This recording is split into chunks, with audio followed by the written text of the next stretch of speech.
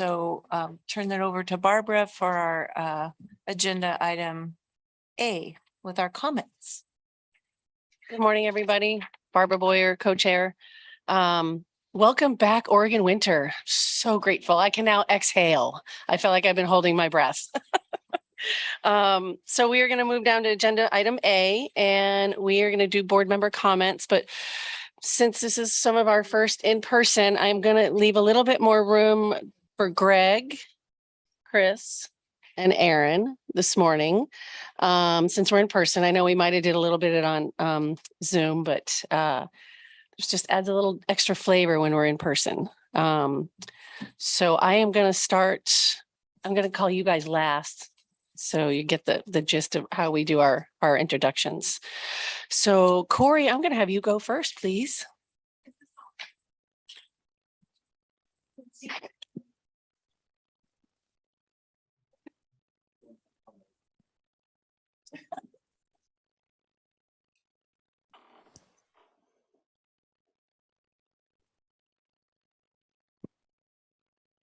Good morning, everyone. Corey Owens with the NRCS, Natural Resources Conservation Service. So excited to be here in person today. I have two things I want to focus on before my updates. Two things I think everybody has been thinking about. If you've heard of the Inflation Reduction Act, we're excited about that. And I also want to talk about the NRCS's Climate Adaptation Plan. So when it comes to the Inflation Reduction Act, we know we are going to be receiving significant amount of increased funding. We don't know what that number is yet. We are on day 25 of the fiscal year, and you know that the federal government does not move quick when it comes to those kind of things. We do have enough of an allocation to start our delivering Farm Bill programs already with the current funding that we have, but that's just mirroring what we got last year. And we're waiting to see what the bump is going to be with the Inflation Reduction Act. It's a 3-year plan. So we're going to have fiscal year 23, which is what we're in now, as our ramp up year. And then we'll see more funding coming in 24 and 25. So this year is really our opportunity to kind of stage ourselves and figure out how we're going to deliver with this increased funding. And we're really excited to think about how we're going to be able to leverage our investments, quantify and strategically think about our investments. And straight from Ron Alvarado, our state conservationist, NRCS is welcoming the opportunity to partner with OWEB as we look to taking this funding and putting it good places to get good conservation on the ground. So we're excited once we kind of see where we land, we'll be wanting to talk to OWEB about how we can work together, to continue our great and strong relationship. The other thing I wanted to mention is the Climate Adaptation Plan. USDA announced all of its climate adaptation plans for all of its agencies. I'm sure my federal counterparts will be mentioning this as well. I'll just take a quick minute. I wanted to talk about the 7 places where NRCS is focusing, because I think there's actually a lot of opportunities for collaboration.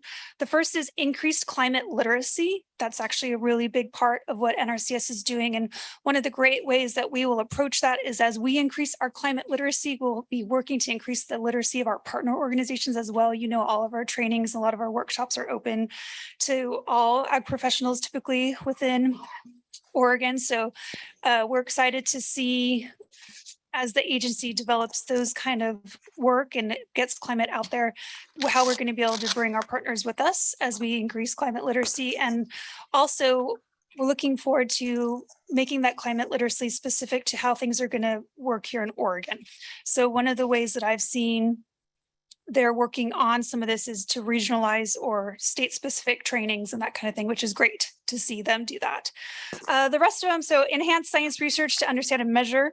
That's great, right? Because we all want to understand and measure it better so we can show outcomes. So that's another opportunity. I think OWEB with our conservation effects partnership, there could be some chance to work together on that. Integration of climate change into Farm Bill delivery programs. That's just going to come at a kind of a higher level. We want to make sure that our investments are reflective of climate change needs. So we're spending the money in the right place to be impactful. We want to assess and address disproportionate climate change impacts on vulnerable communities, which goes well with OWEB's DEI work as well. So that's something that we're thinking through here in Oregon, how we can make sure we're, being thoughtful about where that big push of money is going to come from. kind of a nuts and bolts thing. We're going to address the risk to USD infrastructure. So that's actually looking at like physical structures, buildings and floodplains, that kind of stuff. And the one that I'm excited about for OWEB most of all is strengthen partnerships and collaboration to address climate change. So that if, here we have the Inflation Reduction Act and we've got an adaptation plan priority of strengthening partnerships. So those two together, I think it's going to be an opportunity for us to work well with OWEB in the 3 years to come. And that's my update for today. Thank you. Thank you, Corey. I'm going to ping pong back and forth between Zoom and in the room. So Stephen, I'm going to call upon you, please. What do you want us to know? Well, good morning, everyone. Can you hear me? Okay, thanks. I'm Stephen Brandt. I represent the Oregon State University Extension, and I apologize for not being there today. There's a chance I might be able to get up there for tomorrow's face-to-face. Just bring you up on a few things happening at the university that might be relevant to the region there, as well as the OWEB board. And I won't start off with the success of the OSU Beaver football team. So one of the things I want to just point out is that our university research funding that we received last fiscal year was the largest ever. It grew by 22% in last fiscal year and reached a maximum of $471 million. And that's really good in these times to be able to have that success.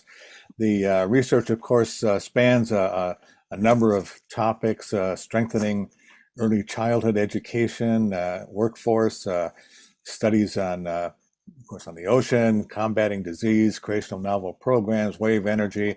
And for this and any of the other updates I'll bring, if you want to know more information, just send me an email, or and I can give you more information or give you a contact person who can elaborate on just a few of these things. The second item I wanted to talk about is a new funding. Oregon State and its partners are going to receive $50 million to $50 million grant to develop what's called climate smart potatoes.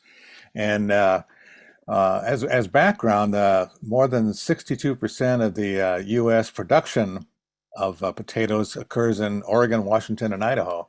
And during this process, and that whole value is around $2.2 billion, with about 500,000 acres of potatoes planted. Now, these potatoes typically use practices that potato farms use practices that disturb the soil, particularly at harvest, and so organic matter does not build up and greenhouse gases are lost to the atmosphere. So the research that's being done, funded by the U.S. Department of Agriculture with partners, including farmers and Native American tribes, they're looking on ways to develop cropping practices that can enhance soil health and reduce the carbon footprint of the Northwest potato industry. And some of that relates to rotating crops and just different farming practices. And currently now they're studying the practices being done on farms, on Native American farms and elsewhere, and trying to look at best practices and put that together. So that's a major project that's being funded. Another interesting study has to do with that's just been reported on, is developing virtual fencing for cattle, particularly in sagebrush areas. And what the process is basically like your dog collars and virtual fence. It's the same kind of a process, but it's a little bit more sophisticated in that they're using GPS and recepting towers to give an auditory or maybe a slight benign shock if they cross this fence limit. It's a virtual fence, and they tested it in an area of about 1,000 acres to see how good it was to keep the cattle inside, and it was like 98% effective. And the idea for this is not only does it allow farmers to distribute their cattle in different parts of their property, but particularly in the sagebrush areas, they can use it to create wildfire fuel breaks by setting up cattle areas where they go and basically eat, in one case, like 50% of the fuel there. It also they're looking at it ways to protect riparian habitats, because you can set it up in a way that cows can be near streams but avoid the riparian habitats just by having this virtual fence. And so that's an interesting application of that. So that's been that work's been published and is being pursued further. Another study has to do with another new project has to do with a partnership between the College of Forestry and the Pacific Northwest tribes to team up on a $5 million forest restoration project. And the idea here is to look at a 3-year forest restoration, but the goal is to improve the resilience of the region's woodlands to climate change through traditional ecological knowledge. I think we all know what that is. There's a $5 million fund for this project. It includes collecting seeds of culturally and significantly important plants on BLM lands, and it's involved a number of tribes, and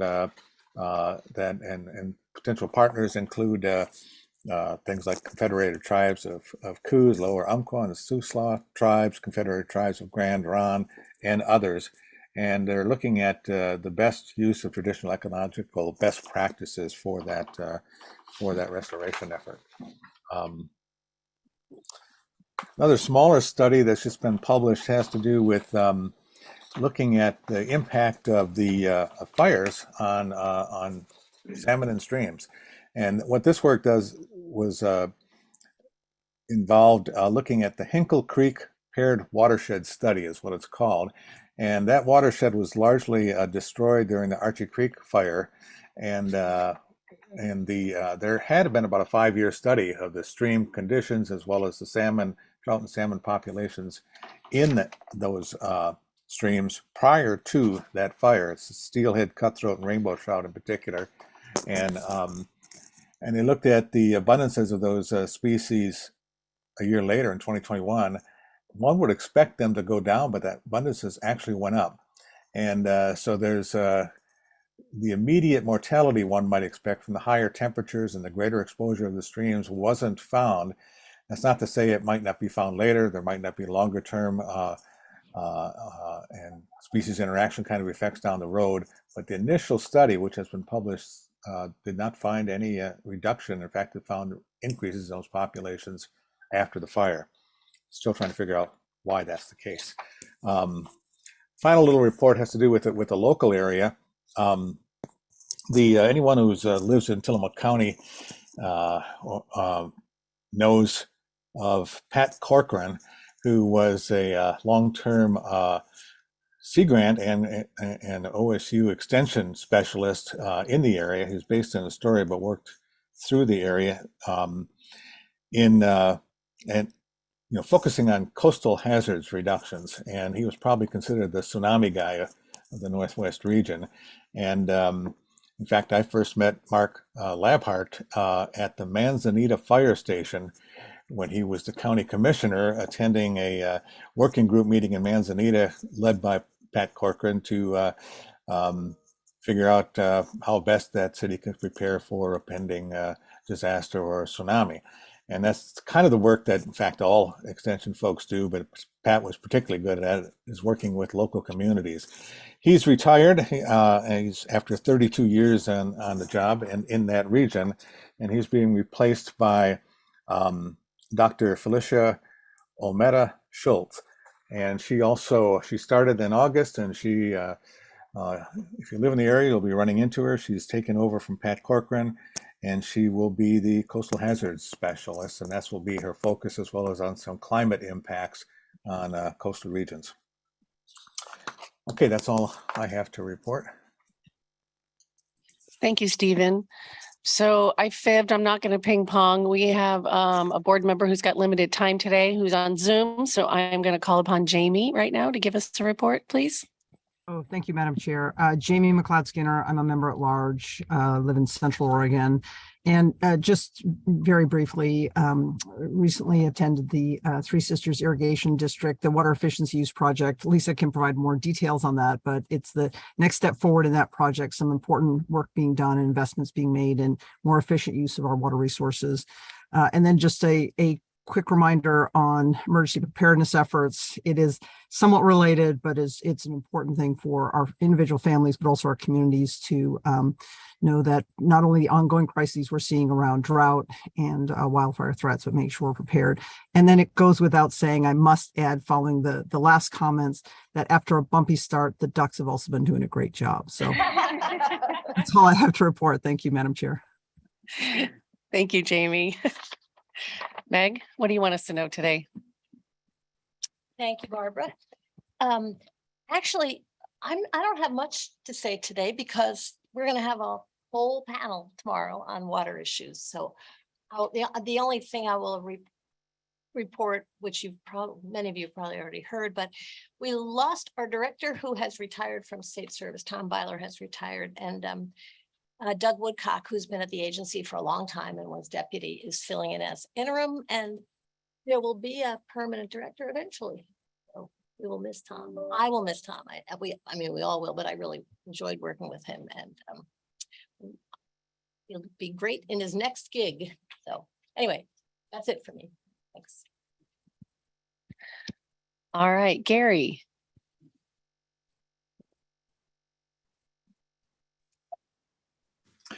Good morning, everyone. Gary Marshall, member at large from over in Eastern Oregon. I don't have a whole lot, but I'm with Steve and Jamie. Go Beavs and Ducks. They're doing well. So I just want to say that as Barbara mentioned, that we can sort of breathe now. We're past some seasons of high stress and into a little bit of softer times, but reservoirs and waterways are historically dry over here. Maybe, I mean, reservoirs are are low to extremely low and dry now, many of them.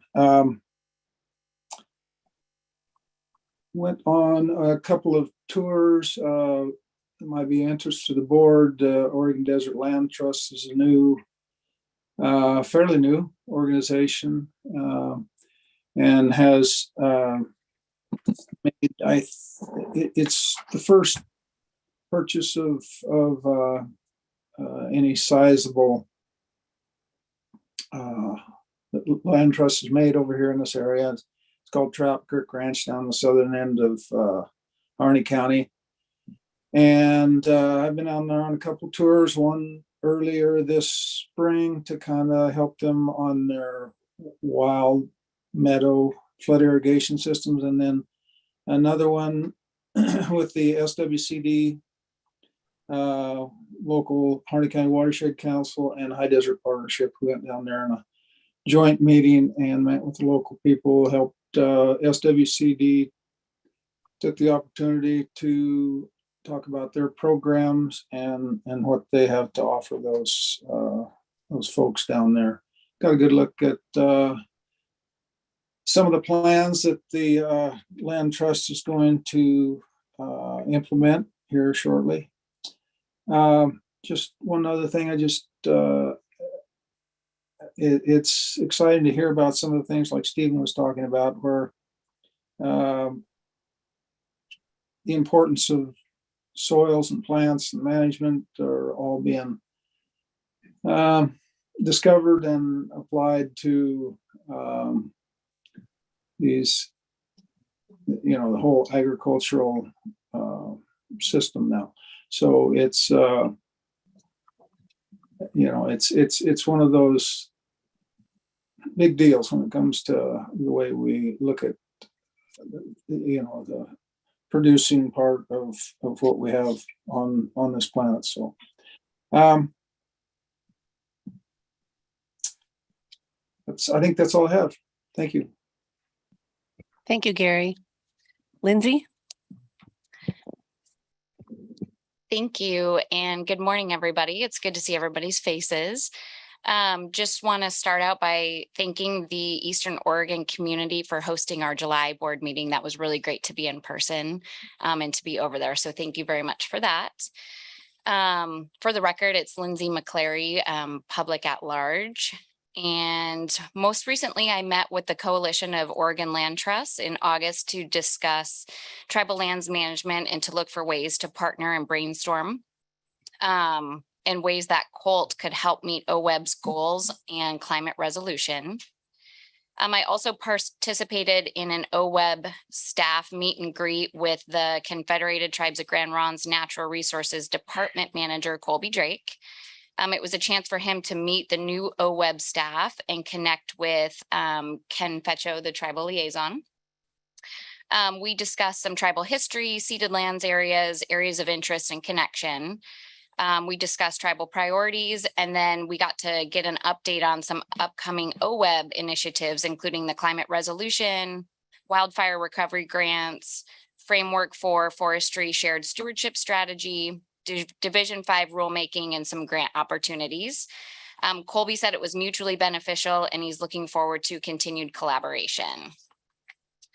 I attended the 2 most recent Polk Soil and Water Conservation District meetings in Dallas. They meet monthly, so that was in September and October. They're doing really good work on oak habitat restoration under a Regional Conservation Partnership Program grant. And they also have 3 positions that are open, so they're actively recruiting for full-time staff.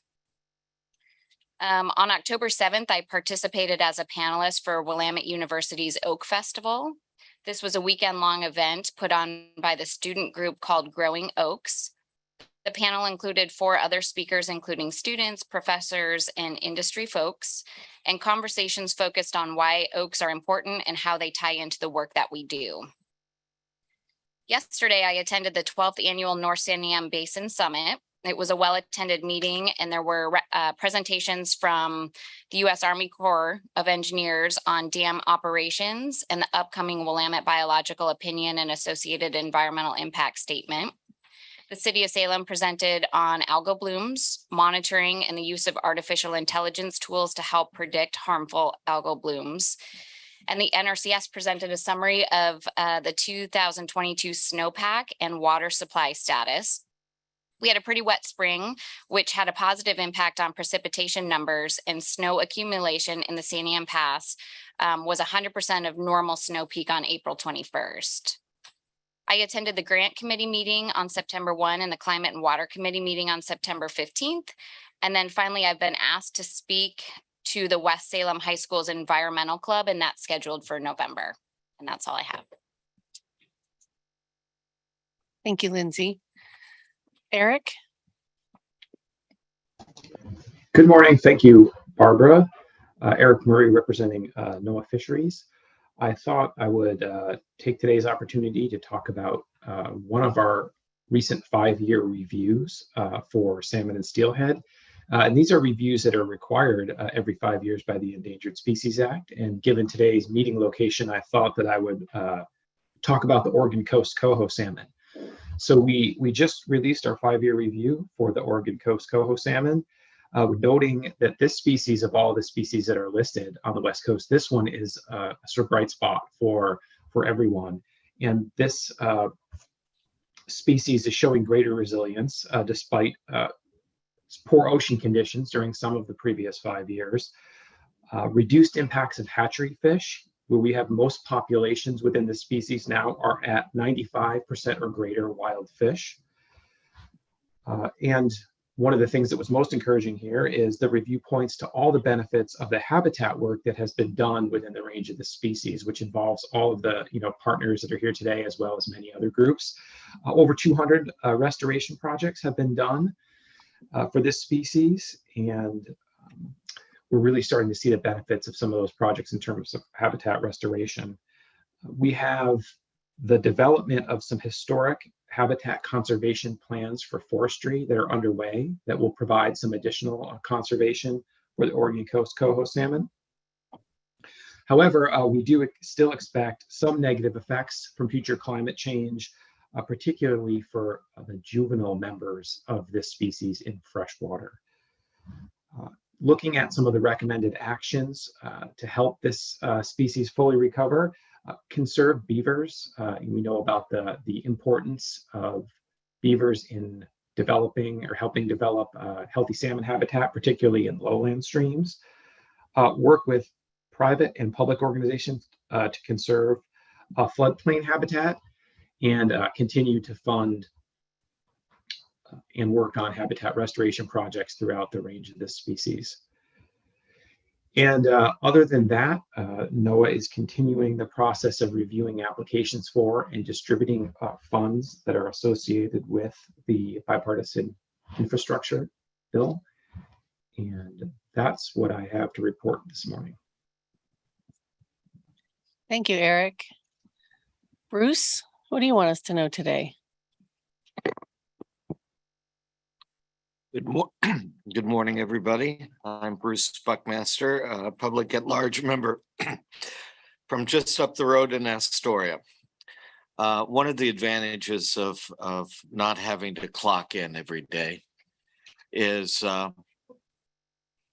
being able to participate in what has become a wealth of information, webinars, and seminars that are conducted online. And there are so many of them that you could spend all of your time doing it, but trying to be selective. There's a great deal of information that we've been able that I'm able to gather between our board meetings. On August the 3rd, Astoria actually hosted a field hearing for the House Select Committee on the climate crisis, which was not well publicized, but we had Representative Suzanne Bonamici, our representative, and she was joined by Kathy Castor, a representative of Florida, and Buddy Carter from Georgia. And there was some great testimony, including descriptions of the Lower Columbia Estuary projects, 57-mile Columbia River main stem stretch work from Eagle Creek, looking at the problems of lethal salmon migration. They talked about blue tech tools, oxygen sensors, identifying hypoxic zones. They talked about CritFix, Columbia River Intertribal Fishery Commission's salmon restoration plan, and the tribal energy vision. It was an excellent presentation conducted at the Clatsop Community College campus. On August 23rd, Jan Lee, thanks to Jan, along with Taylor Larson of the OWEB staff, I was able to attend the OACD's tour of the Imperial Ranch, talking about their work on a 33,000 acre carbon sequestration project. Taylor did a great job of briefing the Climate Committee on that at our last meeting. And there's working with OSU staff, there is a movement to increase the sequestered acreage to 2 million acres by working with neighbors and other sheep producers. In early October, there was a webcast presentation done by Department of Interior Secretary Holland, our first Native American cabinet officer, about restoring balance to nature with indigenous knowledge. There were three major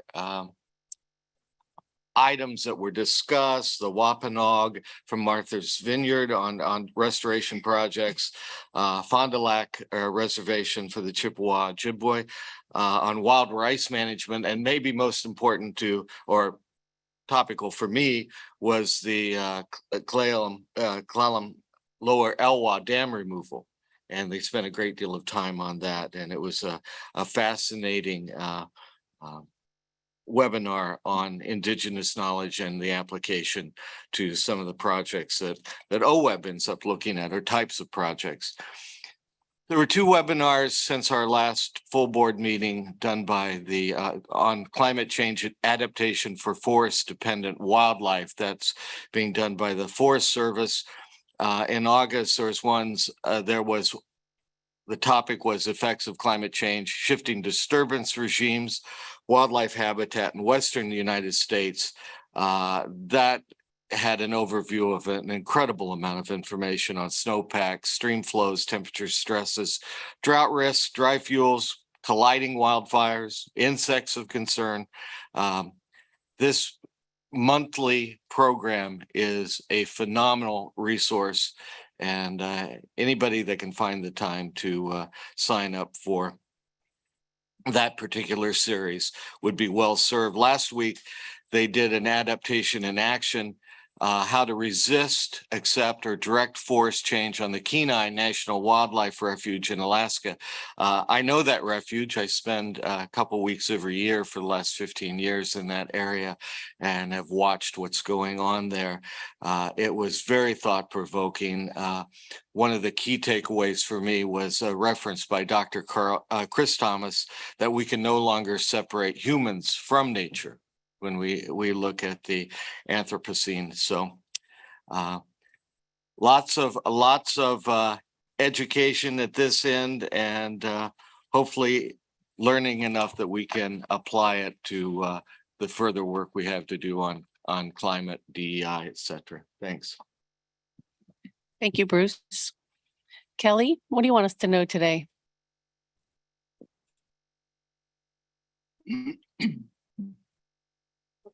You're on mute.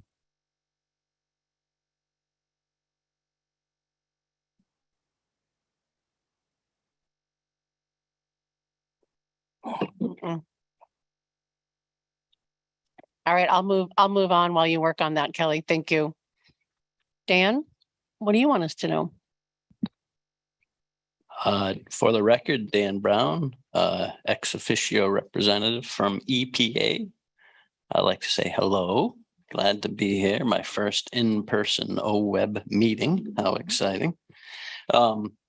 Couple of just quick things, mostly related to bipartisan infrastructure law funding and EPA's effort to kind of roll that out and deploy it on the ground. Last week, we had a Columbia River Restoration Program Working Group meeting, and we announced some of the money that we've already rolled out, and also that we have several more RFAs coming out under that program. And the priority there is toxics reductions and deploying that for agricultural best practices, green infrastructure for stormwater, pollution prevention, and small scale cleanups of smaller sites, so not the Superfund sites, but smaller kind of brownfield sites, and then community education and outreach. And then separately, there's an RFA opportunity for Columbia Basin tribal government, so kind of a separate competition from the rest. The other announcement that just came out recently is through the Drinking Water Provider Partnership, which is a partnership of EPA, Forest Service, BLM, the state of Oregon, and the state of Washington, announcing the availability of restoration monies for projects that are that bring improvements to drinking water as well as fish habitat. And that announcement is on. That partnership also includes several non-governmental organizations. In the RFA, in the application is currently posted on the GEOS website, and GEOS is also going to be helping us with some outreach to environmental justice 40 communities. A big effort of the bipartisan infrastructure law is to really try to deploy that money to communities who are underserved, basically. Somewhat related to that, next week, we will be hosting with ODEQ 2 source water protection workshops. One of those is going to be November 1st out here in Newport. And then the next one is November 3rd, and that's going to be in North Bend. And these are targeted to help some of the coastal communities gain some expertise and knowledge on how to protect their source water focused mostly on land conservation and conservation easements. And part of the push on that, getting that information out there, is because another chunk of the bipartisan infrastructure law funding from EPA is going into the state revolving loan programs. And those programs can actually help fund land acquisition. And there's quite a bit more loan forgiveness associated with those bill funds, which makes it more accessible for communities that don't have a lot of ratepayers, for example, to help pay back those loans. And I actually have a informational page about those workshops that I'll leave on the back table. And I think that's all I have. Thank you, Dan. Kelly, can we hear you now? Can you hear me? Yes. Okay, apologies. I was having some major technical difficulties this morning. So Kelly Coates, tribal representative for the record. Apologies for not being there in person. Hopefully next meeting. So for my report out today, couple of things that I've attended since our last meeting. On Wednesday, September 7th, we had our DEI committee meeting, and you'll get a report out from me about that later. On Thursday, September 15th, I attended the Climate and Water Committee as well. From a tribal standpoint, recently there was quite a large event for the tribes in the state of Oregon. It was the LCIS Tribal State Annual Summit, Government to Government Summit, and that was on October 4th, and it was hosted by the Confederated Tribes of Kuslo, Umpqua, Siuslaw Indians in Florence. It was a really great event that brought folks from all of the state agencies as well as the 9 tribes of Oregon. And we talked about a number of issues. There were quite a few panelists and speakers. And some of the major themes that came out of that were really the biggest theme is just tribal co-management of resources. And tribes having a meaningful seat at the table as a manager. There was a lot of conversation about the integration of tribal traditional knowledge with Western science to manage our resources. There were a couple of highlights as far as historic agreements that have recently gone through between the Oregon Department of Fish and Wildlife and tribes for managing of resources. There was also a really great presentation, something I'd like to call out because I think it touches on so many things that OWEB is engaged in, and that's the use of tribal prescribed fire by the Klamath tribes. Actually, there was a really telling image that Stephen Rondo, their natural resources director, showed us, and that was an image of the bootleg fire. And they had 3 different treatments within this one patch of landscape. One was no treatment at all. One was the thinning treatment, and one was thinning and prescribed fire. And the patch that had the thinning and the prescribed fire was an island of green in the sea of burnt forest that was the bootleg fire.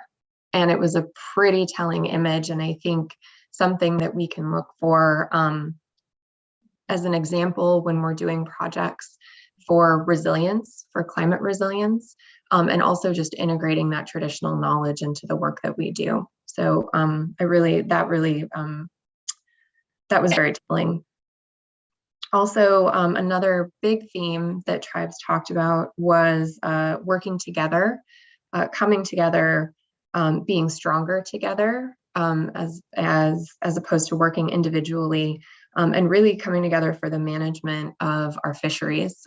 We've got a lot going on with fisheries in the state of Oregon right now, and tribes are really taking the lead on trying to push some things forward to have good management of our fisheries so we can sustain them into the future. There were a lot of conversations about the work that we do for natural and cultural resources. making sure those resources are protected into the future for 7 generations. So really looking toward the future, what we're doing now. And I think that's something that really speaks to OWEB as well. A lot of the work that we fund, we may not see an immediate result from, maybe not in our lifetimes, maybe in our kids' lifetimes or our grandkids, but really looking at the work that we do to benefit the future for the state of Oregon and Oregonians. And that's all I have for you today. Thank you, Kelly. All right, so I'm going to call upon Greg and Aaron and Chris. I wanted to call you Alan, sorry. So Greg, just tell us how you got to your current job and what brought you to this seat today. Thank you. And then anything you want to report out. Okay. Is this on? Good morning, everyone. I'm Greg Addington. I live in Klamath County. I am here as a representative of the Environmental Quality Commission, which I was on and then off and now back on, and find myself here. Let's see, I think I'll start with, I do consulting work primarily in Klamath County. I worked for about a decade as the executive director of the Klamath Water Users Association. I'll just note, I've seen more water in the last 24 hours than we've seen in a couple of years in the Klamath Basin. But since for the last 6 or 7 years, I've just done consulting work. I run an ag leadership program called Real Oregon, which stands for Resource Education and Ag Leadership. We're starting class 6 this fall. It's a great program.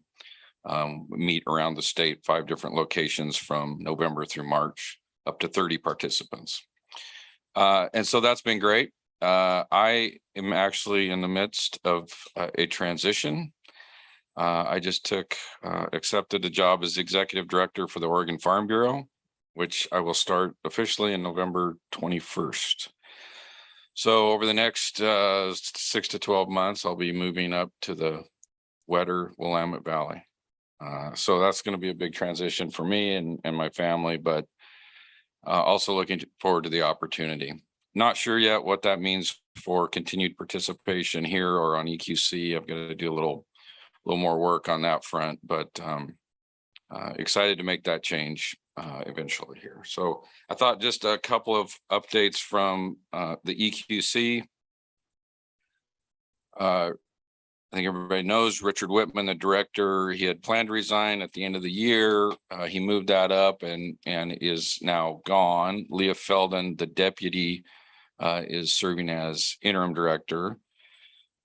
There was already a search underway, a firm recruited to do a national search for a new commissioner, a director. The commission hires the director in this case. And so that process is underway. I think it's actually got bumped a little bit to, I don't think it's going to be by the end of the calendar year that there's a new director. I think the deadline for applicants has been moved to the mid-November. And so I'll stretch it out a little bit into the new year. Just rulemaking wise,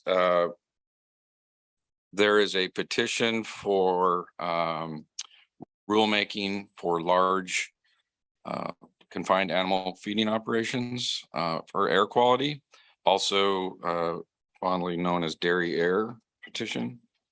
So the commission will be making a decision on that petition here in a couple of weeks.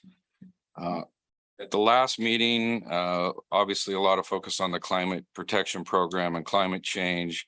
Renewable fuels standards was increased significantly.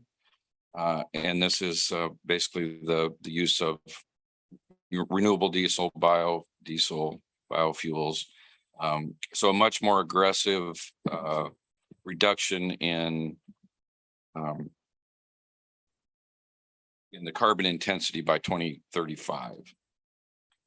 We also, at the next meeting, we'll be doing Clean Cars 2, Advanced Clean Cars 2 rulemaking. This is if you read the news about California and the work they've done on zero or low emission light duty, medium duty vehicles by 2050, this is the same rulemaking.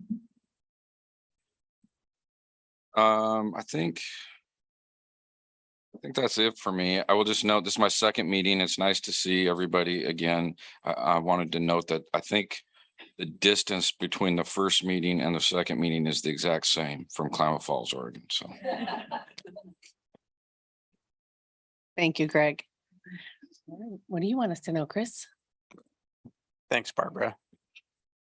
For the record, Chris Allen, representing the U.S. Fish and Wildlife Service. This is my first board meeting. It's fantastic to meet people in person, to actually be at a meeting in person. This morning, I did figure out how to work my magnetic name tag without the benefit of asking somebody or coffee. So I feel like the morning's going pretty well. Given this is my first board meeting, my update here is going to be a little bit biographic, just to help folks get to know me a little bit. I will have some updates, agency updates as well. I've been with the Fish and Wildlife Service for 23 years, entirely out of the same office, the Oregon Fish and Wildlife Office, which is not our regional office. It is part of Ecological Services, part of our agency. I wanted to point out just that it is the state office. A lot of people confuse that with our regional office that is also in Portland. My group of folks in our office, I'm the Aquatic Resources Division Manager. Our jurisdiction area is essentially the lower Columbia Willamette Basin, although we provide a lot of technical assistance out to our field offices in Roseburg, LeGrand, Bend, and Newport. My group of folks, primarily fisheries biologist and ecologist, although I also have a water quality, or I guess that person would call themselves a contaminant specialist in my program as well. A lot of our work is still on the regulatory side of the agency, but I'd say that more and more we're doing what I refer to as pre-listing work, essentially conservation for species that aren't listed under the ESA yet. One of my staff these days is spending a lot of time working with beaver conservation, or essentially tools to promote coexistence. A second person on my staff is working primarily with freshwater mussels, particularly Western Ridged mussel, a species that's been petitioned for listing. Another person on my staff is working primarily with lamprey conservation across the state. So this is a bit of a change from when I started with the agency 20 years ago, where much of our work was around just listed species and their conservation and recovery. So I think that's a positive thing, and definitely worth noting here. I'm filling Paul Henson's prior seat on the board. Paul was our project leader. He retired this last spring. For those of you that got to know Paul, pretty big shoes to fill here on the board and in the agency. Paul was a bit of a bigger than life type figure. I had the good fortune to work with Paul much of my career, the last 10 with him as our project leader in Oregon. Paul's talents as a leader, innovator, collaborator, not to mention his amazing sense of humor that he brought to all meetings that I participated in with him, can't really be replicated. In contrast to Paul's extroversion, I think you'll find I'm a bit more of an introverted personality, but I think I'll definitely be bringing a different skill set to the board that I trust will be equally valuable and productive. For those that didn't see my bio, it's been a while since that was shared. I grew up in Roseburg on a 20-acre hobby farm, about 10 miles outside of Roseburg on the Umpqua. My love of the aquatic environment eventually led to a degree and career in fisheries, and was definitely a result of my time on the river, swimming, boating, snorkeling, angling, etc. I went to school at Oregon State, spent several years with ODFW, and then 4 with the Nature Conservancy in Portland. That's what brought me to Portland. before leaving that position for a job with Fish and Wildlife Service. I live in Portland now, in the St. John's neighborhood, kind of at the north edge of town. I have a couple of teenagers, one that just fledged the nest and is in school in Nashville, Tennessee. Definitely excited and pleased to be on the board. Look forward to contributing in any way I can, and also to the 2 committees that I've joined, the DEI and grant committees. My prior experience on boards is limited to my neighborhood association, so apologies in advance if I stumble on any of the parliamentary procedures here while I get my feet under me at this first board meeting. A few agency updates. There's a lot of changes in leadership, both in our state office with Paul's departure and with the retirement of our regional director, Robin Thorson, last spring. Our deputy Craig Rowland is filling in for Paul in the project leader position. And in the regional director position, the deputy Hugh Morrison is filling in for now. Interviews for both those positions have been conducted. We expect an announcement on both those positions before the end of the calendar year. A few more specific type items to report out on. Forest health issues continue to be high priority for our office, especially with the BIL funds coming in to support consultations on forest health, fire and restoration, particularly with the U.S. Forest Service. The discovery of emerald ash borer, which I see on the agenda, is a big deal in the state. We've got several folks working on the Emerald Ash Borer Task Force. They're also involved in coordinating, conducting surveys for emerald ash borer on our refuges, especially in Western Oregon. There's a lot going on regarding sage grouse and BLF funding as well that's coming into the state. That's not really my wheelhouse per se. But I do know the total amount coming into the Fish and Wildlife Service in Oregon to support on the ground projects was not quite as much as anticipated. Eric H., I hear that you're pretty plugged into that as well. You probably know more than me at this point. Our office recently completed a congressionally mandated reintroduction feasibility study on sea otter in Oregon. The feasibility study conclusions were that it is biologically feasible to reintroduce sea otter. The feasibility assessment did not make a recommendation to move forward with a reintroduction. I think it was identified that socioeconomic concerns were probably the largest area of uncertainty in moving forward with that action. And I know our Newport office is in the process of pulling together an interagency team to address some of the remaining questions that will help us decide whether to move forward with that action. We have a number of species status assessments underway in our office as a result of petitions for either listing or associated with 5-year reviews for listed species. Several that are consuming a lot of time include a bull trout species status assessment and 5-year review, a species status assessment for Western pond turtle, for Western ridged mussel, and then several species of amphibians. The decisions regarding listing for those last 4 species should be out in 23 or 24. The SSA on Western ridge mussel in particular is getting a lot of attention given the wide-ranging nature of that species across 5 Western states. We do not have any listed freshwater mussels in the Western US as compared to the southeast part of the country. If Western ridge mussel were listed, it would be a pretty big deal, kind of on par with bull trout for our agency. Let's see, gray wolves. There's never a dull moment with wolves, as everyone here knows. It makes me glad I work more on the aquatic resources side of things. So I really don't have too much to report out on there, other than folks know that wolves are again listed as endangered west of Highway 395 in Oregon. I'd be happy to point anyone toward our most recent FAQs or contacts if you want more information. A couple last things on the Willamette Basin. Someone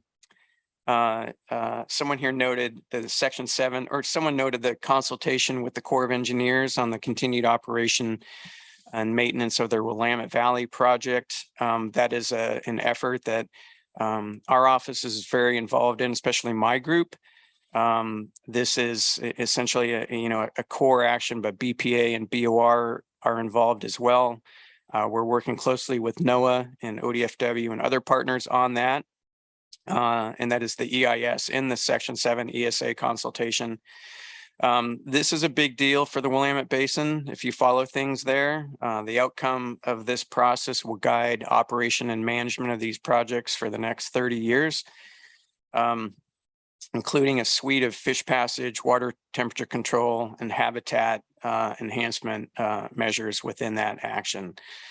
The draft EIS is due out for public comment in coming months. So if it's something that you or your agency or organization tracks, be on the lookout for that. Lastly, a couple notes on some recent funding announcements. I think just last week, the Oregon Private Forest Accords HCP planning effort was given notice of a $769,000 grant from the Fish and Wildlife Service for development of an aquatic species HCP, and a similar grant for roughly the same amount, $750,000, to assist in HCP planning for Western Oregon State Forest HCP. These funds, I believe, came through the service's Cooperative Endangered Species Conservation Fund. So that's all I have. Appreciate it. Feels like that was a bit of a long ramble. I'll try to be a little more, show a little more brevity next meeting. But it's nice to be here this morning. Thanks. Thank you, Chris.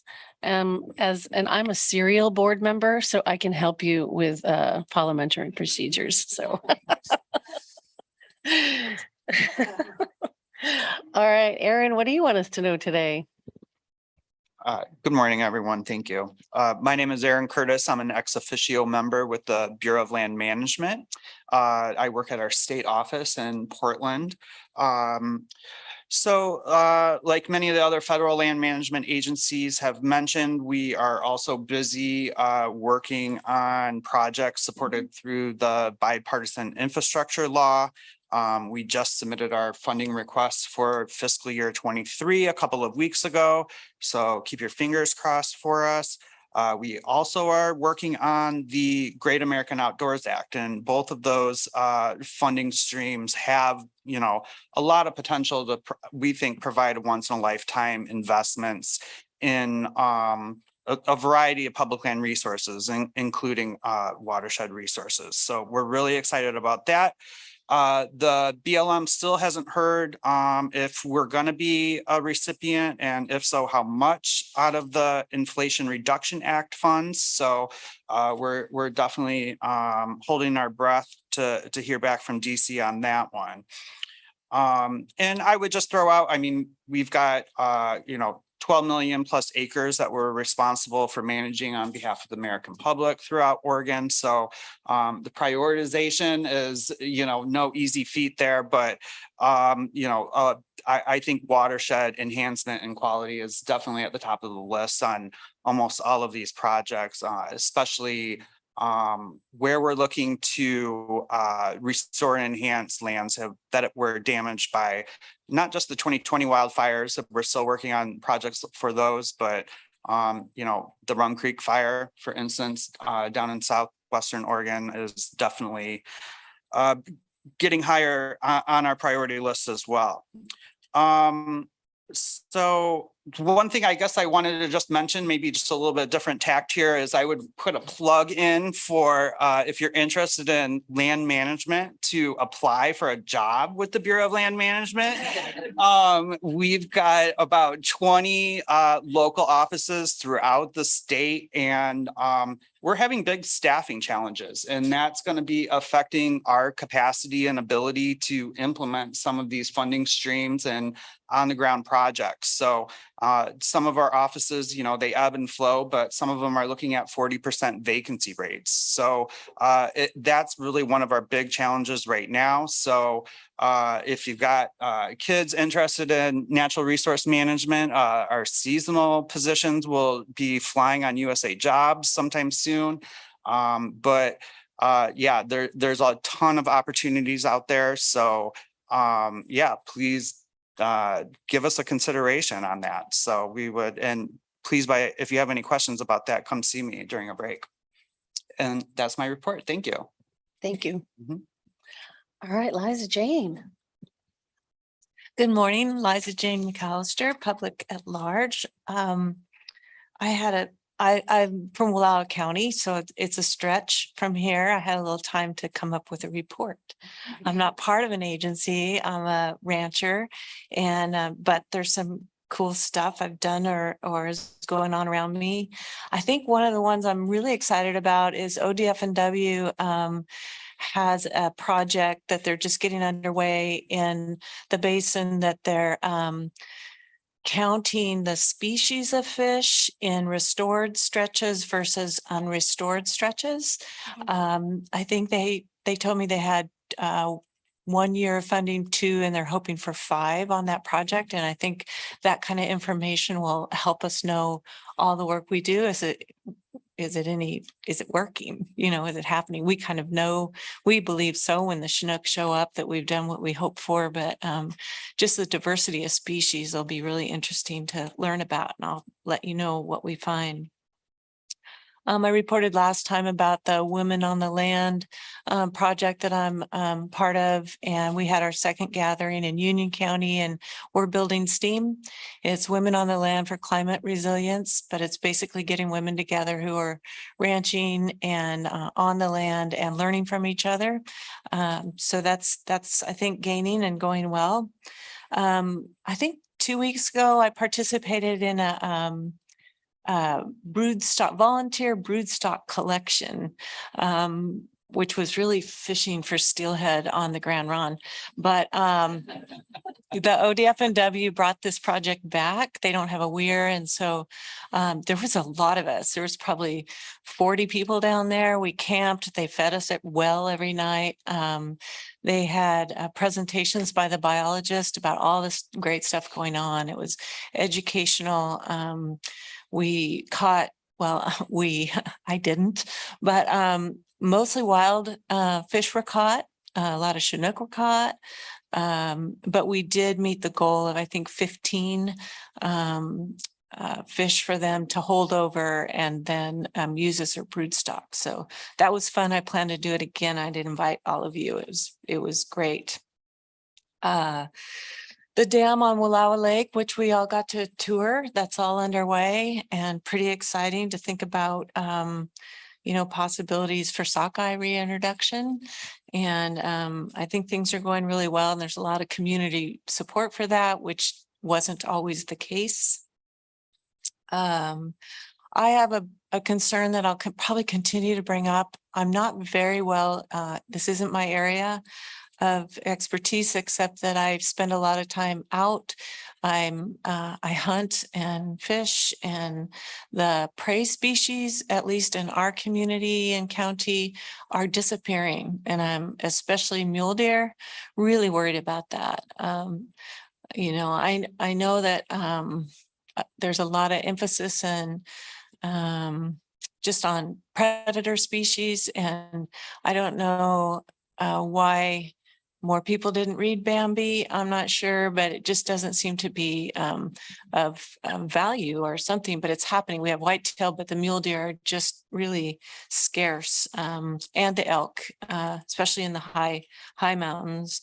And then we have chronic wasting disease showing up right across our border in Idaho. So I think people are being diligent about getting the animals tested that they're harvesting this year, and we're really hoping that they don't arrive.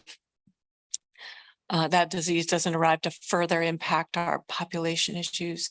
And lastly, after our dinner last night, I went back to my room to get a little note from the governor's office that I was appointed to the Oregon Conservation Recreation Fund Committee for ODF and W. Just because I opened my mouth and said, I think you guys can do better. So guess what?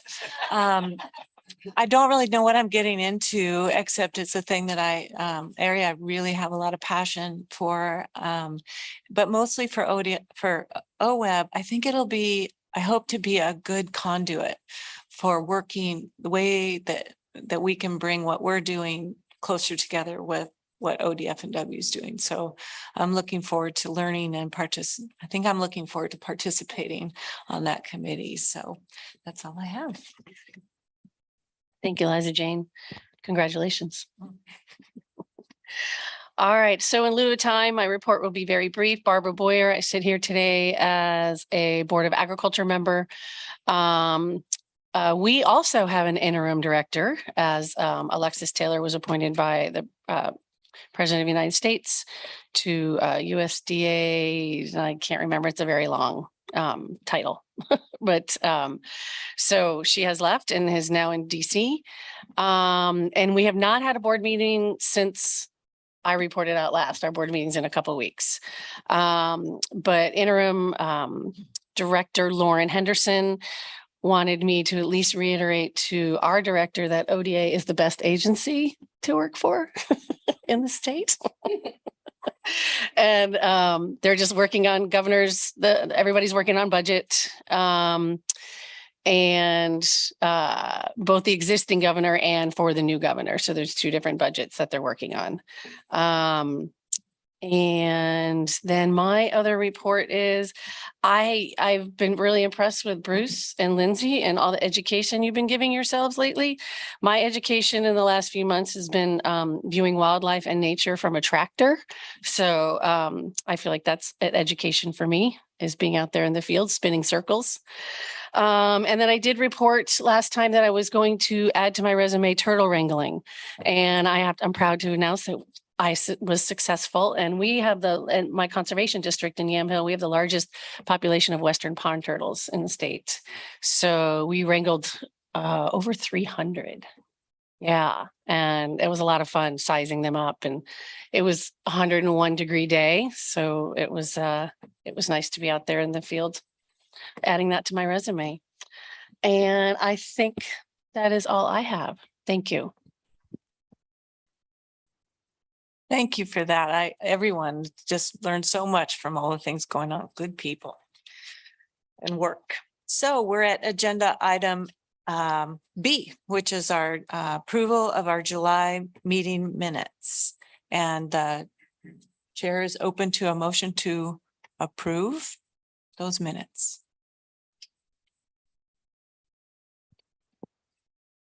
Chair, I move the board approve the minutes from the July 26th and 27th, 2022 hybrid meeting. Motion has been made.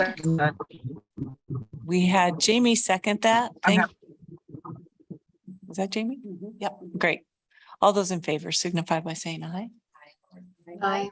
Aye. Opposed? Thank you. All right, moving on down to item C. We've got director's update, and item 1 and 2 are written only. So I suggest you read them in your board packet if you haven't already. And then we are moving on to IT annual update, and that is Stephanie, right?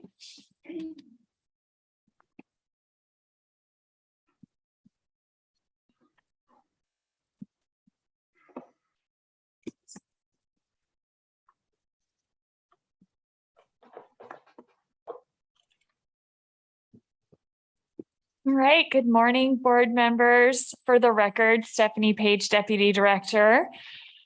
Just a little background for everyone. I supervise a piece of the technical services section of OWEB. And so that is why I am providing the IT update to all of you this morning.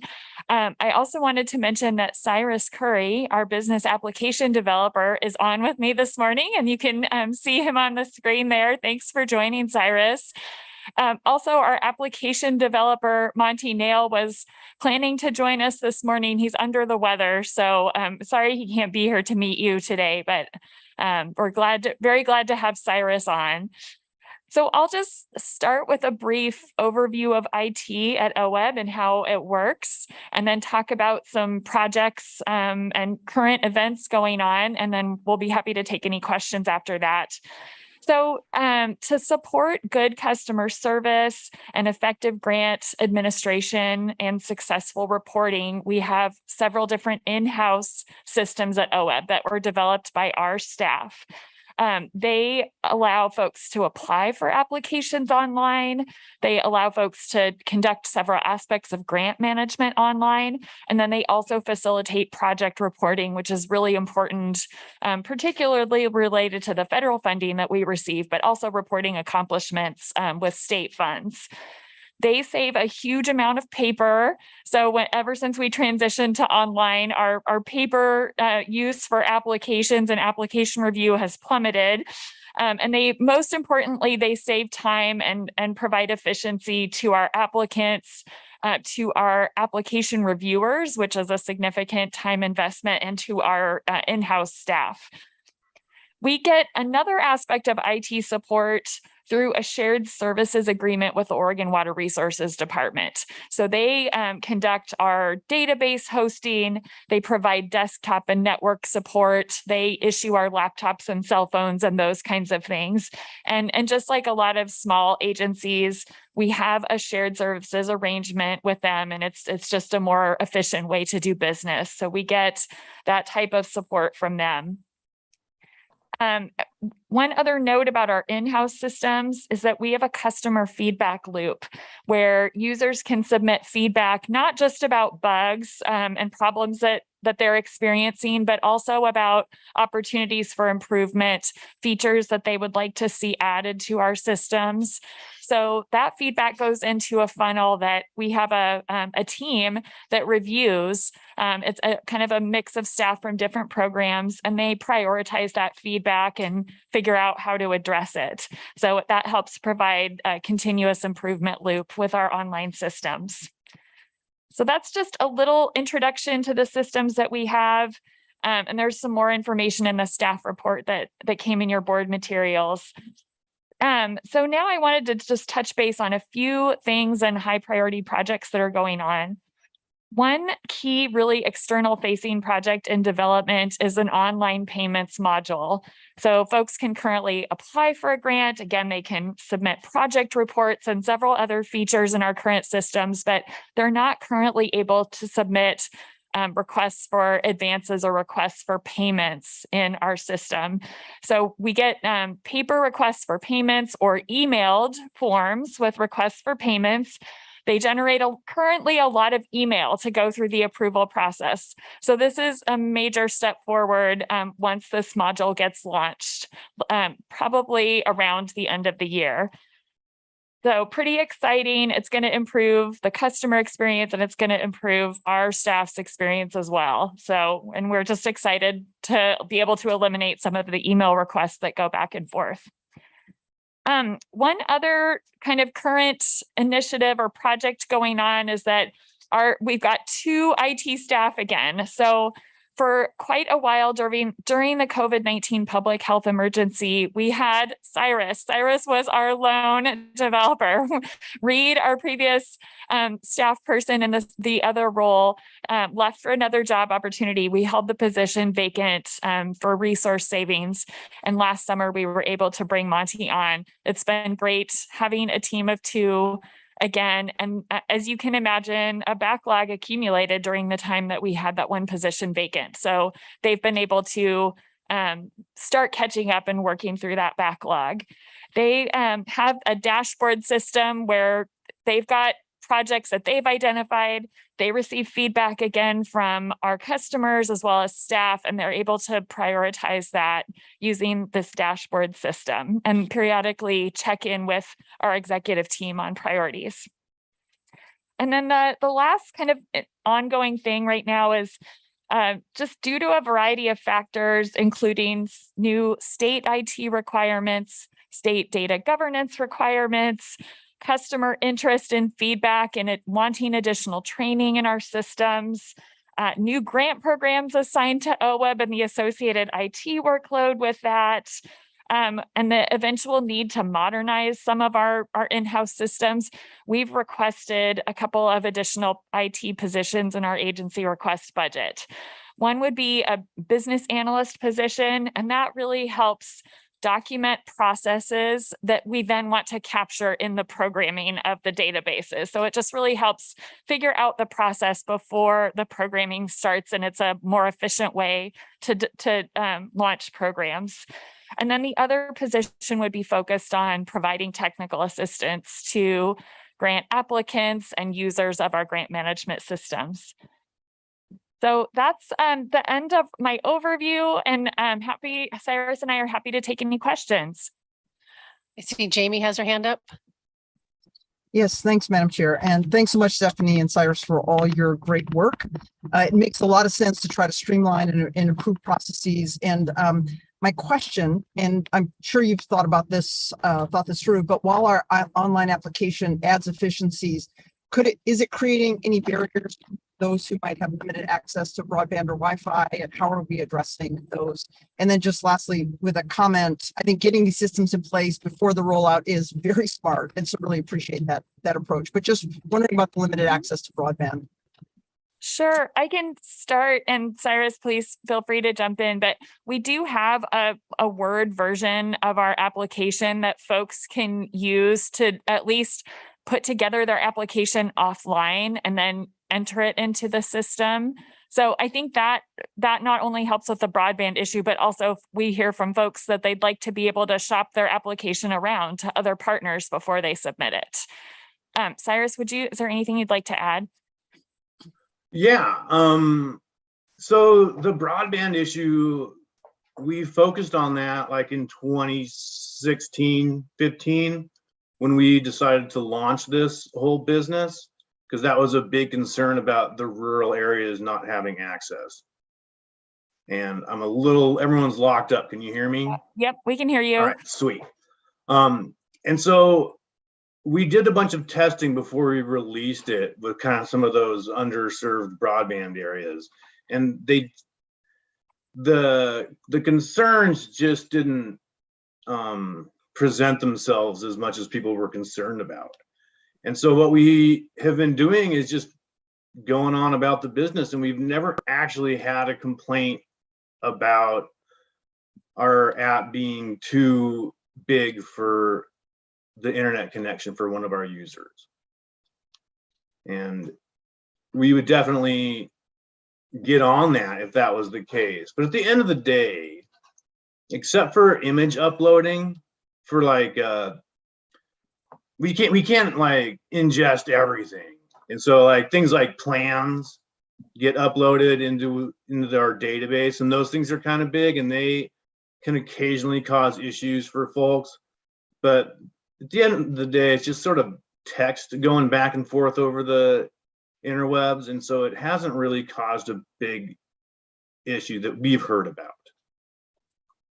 Okay, I'll just flag this because we're talking also about some of our other committees about expanding partnerships, and just to make sure this is an issue. I serve on the Jefferson County ESD, and during COVID and distance learning, there were parts of Warm Springs that simply did not have access to rural broadband, and thus were having a lot of challenges. So I just want to flag that as we go forward. I think these are great steps you guys are taking, but just want to make sure that we're not discounting or disallowing access to resources and to our programs because of broadband limitations. Thanks. Thanks, Jamie. Bruce? Heather? Yep. Stephanie, I just wanted to thank you for the recognition on the accounts payable portion of the work you're doing. As a vendor, a state vendor for a number of years, one of the most frustrating parts of working with the state was getting paid. And that has always been a challenge to get through the paperwork, to get through the details in order to get a check cut. And I'm sure it's no different from a grant recipient than it is from a vendor. So recognizing the importance of that and the committing to making that as streamlined as possible, I think is a excellent use of your time and resources. Thanks. Great. Thanks for the feedback. Liza Jane? Liza Jane, for the record, is this available in other languages? Is the system available in other languages? I see Cyrus shaking his head no, that it's currently not. Okay. That's a great question. So we do have barriers to, and then the other is that I think I just gonna have to say it. You can be a really good person doing really good work and have access to broadband and not function in technology, right? The woman sitting without her laptop in front of her. You know, it took me 6 weeks to get through Workday just to apply to the governor's office application. I involved short of a dozen people all the way to the top. Thank you, April. And if I wasn't so stubborn, I would have quit. And I think we're missing out on incredible knowledge and value of people in our state that don't want to play. It just doesn't work, and we don't have time, or it's frustrating. And so in our positions that we're increasing, is there a helpful person? Is it really clear, like, yes, I will help you do this because it's not your gig? Is that part of this job description of these folks? Clearly put out, and then please keep working to have other languages. Yeah. Okay. I see Cyrus has his hand up, so go ahead, Cyrus. Yeah, so we have, I'm not going to say immediate, but pretty quick response times when folks have issues. I don't know that we generally have project managers interface with the grantees, just because of another language barrier, honestly. Project managers understand the ins and outs of the grantee experience much more than someone sitting in my chair does.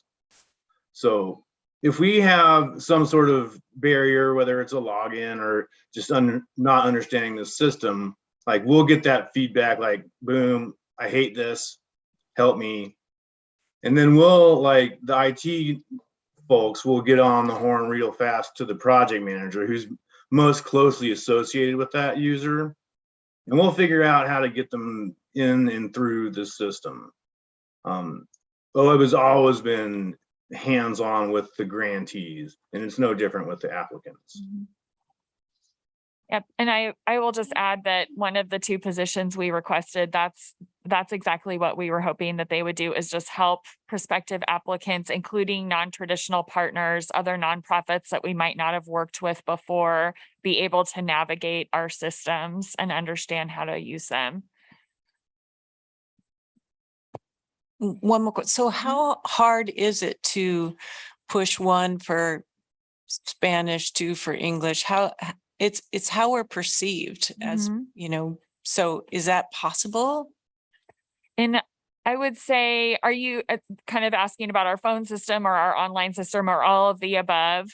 Application and information system. Yep. I think it's something we talked about, translating our application, we haven't, but as far as I know, it's not on the docket right now. So I'll say that first. I think that could be a possible project if we're successful in getting the position that we've requested for them to explore.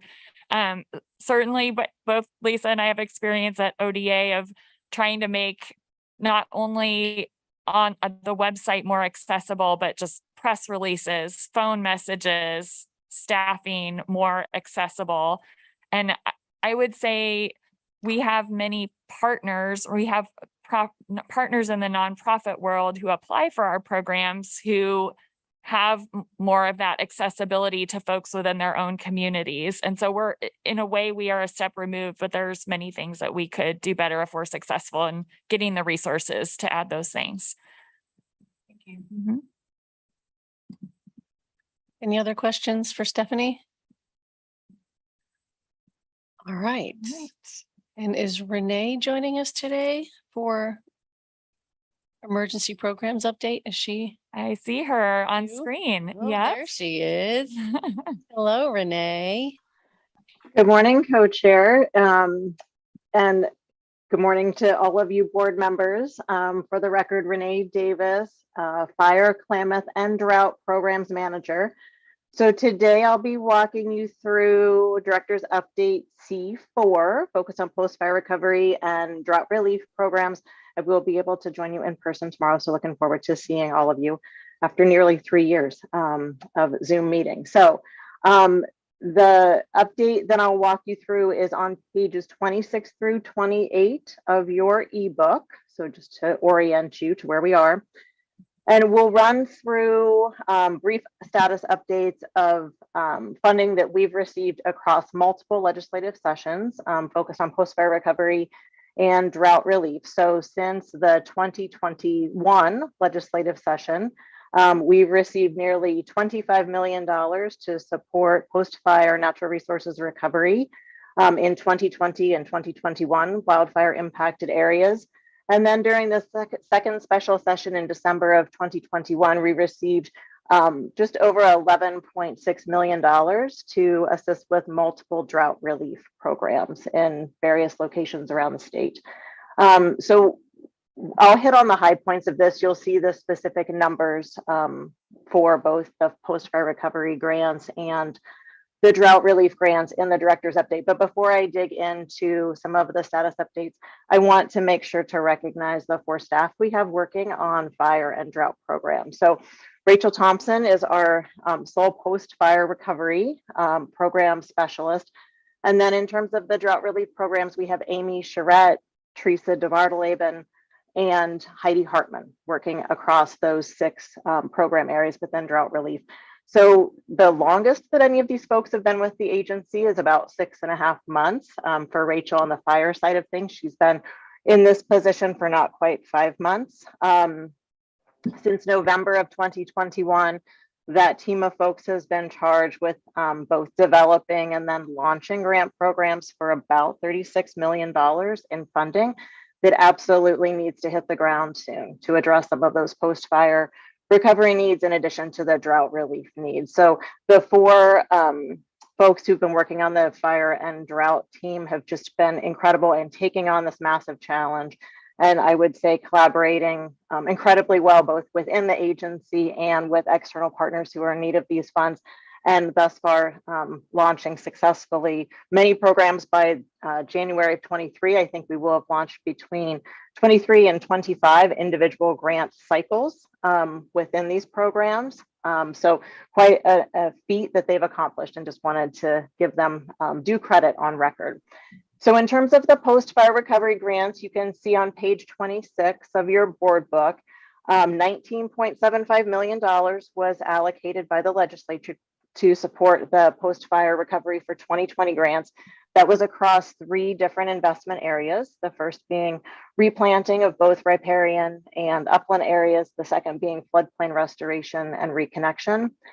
And then the third being a specific allocation to the Eugene Water and Electric Board to address both post-fire recovery needs and targeted land acquisitions to address post-fire recovery concerns in the Holiday Farm fire area. So in terms of where we are with implementation of those programs, we have already run 3 cycles for the 2020 replanting and floodplain grant offerings. In terms of where we are with allocations, we have nearly $5.5 million in open or in progress grant awards on the replanting side. We will be holding a 4th cycle for those grants, kicking off in November and closing in early January of 2023, given that we have about just over $5 million remaining. And those open grant awards are helping to support replanting work across 8 fire areas that you see outlined in the director's update. For the floodplain projects, we have about $3.5 million in open or in progress awards that covers 4 different fire areas. again, outlined in the director's update. We also will be running a fourth grant cycle for the 2020 floodplain funding, opening in November and closing in early January. And then for the OWEB targeted funding for Holiday Farm Fire area, we have $3 million in a restoration grant agreement already in place, and we're working with both OWEB and their partner Mackenzie River Trust to scope multiple potential land acquisition projects that would get at post-fire recovery needs in Holiday Farm Fire area. So more to come on the acquisition side. So now we'll move down to the 2021 fire investment. This was a $5 million allocation from the legislature earlier this year. It does allow a broader set of activities than what the 2020 direction, the 2020 post-fire recovery direction was to the agency. So in addition to things like replanting and floodplain reconnection work to address post-fire natural resources impacts, also allowing things like targeted invasive species treatments, culvert repair and replacement projects. So really does give a bit more space to those local partners who are facing a whole host of different post-fire recovery needs. So there are multiple 2021 fire impacted areas that are eligible for that offering. We did launch our first grant cycle for the 2021 fire areas in September. That closed just last week. We received 3 grant applications focused on 2 fire areas, the 2 largest fire areas impacted in 21, Bootleg and the Cougar Peak fire area. And the funding requests in those 3 applications total just around $4.5 million. So we'll be holding reviews for those grant applications next month. And from there, we'll determine what the scale of a second offering into early next year. Again, probably opening a cycle sometime in early 2023 if a second cycle is warranted there. A few things before I transition to drought. One is that we are requiring regular progress reporting on these grants. So that's really helping us to get a sense of how implementation progress is going on the grants, and then also some of the challenges that folks are facing in certain fire areas. So things like potentially access to seedlings, potentially access to contract crews, just depending on what the availability of those are. So we really understand both the successes that grantees are facing, but also some of the challenges in implementation.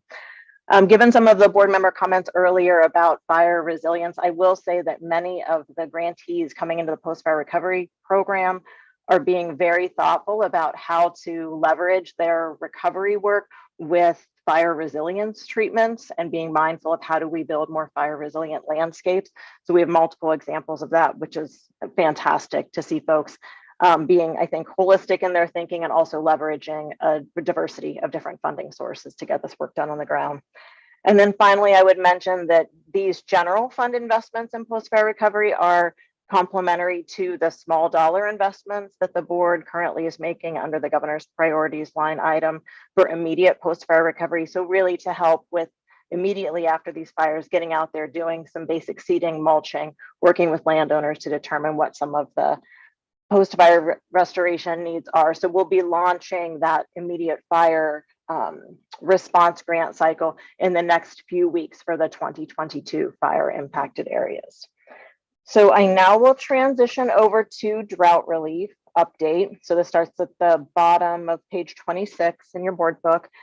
All told, again, $11.6 million in drought relief funding came to the agency during second special session. That was across 6 different investment areas, which made it quite interesting standing up 6 different offerings to address the various needs within those legislative allocations. So the specifics in terms of the funding amounts for each of the programs is listed for each of the 6 programs. I'm not going to run through those, but really just hit on what the intent of the funding was and where we are with implementation. So the first allocation of funding was for the Jefferson Soil and Water Conservation District. So a very direct allocation to them to address those emergency soil conservation needs in Jefferson County on irrigated ag lands. So helping to support stewardship practices such as cover cropping, dealing with invasive species, et cetera. So nearly the entirety of that $3 million grant has been awarded and has supported work by about 80 producers to help get at some of those emergency soil conservation needs. We did have local partners during the September legislative days provide an update to one of the legislative committees about this grant funding, and they were quite complimentary of OWEB in being a real partner on standing up this quick turnaround emergency response program to help folks in Jefferson County. So the second category of funding was for off-channel livestock watering in Klamath County, specifically to ensure protection of riparian areas and help to address water quality concerns given off-channel livestock watering needs. So we've run 2 grant cycles for that particular offering already and have awarded about $1.6 million in grants. We will be running a 3rd grant cycle starting in November, closing in early January to continue to help support off-channel livestock watering wells in Klamath County. One real challenge that folks have faced there is availability of well drillers. So that definitely has been a limiting factor and a bottleneck. Some of the local partners have been incredibly successful about being able to already get some wells drilled or have folks teed up. It really is just dependent on what the other opportunities look like for well drillers who are working in Klamath County. So we'll continue to track that challenge that local partners are facing.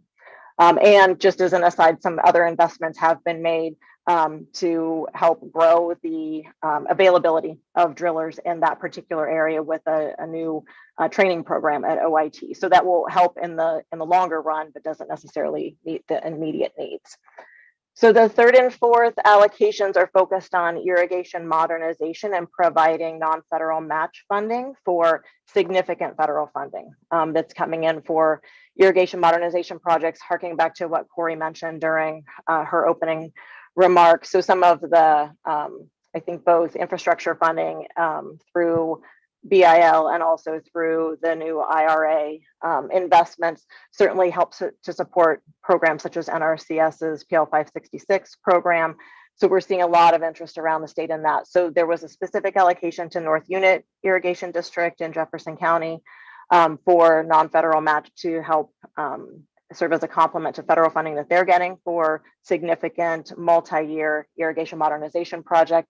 So we currently are wrapping up review of the grant application that North Unit has submitted and hope to have grant agreement in place next month for that funding. And then we did run a separate competitive process for statewide irrigation modernization projects. So opened that in August, closed that in late September, had 3 eligible applications come in to that program, requesting nearly $1.5 million. So review is happening on those grant applications next week, and following that, we'll make a determination if a second grant cycle for irrigation modernization is warranted. And then 2 investment areas focused on drought resilience, one specific to Jefferson County, a second to Klamath County. So for the Jefferson County investment, we ran a targeted grant offering in September. 3 grant applications were received, which proposed a host of activities from development of a drought resilience plan to appraisal and economic studies of drought impacts and consideration of different opportunities for better addressing drought resilience in the future and economically what that could mean for Jefferson County, and then also support of water sharing pilot projects such as those managed by the Deschutes River Conservancy.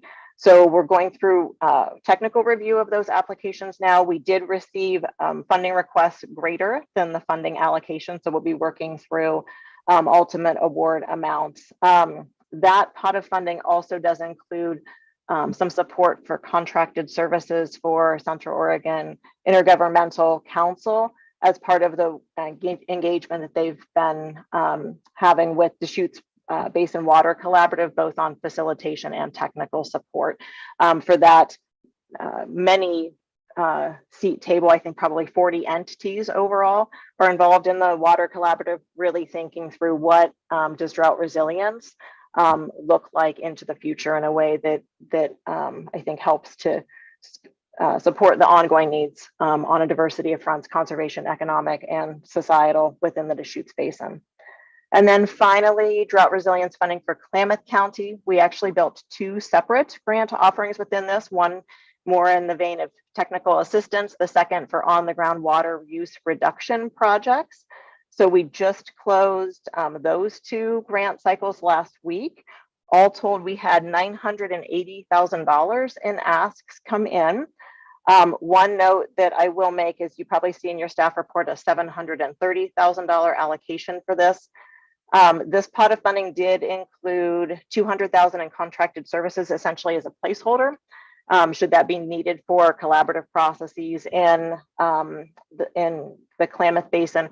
We're currently working with the governor's office and Department of Administrative Services to have that $200,000 in contracted services reallocated to grant funding to help to support the demand, the on-the-ground demand we're seeing for these particular grant offerings. So we'll be completing reviews for those grant applications next month, and then we'll determine from there what the funding line looks like for those particular applications. So in the interest of time, just a few quick wrap-ups. We already,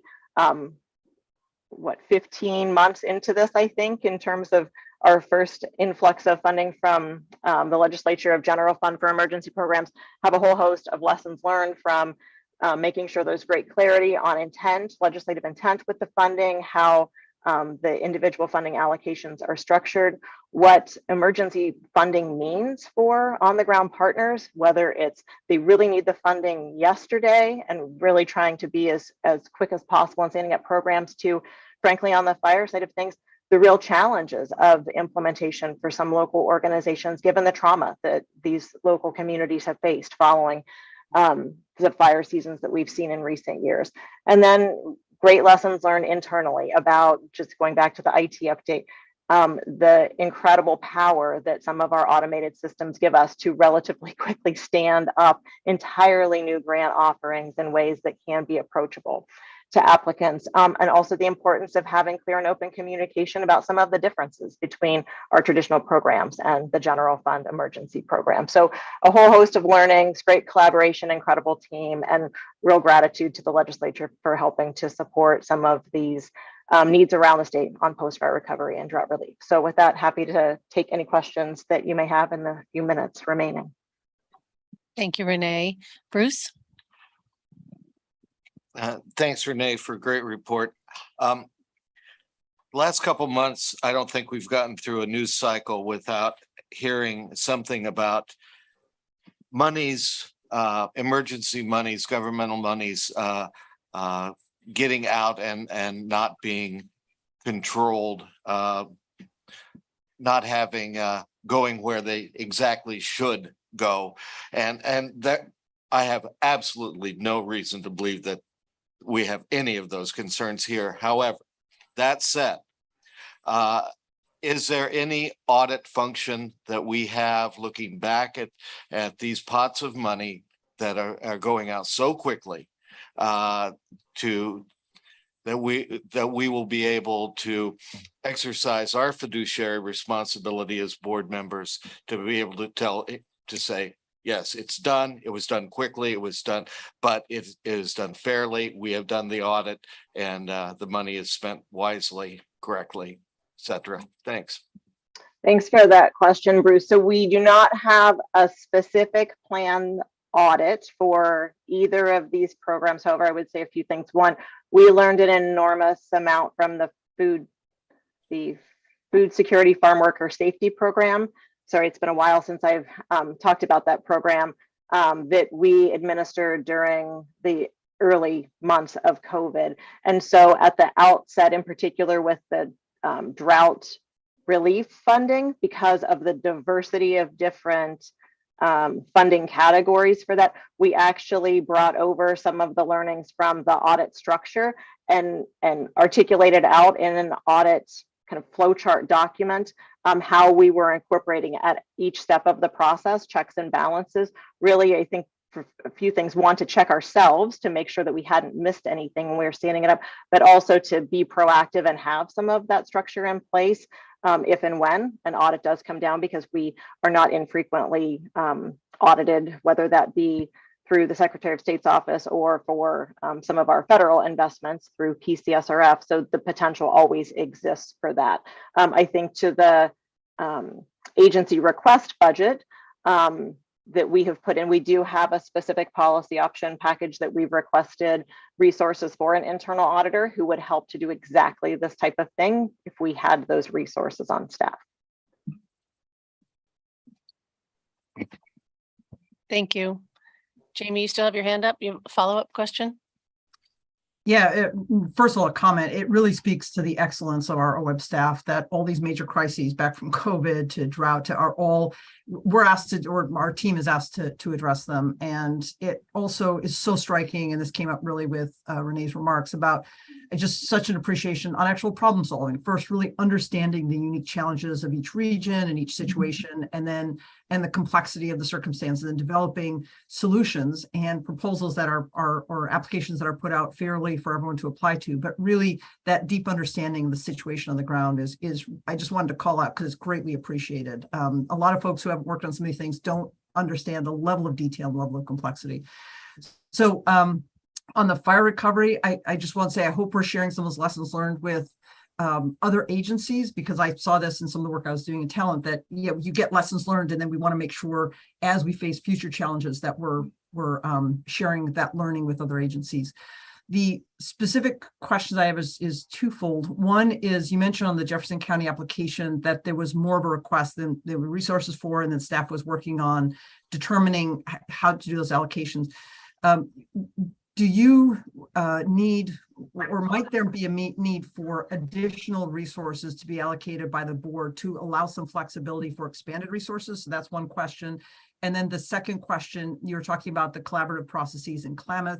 Again, some tremendous learns from the High Desert Partnership in Eastern Oregon, but I know we also have some of those challenges in Jefferson County as well, and being proactive and offering solutions. So might there also be opportunities for those collaborative processes or programs to be used in Central Oregon, or to address the drought in Jefferson County as well, or the water shortage there? Yeah, thanks for both those questions, Jamie. So on the first piece, in terms of the request amount for the Jefferson County drought resilience being higher than available funding. So already internally, we've been talking about, are there components of those requests that would be good fits for other programs, and whether that be our open solicitation application, whether that be the new $10 million in general fund that came through for water acquisitions as one other example. So really trying to figure out, if there is a shortage here, are there existing programs already with resources where we would be able to find a potential fit there. So I would say more to come after we continue those internal conversations and follow up with the applicants to that program.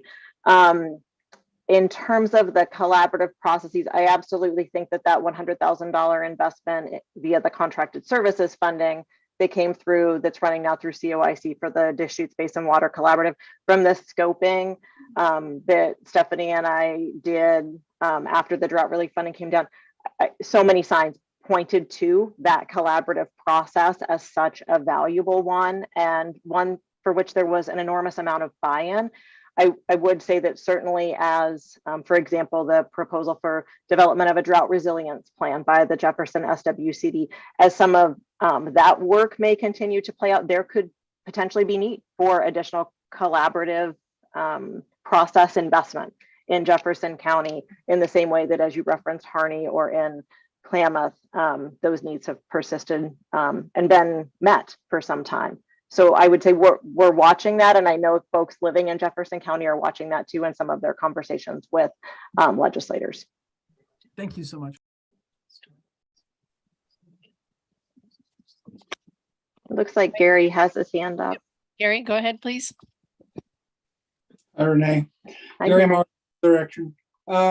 So you mentioned the grantees on post-fire recovery. Can you give me an idea of, I mean, I can think of Forest Service, private, tribal, state lands, maybe. Can you give me an idea of who these grantees are, and what percentage of the money that's maybe going out to each category in these?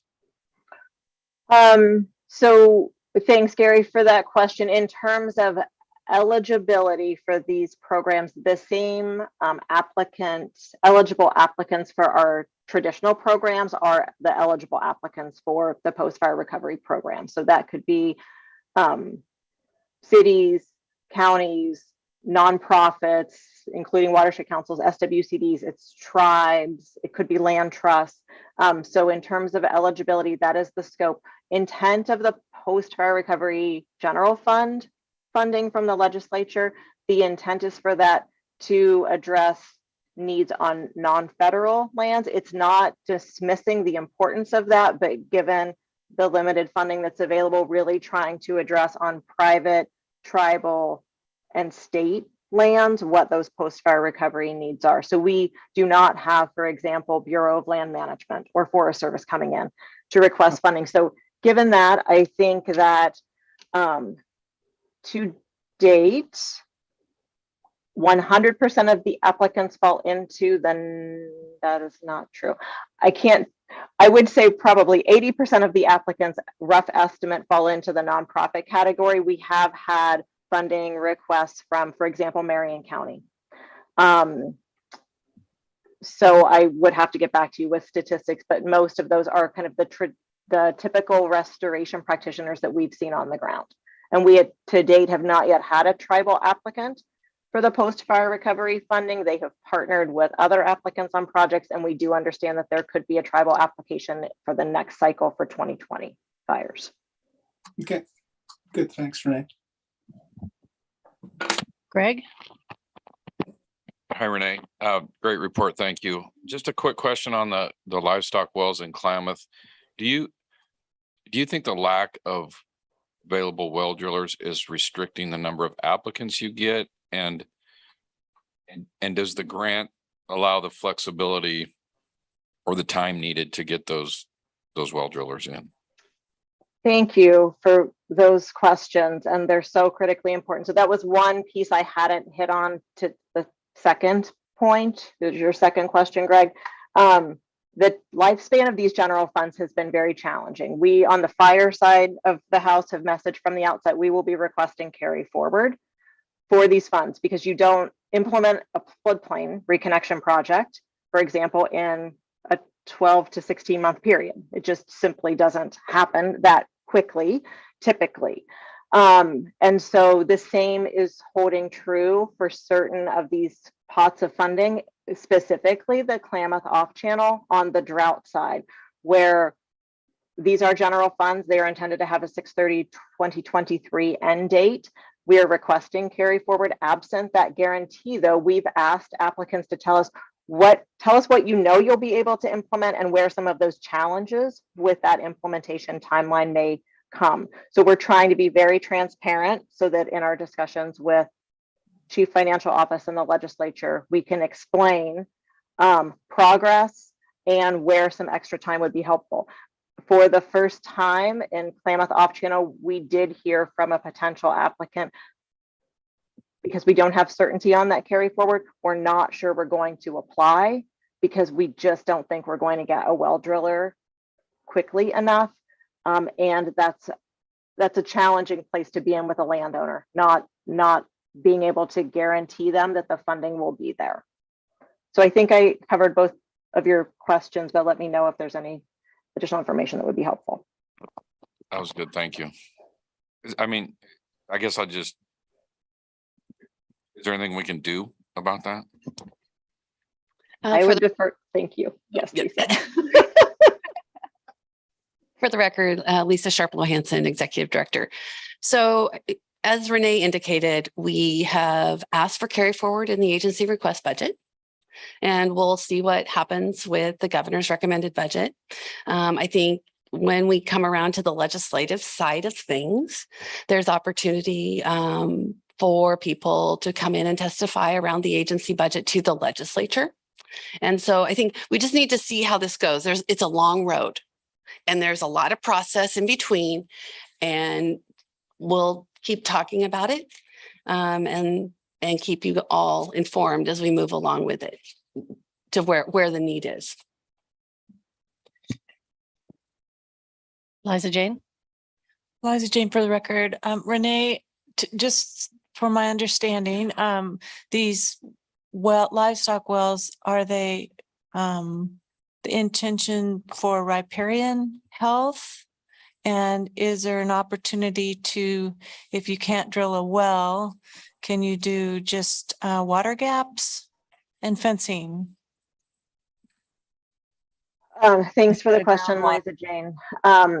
We, because of the legislative direction with this funding, it is creation of off-channel livestock watering wells. Specifically, folks can come in and request things like creation of a water gap in tandem with fencing or even replanting of riparian areas in tandem with that. So I would say just being mindful of the direction to the agency from the legislature, having a well component is a required piece. That doesn't negate the value of some of those other actions, but we can't have them come in as a standalone. Thank you. All right, any other questions? All right, thank you, Renee. So at this time, we're going to pause for C5 because we are at public comment period. So I'm going to pass it to Liza Jane. Thank you. And then we'll get back to Lisa's report at the beginning of our agenda, section E, with committee updates. So I want to recognize the written comment we got from Craig Patterson that you've all seen, and express appreciation to Craig for sending that in, and it has been received. And we have 3 folks for this section to or maybe Vanessa is she online? No. Okay. And we have Kelly Beamer and Jan to present to us. Thank you for coming.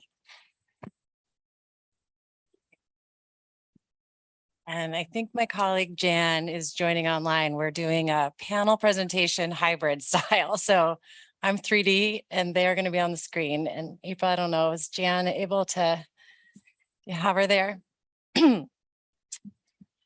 All right. Well, while we're getting my colleagues online, I just want to say good morning. It's so good to see you in person. For the record, my name's Kelly Beamer. I run the Coalition of Oregon Land Trusts. We're a statewide community of 32 organizations that all work with private willing landowners to conserve land in the places we love and the places that sustain us. So I am here wearing the partnership hat as part of the Oregon Conservation Partnership. I'm speaking specifically right now to agenda item G, which is going to be your cap at the end of the day. And Courtney's going to be talking to you about our partnership and specifically a funding request. But the Oregon Conservation Partnership, for those of you who don't know, we are comprised of 4 organizations: COLT, Oregon Association of Conservation Districts, the Network of Oregon Watershed Councils, and OCEAN, the Oregon Conservation Education and Assistance Network. And we're pretty much like the mega umbrella that works to support all the folks advancing voluntary land conservation in Oregon and implementing Measure 76. And together, we work under some big areas of focus because OWEB and the way that we work in Oregon is so much based on partnership and community collaboration. And our members on any given landscape are more effective together than they are working as single organizations. So together, we come together to provide technical support, webinars, conferences, and trainings. I'm going to go a little bit deeper into that in just a moment because I want to give you a snapshot of what we've been up to in the last year. Then Jan, if she's on, she's going to be talking to you a little bit more about community outreach and communication. And this is the role that we play to elevate what land trusts, watershed councils, and districts are doing around the state. And we actually got to lead tours this summer. We collectively had over 100 people out, community leaders, county commissioners, mayors, seeing the work of OWEB, seeing the important intersectionality of landscapes and people. And so we want to share a little bit more about that. And then lastly, we support peer learning and community building through an affinity group program. And if Vanessa joins, she'll speak to that. And if not, she might cover it at a later point. So just a little bit about the technical training. We are doing regular webinars on emerging issues and also issues to help the infrastructure of our nonprofit members. In the last year, we've put on 6, and we're planning another one this month on the emerald ash borer, which we're seeing as a pretty critical emerging issue in the state. We'll be sending out notice on that webinar. That's something that we do to support our members and respond to their training needs. And then we brought our communities together for some conferences in this last year. Most recently, Connect, raise your hand if you were there, hopefully for virtually in person. Thank you for participating. Really an amazing dialogue with agency partners and implementers, 211 attendees, 64 sessions, really going deep into engagement, into technical training, into community building. And so we're feeling very great about Connect, which was spearheaded by Ocean and for their colleagues.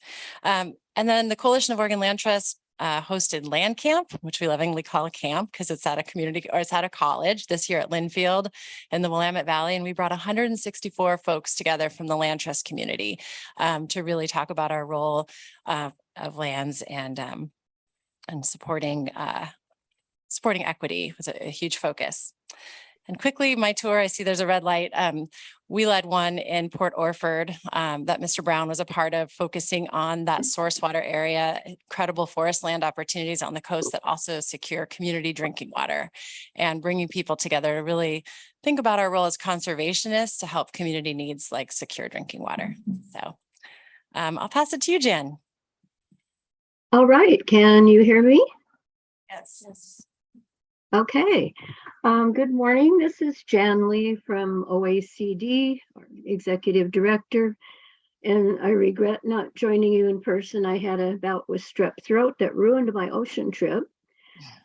We, the partnership, so much appreciate all your support for the work we're able to carry out with your support through the capacity grant.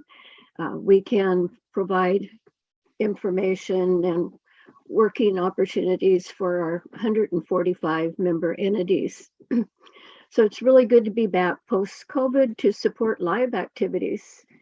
Our work is raising the visibility of voluntary conservation, including the public relations work for which we have been able to retain GUARD Communications in Portland. Courtney will share more about that later. We've all provided a number of community tours, as Kelly was referring to, with our local officials, legislators, community landowners, and business owners. You've heard about Colt's tour, and Vanessa will share later about the network of watershed councils events that occurred this year. And OACD's tour in Maupin focused on carbon sequestration, as Bruce mentioned earlier. And April, if you could put up the first slide that I sent you, that would be great.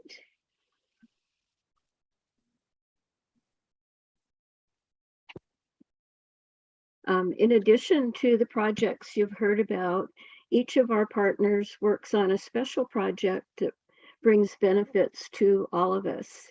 So OACD's project is development of a guidebook on sequestration that can be used by any of our communities, and that will complement the carbon sequestration hub we are building to provide current information and research in a number of areas as depicted in the slide. The next slide relates to OACD's annual conference, live for the first time in 3 years at Newport next week. A panel of speakers will elaborate on soil health as one of the opportunities in the 2.5-day conference to share new information. As you'll see, Bruce and Taylor from OWEB are part of that panel. We support the work of OWEB's Climate Committee and share it with our members. The last slide is from the August legislative tour that has been mentioned before. And Dr. Talbot, who you saw listed on the last slide as a speaker, has set up the measuring system and quantifying results now for the 33,000 acre Imperial Stock Ranch. So we look forward to getting more detail on that so that can be shared. And again, thank you for your continuing support. That really expands the capabilities we can bring to the conservation community. Thank you, Jan. Thank you, Kelly. Dave Shively, you want to come up?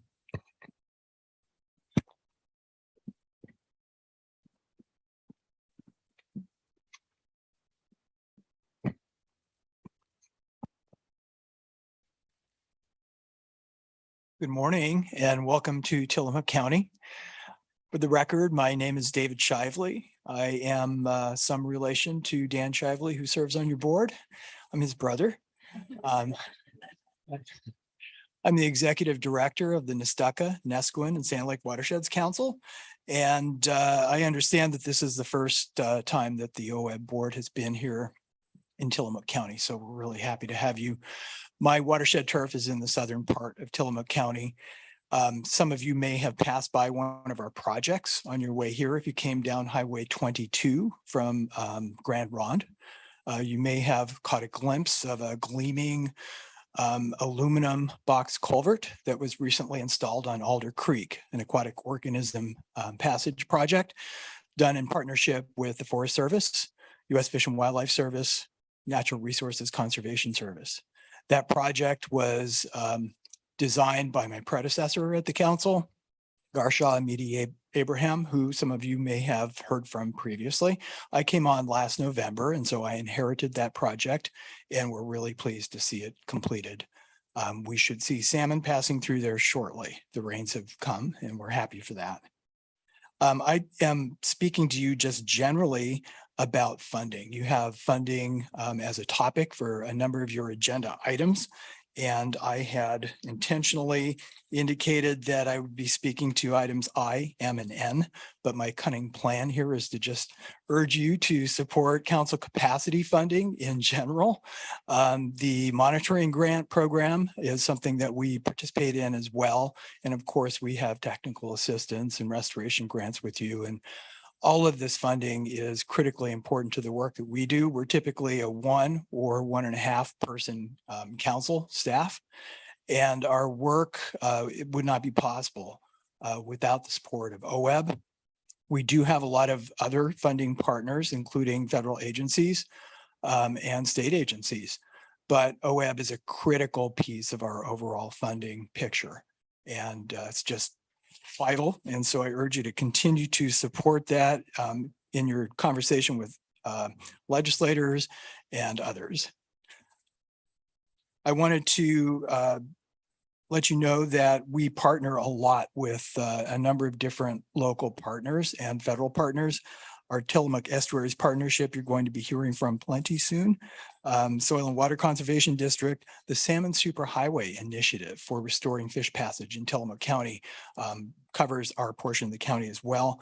U.S. Forest Service, Fish and Wildlife Service, ODFW, private land managers are critical to our work. We partner with industrial forest operators as well and small forest operations.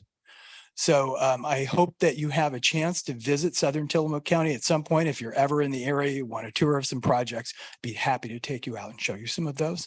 And again, welcome to Tillamook County. Thank you. Thank you.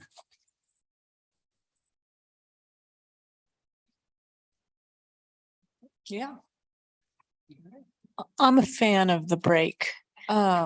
So let's go ahead and have a 10-minute break, come back at 10:25. We'll pick up our time a little bit later.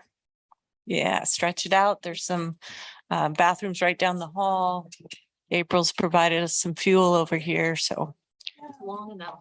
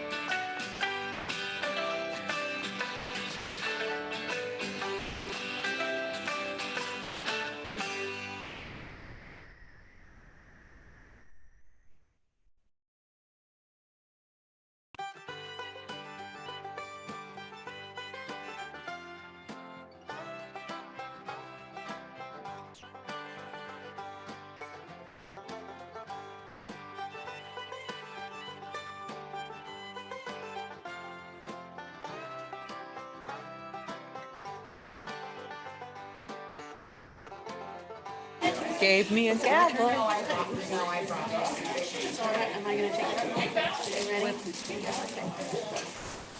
All right, everybody, come on back to your seats, please.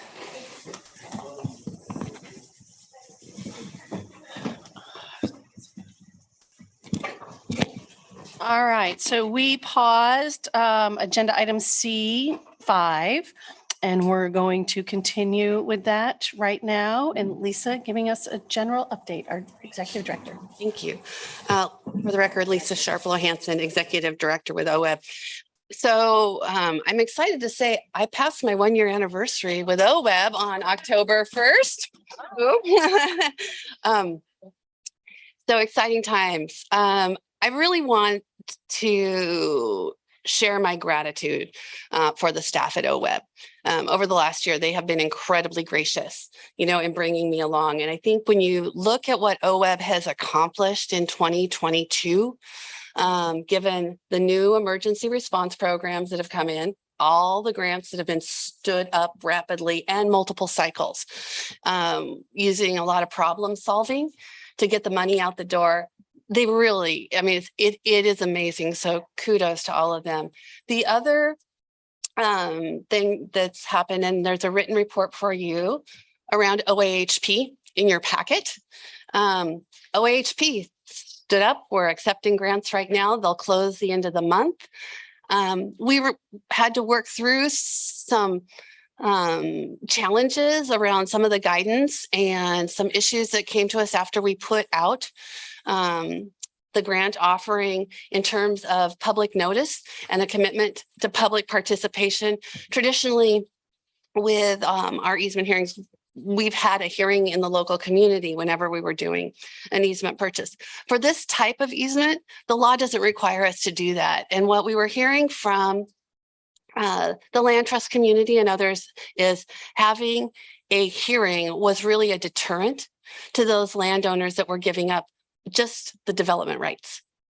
And the land wasn't changing in terms of function. And so we spent a lot of time talking with people about that because we are really committed to having transparent processes where people can participate.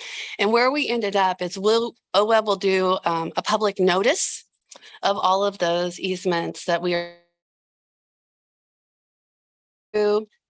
our email listserv. So if you're not signed up for our email listserv, sign up for the email listserv because that's the way to get information from OWEB. And then people with concerns will have several opportunities to come in and testify. One of them would be to the commission as the commission is making funding decisions, or come to the board when the board makes the final funding decision. So we think we have there are multiple times throughout that process for people to participate. But as we worked through all of this, I think where we landed was a nice balance in terms of having public process. And I think the land trust community and others really expressed appreciation for that additional work and problem solving to get this program off the ground and have it be successful. So thank you, OAHP staff. The other thing that has been a huge lift recently was the agency request budget. It was submitted on September 1st. We talked to you about it at the July board meeting and went through it. And I just have to say thank you to the exec team and many, many, many specific thanks to Stephanie for the narrative, Miriam Scher for putting the numbers together with her first agency request budget and learning the state budgeting system, which is not simple by any means. And then Linda Replinger for making it beautiful for us. It really ended up being a nice document. And if you haven't looked at it, it's on the website so that you can look at it. And I think the narrative that is in that budget document really does a beautiful job of describing where OWEB's been and where we're at and the challenges that are facing us in terms of some of the capacity issues coming back after the pandemic and standing things up and moving them along. And some of the changes that we need to look at in terms of the agency infrastructure. And we've talked about that as well. I think one of the emerging issues, and I may have mentioned it in July, but it has become more urgent since that meeting, is the constitutional trigger that will change the percentage allocation for grants and operations with the Measure 76 money. So it's a little bit of background. When Measure 76 was passed, it dedicated 15% of the state lottery funds for natural resources. Half of that goes to parks. The other half comes over to our side for watershed restoration and conservation. And that's what we work with. 65% of that pot currently goes on the ground to grants. Look, the 35% is for operations. Not only OWEB's operations, OWEB is only 19% of that funding. Operations for DEQ around water quality, operations for ODF and W, operations for the Oregon Department of Agriculture. And you can tell Mr. Henderson, it's really unfortunate that the director at OWEB knows his budget as well as she does. At ODA, it's used for water quality, noxious weed control, and invasive species work. And then also Oregon State Police. So we're anticipating at the end of this biennium, and we don't know exactly when, we're going to trigger what is in the Constitution, that when the revenues from the lottery funds exceed those levels from the 09-11 budget by 150%, then we go to 70% of the funding in this conservation fund goes to grants, and only 30% then goes to operations. And given the state has really relied on lottery funds operations to fund natural resource agencies, and the quick growth and the comeback after the pandemic, it puts us in a spot that we will likely have a shortfall of lottery funds to meet the needs for the next biennium budgets. So in a recent meeting with the Chief Financial Office, we talked through some of these issues, and OWEB has been asked to pull together the natural resource agencies and the state police to look at the programs that are funded with lottery funds to see if we can come up with a prioritization or a plan for how to move forward and, basically balance the budget. So we need to do that rather rapidly. So Thursday afternoon, when we get back, Stephanie has been working to pull together a meeting with those agencies so that we can put together a couple different options with suggestions. And I'm hopeful with some leadership, we'll be able to come to some consensus with our sister agencies moving forward. I think I have been pretty strong with several of the agencies around the need for OWEB. And the need, because OWEB is the machine that receives the money, we're the ones that get the grants out, we have to have a strong infrastructure. And OWEB has been through a lot over the last 3 years. And so maintaining a strong infrastructure within this agency is a priority for me. And so we'll continue to work through that. I find it interesting that we're only 19% of that operating fund, given how much is there. So we'll see how it goes. I'm optimistic because I've worked with all the agencies for some time. Yeah, Meg. Is the Meg, I'm sorry, Meg Reeves, Water Resources Commission rep. What is it the Fish and Wildlife Enforcement that funded for state police? Oh, Yeah, Fish and Wildlife Enforcement, exactly. So I'll just pause there around the budget and the Measure 76 constitutional trigger and see if there are any questions. Okay. Yep. I just have a comment on, as an OAHC member, I really appreciate you listening to everybody and doing public notice instead of public meeting. Because I do feel it would have been a deterrent. So thank you. Great. You're very welcome. The board may remember back in our April meeting, I mentioned to you that we had compliance issues with a couple of properties where we held easements. One of them being in Astoria, one of them being in Portland. I'm happy to report that staff have worked with city officials in both locations, and there's cleanup work going on. It's going to take a while in both places to bring those properties back to where they need to be, but the cities were very willing to work with us. And so I want to give thanks, to those local RPRs that did that outreach, and to Eric Williams for that. I'm pleased with the outcome. I was a little bit nervous about it, time and space in April, that we might not have as much compliance as we have. So much of our time has been spent since the October or the July board meeting on budget. I've mentioned that, but also we've continued to do our outreach around as we committed to 3 new entities each quarter, and also additional work with the 9 tribes and the Nez Perce. Ken Fetcha's not, oh, there he is. Yeah, Ken's there. So Ken graciously agreed at the beginning of 2022 to help me meet a goal of meeting with all 9 tribes before the end of my first year. And we accomplished that like 2 days before that anniversary date. So I was excited about that in terms of accomplishment. We also participated in the Tribal Summit, which was a great experience, along with a celebration, I think, of a lot of the work and a lot of the work of Governor Brown with the tribal governments during her tenure. And so much appreciation for that.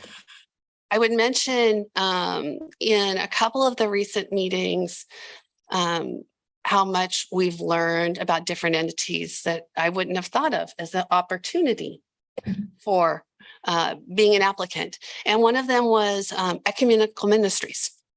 They actually have a person that works on issues related to climate. And as we talked through things, there was a recognition of a lot of their members have properties along rivers, their camps. And so there is opportunity for restoration in a relationship there, as well as working with some other entities. And as I've talked about, I think in every board meeting, in these meetings, what I find that we do the most is go, oh, but do you know? And making that ongoing connection with people and other organizations. So they have been very fruitful. We meet with Solve in a couple of weeks, and we're excited about that as well, to see if there's some more opportunity, maybe riparian river restoration cleanup that we could be thinking about into the future. Courtney just returned from Washington, DC with a multi-agency trip to meet with some of our federal partners. I had planned to attend, but some things came up with our budget and budget request, and there were only a couple of meetings, and I felt like it was more important that I spend my time focused on the budget. So Courtney met with NOAA. She traveled with Idaho, Washington, Alaska, the other PCSRF states, to really say thank you for the ongoing commitment to funding for salmon recovery, and to talk about the projects that we had. One of the things that Courtney's talked about quite a bit since she came back were conversations around tribal work. And she used so many of the findings from the tribal report that OWEB did in those conversations with the federal agencies. And so I think that's something for all of us to be really proud of that work and know that it's useful and being shared with others as well. Another project we haven't talked about here, I don't think, and we should maybe when we're out next summer can get a presentation on Harney County. is working on a CREP program, and this is to protect groundwater. WRD is a major player in this, as well as USDA Farm Service Agency. Some of you may remember Ken Beerley, who was a former deputy at OWEB. He's been working to write the program and put it together, but really it's an opportunity to provide a tool, and it is just that, a tool to retire groundwater irrigation rights and pay landowners to do that. One of the issues that Harney County is facing is a depleting groundwater area. And so it's of great concern to them, and they're looking for different strategies to deal with it. And this is one of those options. I'm sure Gary probably knows much more about it in much more detail than I do, but I've participated in several of those meetings and done some of, again, it's the connections thing with who you know from which life and how you bring people together. Yep. Barbara Boyer for the record. On that, so with these groundwater within CREP projects, would they be leases or acquisitions? So it would be a retirement of the groundwater. So it's one of the tools that would take or shift the production type from irrigated agriculture to something else. And again, I would say it's one tool. It's not a regulatory tool. It's a voluntary tool. I think, as I understand it, we're with this, and Meg, you would know more about water rights because of your life. Those junior users are the ones that are going to get hit the soonest. And so this may be something that helps them in terms of transitioning. We also have continued to work with our federal partners and state partners around landscape resilience and wildfire and shared stewardship. I believe in January, you will have a presentation from ODF around the shared stewardship project that we've been working on. And Corey's very involved in that one as well. Finally, I would mention we are working to put together a transition document. We know that we'll have a new governor soon, and OWEB and other agencies are putting together documents to introduce the new governor to our agency, what we do, how we do it, and any emerging issues. And so we have a draft. When it's complete, I'll be happy to share it with the board. Linda has done a beautiful job of taking what could have been a lot of narrative and turned it into a beautiful handout infograph. We pulled from the work that we've done with our budget, as well as some of the board book and the recent updates to the board book, to bring that together and really talk about the agency, the board, and what you all do, and the funding, and then the on-the-ground partners, and some of the challenges of the on-the-ground partners doing work. So we're excited. I will personally be excited to have that complete. And my goal is by November 1st. So I think it's Friday's project. And then finally, looking ahead in terms of our meeting schedule, we meet again in January. That's a virtual meeting. And then again in April, it's a long legislative session. So that will be a virtual meeting as well. In July, we're planning to go to Sisters. And then October, Region 6. And I don't know that we've landed on where in Region 6 yet. So I would anticipate, Hood River, Dalles-ish, probably. And then I would mention, you all voted January a year ago to have 2 board meetings virtual, 2 board meetings in person. We were going to try it for a year and then revisit it in January. So you may want to be thinking about that if that's the schedule you want to keep. If you would like to do something different, tweak it, we can have that conversation. And with that, I would take any questions or conclude my report. Any questions for Lisa? Meg? Just one, and it's logistical. You might have said this, Corey and I were having a brief sidebar.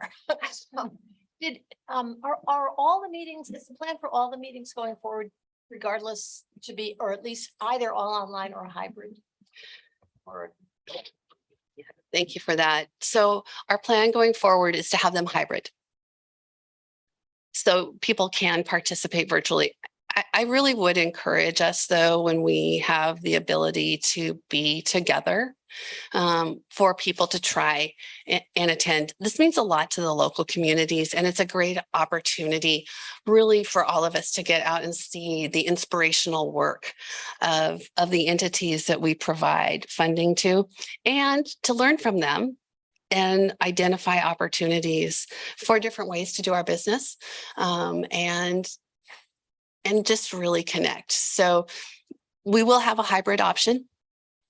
It helps also, the hybrid option helps, I think, with, other entities being able to listen in public participation. But again, in terms of the board, I would encourage us when we're in a location to try and prioritize being together. Thank you, Meg. And I say this every time that I feel like it's, as board members, it's our obligation to actually show up in the communities and see where the public dollars are being spent and how they're being spent. So thank you. Jamie. Yeah, thank you. You'd mentioned, Lisa, the documents being prepared for the new governor. And we also talk a lot about telling our story to the public. Are there components of that document that can be shared as a rollout, either available on the website or shared with our traditional partners and some of our non-traditional partners as well, to kind of keep retelling that story so people are aware of the great work that OWEB is doing? Jamie, thanks for that question. Yes, absolutely. And I think it'll actually be really useful during the 2023 legislative session. We're going to see a lot of new legislators, and the first 2 pages will be great handouts for us for meet and greets and to reuse those. All right. Any other questions for Lisa? Thank you. And now we are moving on to our committee updates, Agenda E. And Kelly, you want to go first with DEI, please? Certainly. Can you guys still hear me? Yes. Okay, good. Just making sure. So the DEI and Environmental Justice Committee met on September 7th. OWEB staff updated the committee on outreach efforts to non-traditional partners. As Lisa mentioned, she's been doing a lot of meeting with non-traditional partners. And also very happy to hear that she completed her goal of meeting with all the tribes within the first year. Good job. Not an easy feat. We're pretty spread out. So during the last quarter, OWEB staff have met with a ton of different partners. Let's see, Organic Growers Coalition, the Ecumenical Ministries of Oregon, Oregon Conservation and Recreation Advisory Committee, Partners in Diversity, Say Hey networking event, conservation stakeholders, and agricultural groups. So a lot of outreach. And I think we're learning a lot of really, really good things from those outreach efforts, and really thinking kind of outside the box about the potential for engagement with new stakeholders. For Eco Northwest, they updated our committee on the work with OWEB's equity statement. We discussed the draft statement and the importance. We recommended to staff that we slow down the process and have the committee discuss this again in December before we decide when it should go in front of the full board. We also recommended that staff rewrite the equity statement into the format of something like the board climate resolution, just for consistency. So staff will be working on this and they'll bring a new document to the committee at the next meeting. Really, we want to take our time with this statement and we want to get it right. And so we're taking our time with things. The committee also discussed the written comments submitted by Sean Robertson regarding the Phipps Meadow acquisition in Grant County. And I'm looking forward to our next meeting in December. We've got quite a bit of work ahead of us, but really making some good strides. Does anyone have any questions? I'm not seeing any, Kelly. All right. Go ahead. This is Liza Jane for the record, and as a committee member, I just heard an opportunity to remind our board members, in your world, in your circle, if you think of groups or contacts that we can pass on to Lisa, just take the minute to do that. Here's a group. This might be a great connection, and keep that list growing for us to continue to reach out. Thanks. Thank you. Thanks for all your work on the committee. And I see Bruce is grabbing his microphone. Thank you, Chair, for the Water and Climate Committee update. The OWEB Water and Climate Committee met on September 15th. The full report is in the board meeting ebook. Taylor Larson, OWEB's OAHP coordinator, did a great job of presenting what we learned during our tour of the Imperial Stock Ranch in Maupin regarding carbon sequestration and the incentives for land stewardship and voluntary markets. The committee at that point decided to pursue information gathering and have more discussions about the voluntary carbon markets and their potential role with various OWEB projects. We're certain that they will come up and that OWEB is going to be well served to have some policy in place to address the impact of the voluntary carbon markets on funding and long-term sustainability of projects. The Imperial Ranch's intent to consolidate or aggregate up to 2 million acres for sequestration by working with neighbors and other sheep producers is also worth noting. Project coordination of aggregation across the community can save on costs, increase efficiencies, provide a landscape approach, and give more people a chance to participate who otherwise might not be able to. Eric Hartstein updated us on the rulemaking process for the climate resolution, and Lisa gave us an update on the drought and post-wildfire recovery programs implementation. Thank you. Any questions for Bruce? All right, not hearing any. Moving on down to grants. And Dan, your name's listed first. I'll let you start.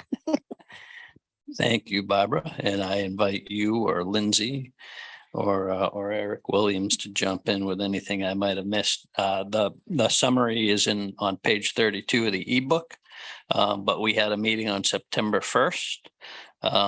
And we talked about the open solicitation awards, and we'll be hearing more about that later today. We also talked about the August 31st kickoff meeting that OWEB staff had with the FIP award recipients. And we talked a lot about the FIP applicant survey, the FIP award decision making, as we all remember from our last meeting, was pretty hard, and it always is when you have so many great projects to fund with limited dollars. And I just, a shout out to OWEB staff for reaching out to all the applicants and getting some great input from them for us to sort of consider and talk about tweaking the decision-making process on that. We have a meeting scheduled for, I think, November 14th. Yep. And we have, following our meeting on September 1st, Eric did send out a summary write-up of the survey results that we got from the FIP applicants, and that was really helpful to see that detail. And to hear from those applicants who joined us at that meeting and expressed their concerns and comments and passion really for the program. It's just a testament to how great of a program it is. That's all I have. So Barbara Boyer, just to add a little bit, I really appreciated OWEB reaching out with the survey. I thought there were some great suggestions that came out of it. Did that survey results go to everybody or did it go just to the grants committee? Did it go to everybody? Oh, okay. And I see that we have 15 minutes for this. Were you going to come up and talk about the results of that survey? Eric Williams? Not at this time. Okay. We're going to go through that at the November 14th committee meeting that Okay. Ann referenced, and that'll appear in your board report for the next meeting. Okay. There are some real great suggestions. I'm looking forward to our conversation and how we can maybe tweak some things a little bit. So yeah, I look forward to the 14th. That's all I have. Lindsay, you have anything? Go ahead, Liza Jane. Liza Jane for the record. So should I wait for that report, or I'm curious about the two-stage comments that are in this report, what that looks like? And you can tell me to wait. That's what we're going to talk about at the committee meeting. I'll wait. Thank you. And that was Eric Williams for the record. But what's your name, Meg? Thank you, Barbara. The name is Meg Reeves. I don't know even, I'm probably not framing this question correctly, and it's maybe I'm asking it or bringing it up at the wrong time, but we did have that extended conversation last time about the funding, and there was a question about, I think I would characterize it as continuity of funding or applicants' expectations, or it's a lot of things, and maybe it's just too big of a topic. It would require restructuring everything, but I just wondered if there's been any further conversation about that, or if we would continue to talk about it. So I'll speak to that just quickly. We are going to, Barbara Boyer, sorry. I don't know when we're doing it, but we are going to do a FIP 101, I think, for the full board at some point. And I don't know when that is. So maybe that could help you with, some of your concerns or.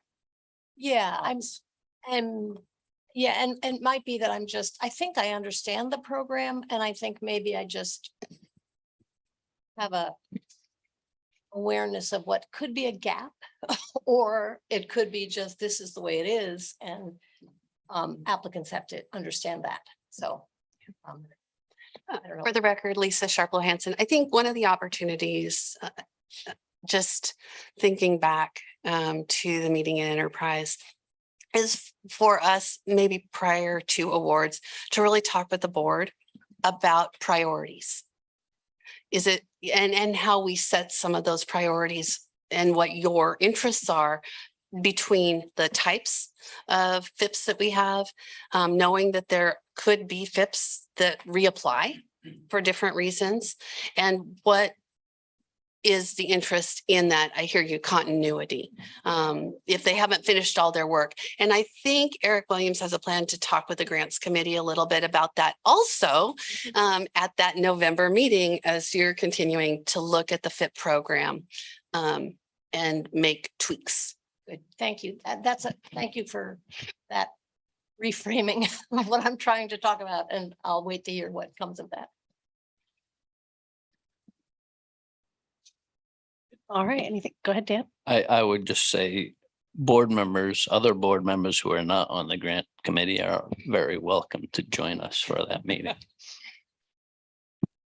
right, Liza Jane.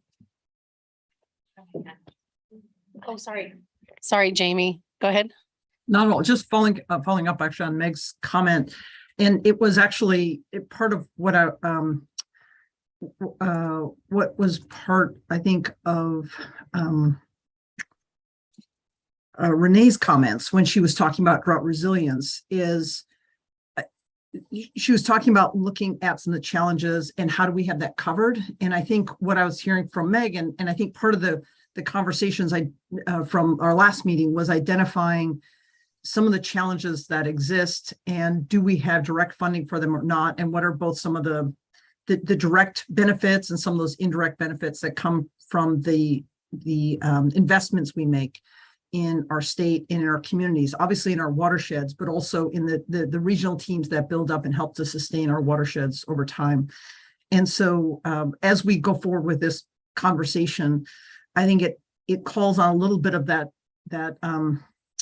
deeper thinking and analysis that Renee was talking about staff doing internally to help on some of the drought issues, to really go back. So it's partially the comment about what is the board's intent, but I think partially the board's intent to say, how can we invest our limited resources to the highest and best use for a long-term positive impact on our communities? And so sometimes we can only work from the programs we have in place, but I think it lends itself to that conversation of what are potential gaps that we're seeing or that we're hearing about, and can we address them through allocating that need to another grant source, another bucket of grants that we now have, or do we really need to go back and rethink or not recreate the whole system at all, because there's been tremendous thinking and tremendous effort that's gone into it. But how are we capturing some of those gaps? And I think that's, Lisa, you've mentioned this before in your conversation with non-traditional partners. Sometimes there's been gaps on how do you provide the staffing and support so some of these organizations to maintain that continuity and provide those resources, especially when there are limitations on our funding source. And so some of that speaks to what we can provide funding for. Some of that speaks to the partnerships that we and the alliances we build, so that we can make sure we maximize our resources, but make sure also some of those other gaps are being filled. And sometimes it may not be, we may not have the ability to provide it ourselves, but then it lends itself to those partnerships that helps to fill those gaps. But I think this constant review of gaps, I mean, coming out of COVID, there were things that some people knew not everyone was seeing, but there's a lot of stuff that we now see that are challenges, and really leaning into that learning and addressing those gaps, I think is a real beneficial opportunity right now. Thank you, Jamie. All right. Not seeing anybody else wanting to comment. We're going to move on down to agenda item F. Okay, great. This is agenda item F, which is our open solicitation grant offering. We're going to have Eric and some RPRs. Is that right? And this section of our agenda will be split with lunch, and we'll come back with some public comment opportunities and then our board deliberations. So this is our listening learning time. Yes, ma'am. Thank you. So Barbara, for the record, Lisa Sharplow Hansen. Barbara mentioned FIP 101. I think Eric has a plan today to do a little more 101 around open solicitation. So we're going to try and continue to build in some more of that background into some of our agenda items as we move them along as well. So I think you're going to get some of that in this presentation. So that was just to frame it up for them. Thanks. All right, thank you, co-chairs, members of the board. Eric Williams, Grant Program Manager. And along with me today, I think I'll introduce folks in numerical regional order. So let's start with Region 1, which is our host region, the North Coast, and we have Katie Duzick. And for Region 2, virtually, Southwest Oregon, we have Mark Renbemmer on screen. Region 3, the Willamette Valley, we have Liz Redon. And Region 4, who just popped on the screen in Central Oregon, is Greg Cianella. That's great timing, Greg. Thank you. Region 5, to my left, Eastern Oregon, is Kobe Menton. And I'll note that Region 6, which is the Mid-Columbia, is staffed by Sue Greer, who is unavailable to join us today. And when we get to our regional presentations, Liz is going to fill in for the Region 6 projects.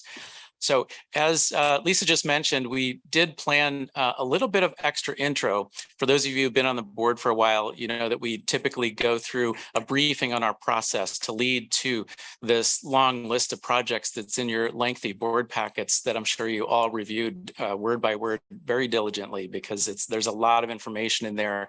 And I hope that the format helps you with the strengths and concerns to understand in the concluding analysis paragraph for each application. I hope that helps you in reviewing the projects that are before you today. The staff put a lot of time into those documents because we feel it's really one of the most critical things we do is providing that feedback to applicants, whether funded or not. And it summarizes the detailed technical process that we've been through to get to this point. So before we get into the projects recommended, we're going to do that OWEB 101 briefing on open solicitation, and Liz and Katie are going to take you through that.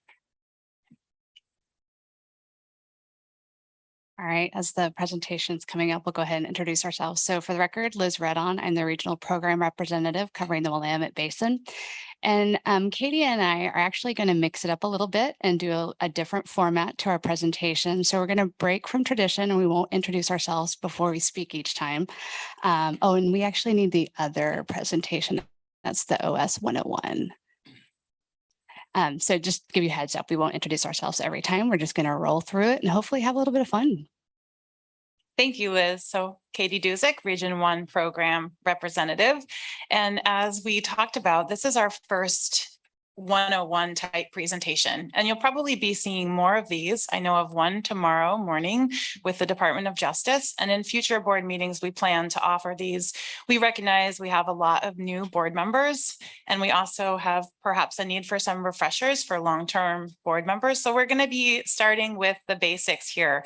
And I apologize if some of you feel like you already know this material. Our presentation is going to be structured in a frequently asked questions format.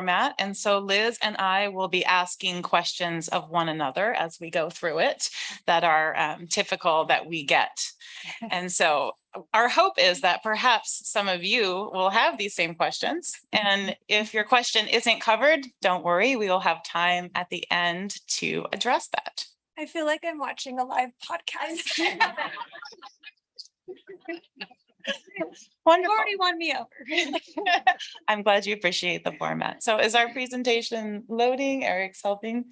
We can get started. So here we are. So again, our goal with this is really to provide an overview of the program and familiarize you all with both the history of investments here and also some of our process steps, that what it looks like for both OWEB staff and applicants to our program. So Katie, what exactly is open solicitation? Well, I'm glad you asked, Liz. Open solicitation is our grant program that accepts applications from any eligible applicant for a locally identified watershed priority. We offer restoration, technical assistance, and stakeholder engagement grants twice a year, and monitoring is offered one time a year. So I'd like to just cover the history of open solicitation. It actually has a 35-year history, beginning in 1987, when the Governor's Watershed Enhancement Board was formed. In fact, open solicitation used to just be known as the grant program because it's all we did. And then over time, once small grants were introduced into our offerings, it became the regular grant program. And then in more recent years, in order to distinguish it from some of our more targeted offerings, it's become known as open solicitation. And so these first restoration and education grants were offered back in 1987. So that's a notable point in our history. And much of OWEB or GWEB's early work was focused around salmon, since the conversations that created GWEB were revolving around the salmon decline in the 1990s, particularly with the spring Chinook being listed in 1992. And the Oregon Plan for Salmon and Watersheds, dated 1997, really established the tenets for the work that we are still doing today, in the sense of focused on locally driven priorities set by organizations in order to address salmon habitat. As part of that, we started offering monitoring grants in 1997. And a really important step was the passage of Measure 66 in 1998, and that gave us a dedicated source of funding for all this work. And tomorrow you're going to be hearing, as I mentioned, from Diane Lloyd, and she's going to be offering a 101 session on Measure 76 and 66. And so I'll save the specifics of that for the expert there. A year later after that, GWEB became OWEB in 1999. And then we started offering technical assistance grants in 2001.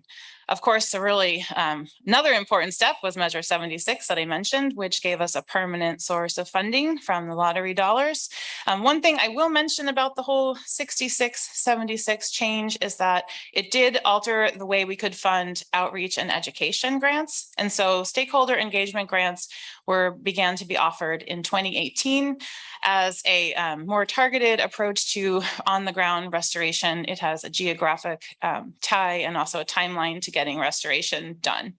And Diane will be able to talk more about that tomorrow.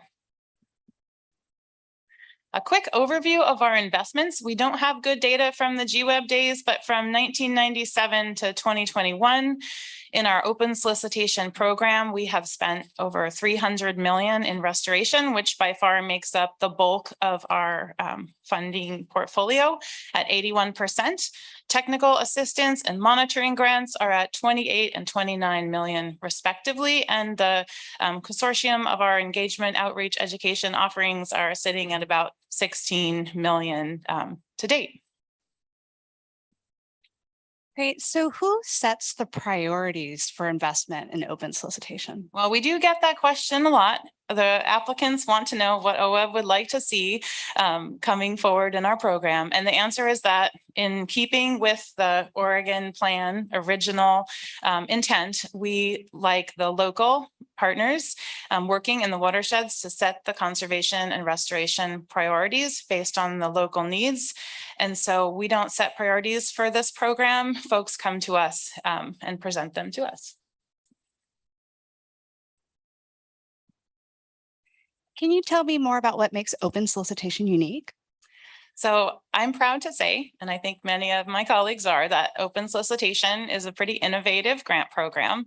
Our review teams don't shy away from funding things that use new techniques or cutting edge science, such as process-based restoration, like Stage 0 and Beaver Dam analogs, to name a few. I think also, and this is probably true for other grant programs, OWEB really understands that good projects take resources to develop. So we have funding opportunities like stakeholder engagement, so you can get out and talk to landowners and talk to the neighbors neighboring a restoration project to get support. We also offer 2 types of technical assistance grants. So we're willing to fund feasibilities, planning, and then design. A lot of funders are really happy about funding things that are shovel ready and ready to get out there and construct. And OWEB really understands that sometimes you need to do a little bit more pre-work. We also fund monitoring, which is really critical in understanding how our projects are functioning on the landscape. And so we also have an adaptive approach. 35 years of funding these things, we've learned a lot of lessons, I think, as both funders and applicants. A good example of this is back in the day, we used to fund riparian plantings, and we'd stick the plants in the ground and have a walk off and hope everything went well, and pretty quickly learned that we need to commit to funding care and feeding of these plants over time. And especially here on the North Coast, where there's a lot of competing vegetation, I have some grants that fund up to 8 years of plant stewardship after the fact these days. So we're a pretty high frequency grant program. Every 6 months is a pretty quick turnaround for the types and the scale of projects we're seeing. So that allows somebody to always have a new opportunity around the corner to apply for our program. And lastly, we're pretty influential. I'd like to say the level of investment that we've spent in Oregon over time has helped shape watershed restoration. And really this program has been the driver of stream and riparian restoration guidelines in our state.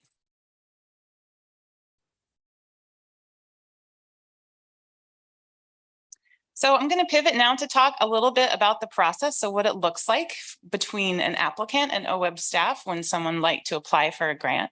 This slide is entitled Grant is a Grant.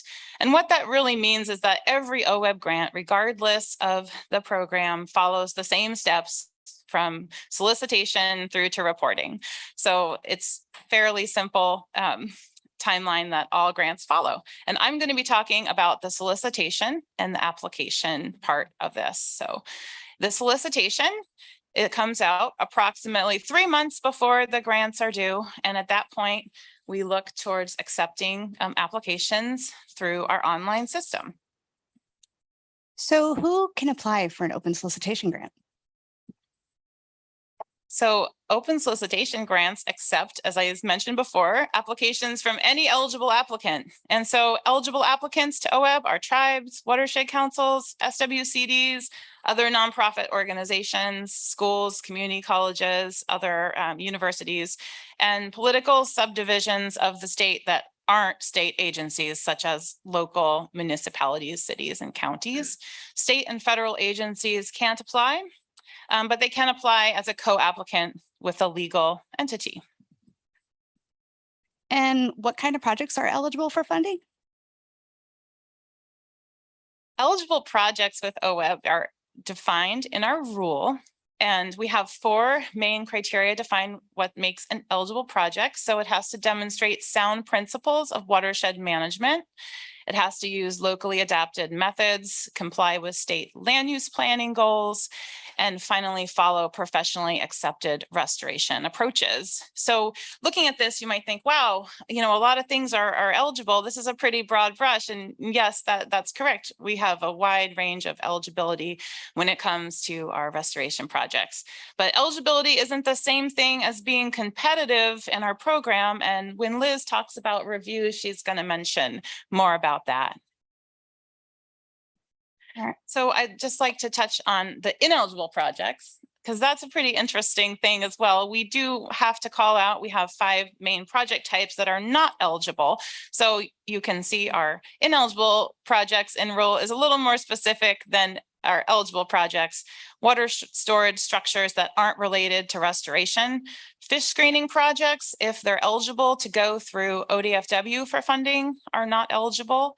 Projects that are constructed solely to comply with enforcement actions like mitigation or legal judgment, routine maintenance, and water conservation projects that don't have a measurable benefit as listed there. All right, I think I'm ready to apply for a project. So how can OWEB staff help me with my project idea? Well, that's great. So you're an eligible applicant. You've got an eligible project idea. So what's the next step? And we have a handy map on our website that helps direct people to the appropriate regional program representative. 3 of us are sitting up here right now. Folks will reach out to us, let us know what they're thinking of, and then we will provide customer service to help them through the process. And so sometimes this means we do a pre-project site visit. Sometimes we do a pre-application consultation, which especially for our monitoring grants is strongly encouraged because those are highly technical, and it's really helpful to sit down with our monitoring effectiveness monitoring coordinator, Ken Fetcho, and discuss the ins and outs of what people have planned.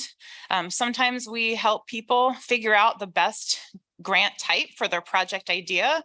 Lots of times people want to know, should they do a technical assistance first? And we'll look at the site, the complexities of the project and what they have proposed, and we'll advise them accordingly.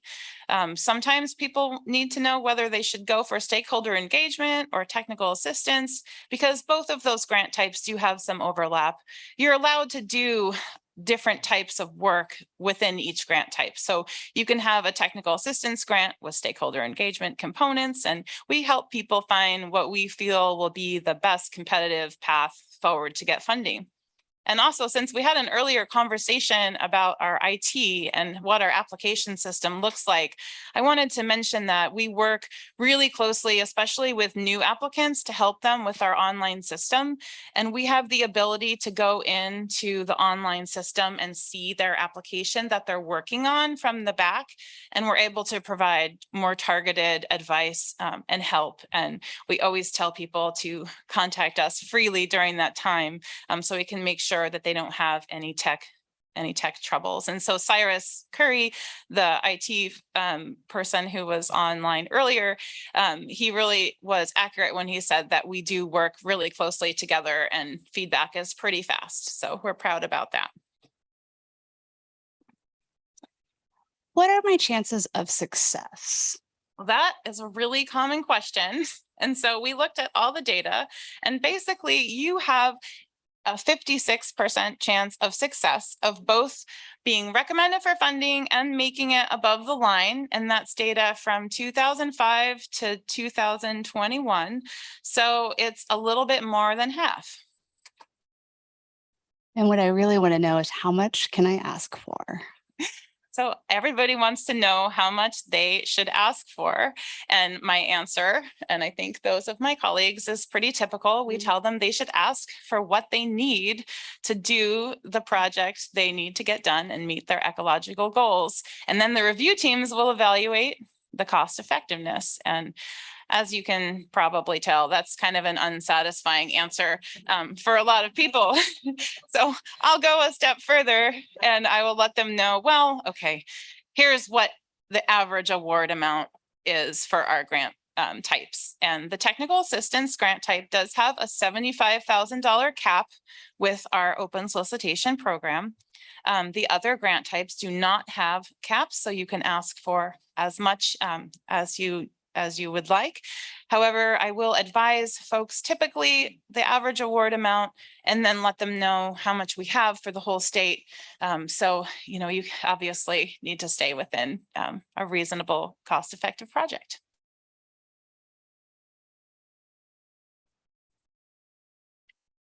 All right, so we're going to move down our grant as a grant pathway, and the next steps all grants must complete is a application review and award process. So Liz, can you tell me how is my application going to be reviewed? Great question. And we, of course, have a diagram for this. And so this diagram is a translation of the application review process described in administrative rules. The first step after the application deadline is a process for the 6 region review teams in the state to provide a recommendation to staff. This includes reviewing an application, going on site visits, and then also a review team meeting. And I'm just going to pause and talk a little bit about the regional review teams themselves. These are something that are very unique and special about how OWEB reviews grant applications. Watersheds are complicated places, and reviewing the diverse projects that are proposed requires knowledge about things like hydrology, geology, fluvial geomorphology, ecology, biology, rangeland science, and that's just to name a few. And OWEB staff cannot have all the expertise needed to evaluate those projects well and with the attention that they deserve.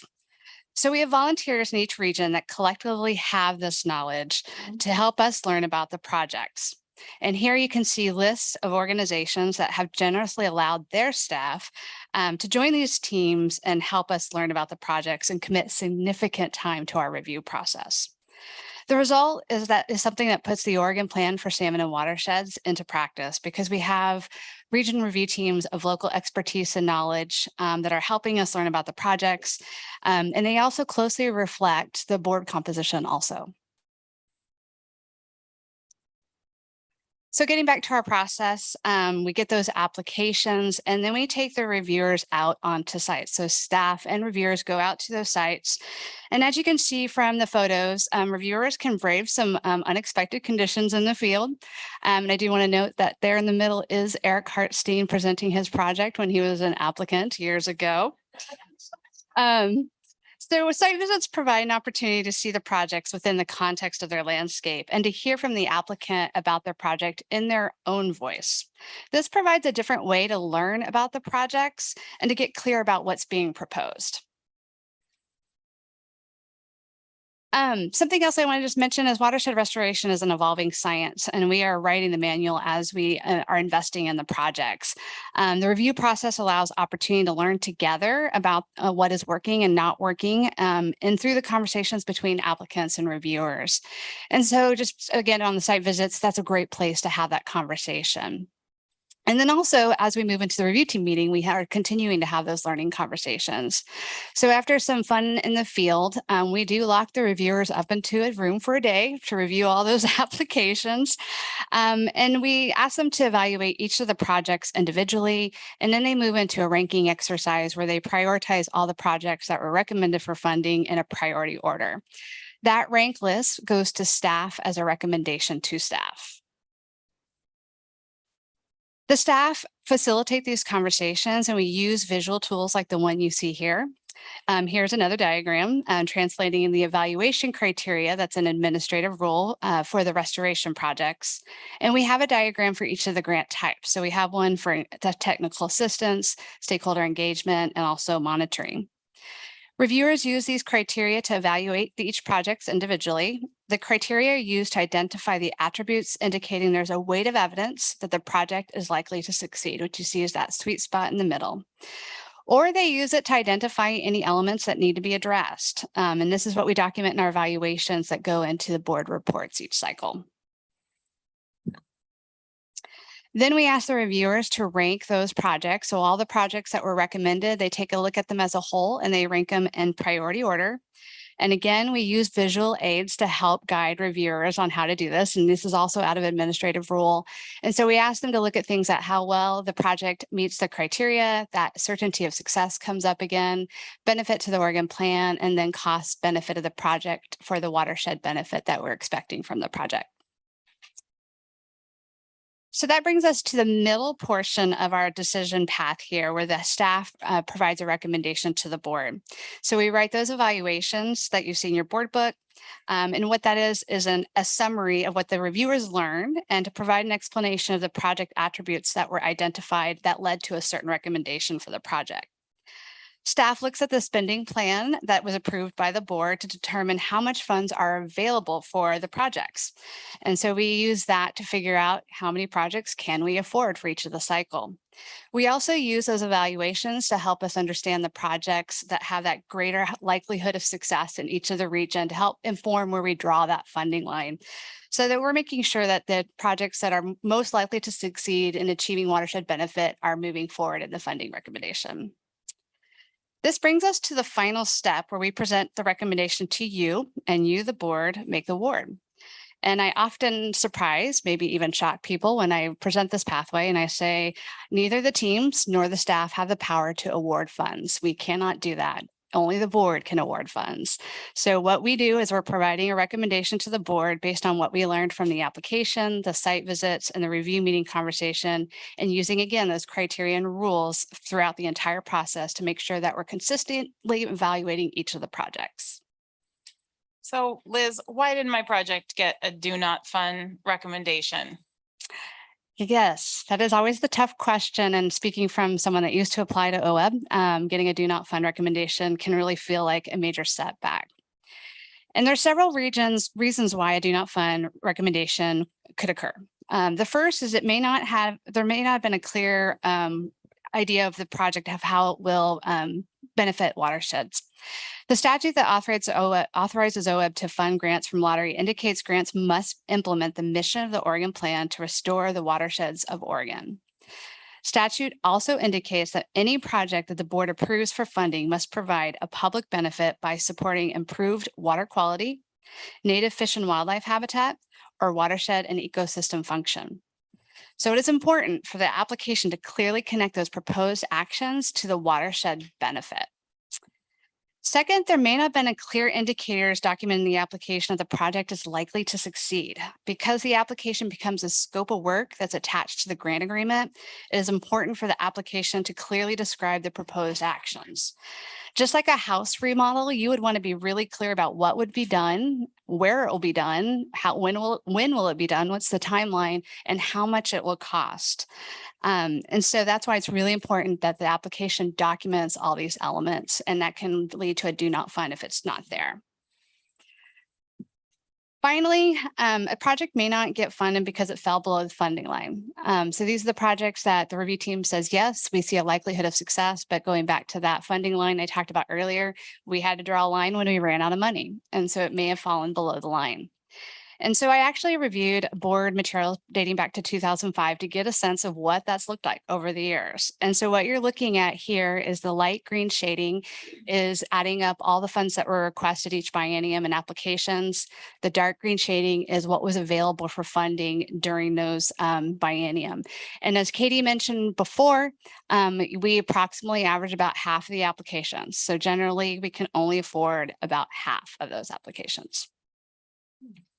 So why isn't there more opportunity to respond to the review teams? How do I respond to their comments? Great question.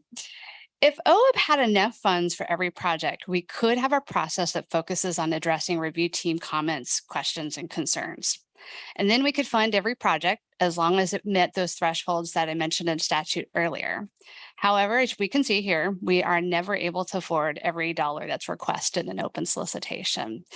So we're limited by our funds. And also we are also limited by our time frame. So Katie noted that we have 2 cycles a year that we can offer. And so we can only do so much in 6 months. There's only so much feedback loops that we can put into a 6-month process. So instead, where we're at is that we balance process with opportunity by having those 2 cycles a year. This allows applicants to have the opportunity to apply again more quickly, and they can use the evaluation feedback to address review team questions and concerns. And that 2 cycles per year provides an opportunity to respond and also be able to apply quickly compared to other annual grant offering cycles. So now we're through the review process and the award process, and we're going to move to the grant agreement steps and reporting. And this is where project implementation occurs. So what happens if things don't go as planned and I need more time to do my project? Yeah, fortunately, during implementation, staff can support grantees in meeting their grant agreement requirements by being adaptive, because watershed restoration is unpredictable. We know this. And so we have some tools available to us as staff to help grantees. So we do have the ability to offer time extensions if a project's taking too long, budget amendments in case you need to move some dollars around in your budget categories. And generally staff are available and do a lot of just helping troubleshoot the things that can happen when you're working in a natural system, and it can offer some surprises along the way. So we're very adaptable, and also we can just troubleshoot to solve problems together. So why is there so much reporting with OWEB grants? Well, the great news is there is a final step where you just have to put in a lot of reporting. And so there is a lot of data gathering in our process, and we do use that information. OWEB uses it to report to the legislature and also to our funders like NOAA Fisheries. And it's important to document how public funding was spent because voters overwhelmingly approved spending lottery funds on watershed restoration. We need to ensure that we are meeting and honoring those voter expectations when they pass those measures. And reporting data helps us tell the story about how Measure 66 and now 76 has led to restoring Oregon's watersheds. And then just finally, and wrap up for our Open Solicitation 101, I want to again highlight that watershed restoration is an evolving science. The Open Solicitation offering has allowed us to collaboratively learn and adapt restoration techniques together. The review feedback loop among reviewers, OWEB staff, grantees, and applicants has led to innovation improvements that Katie noted earlier. For example, we now understand that restoration projects cannot spontaneously combust on the landscape without investing in capacity, technical assistance, and stakeholder engagement that funds people to develop those relationships and the partnerships and the funding sources, and generally ensure that there's a team of people moving that rock up the hill together. Without these investments, restoration on the ground cannot occur. Also, just understanding things like Katie said earlier, you can't plant a tree in the ground and walk away and expect it to just survive. That we do need long-term funding for the care and feeding so that the plant can get to a free to grow state. These were things that were not in place when we started, and we have them now because we've been learning together through open solicitation. And with each cycle, we will continue to learn together to better understand watershed restoration, adapt together, and tell the story of Oregon's voluntary model for restoring our watersheds. And that's the end of our 101, and we're happy to answer any questions. Bruce? Thank you. Under your certainty of success portion, you made mention of past performance. How do we keep from tilting to establish partners, earlier partners, compared to new partners, if we are considering the past performance? I mean, I think we need to do it, but I'm curious, does that give us a tilt? You guys want me to take that? Sure. I think the way that criteria, and my colleagues can correct me if I'm wrong, has evolved is it helps us more figure out who might need a little bit more help from OWEB staff. So when we do have those conversations, the result of it might be maybe I get an extra touch point, maybe a report, or encourage them to request for funds sooner, or just paying attention to who are the ones that may not have the resources or the background to know what's going on. And we can build into that grant agreement conditions to help us communicate and be clear with each other. So I think that's how that criteria ends up being utilized through the grant process. Does anyone want to add to that?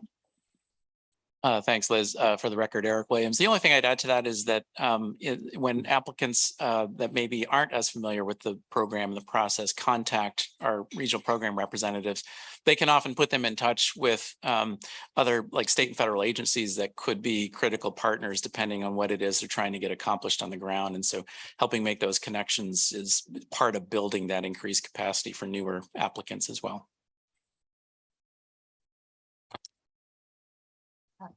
Meg? Thank you. Meg Reeves, for the record. I just want to say that that was an excellent presentation and I want to subscribe to your podcast. I'm wondering, do you ever make these, what do you call that, PowerPoints available? It's just such a great summary of, it's like a perfect cheat sheet if you're trying to remember certain things about the program. So if you do make them available, I'd be interested in getting a copy of it. Thank you for that. And I think we are hoping this can be a resource that we can post and send folks to as a reference for exactly what you're saying. So thank you for that. I believe it's on the website right now. Dan? Did you want to go? No. Oh, Dan Brown for the record. So it seemed like your presentation was great. I kept writing down these questions and then you would answer them in the next session. But there was something I was really curious about, the sort of locally identified watershed priority. And then you went in to talk about that. But at the end, there seemed to be a little bit of a hitch in my feeble mind here, because you talked about the locals kind of identifying the priority, which is appropriate. But then you talked about this other set of priorities in the statute with the Oregon plan. And so how is that connection made, that, you know, the local priorities match what you can actually fund? And then like, how do people learn about those priorities? And then the last piece of that is when you had that fantastic diagram that had all the pieces that were being considered during the review, I actually didn't see the local priorities there. So I was wondering how you balance that. And then finally, is there like a balance across all the regions? So there's like there's watershed priorities, and then there's like, you know, this geographical sort of, is there any priority in terms of balancing where the funds go? Sorry, that was a whole lot, but it was all kind of related. Do you want to take the first part and I'll take the last one? Yeah, so I figured. I think I'm going to hit on the part, like, how do we get the, how do they know about the priorities? I think that's a little bit in the history. That's part of the magic of the Oregon Plan. And so my background is I used to work for a watershed council. And what I remember, and this has been evolving over the years, is that there was a lot of training and engagement and direction and learning together with OWEB. And so it's kind of already in the DNA where these groups are figuring out, they're learning about their watersheds. They're finding out what the plans are relevant to their watersheds. They're melding them together into their own plans. So there was a time frame where local groups were creating action plans for their watersheds.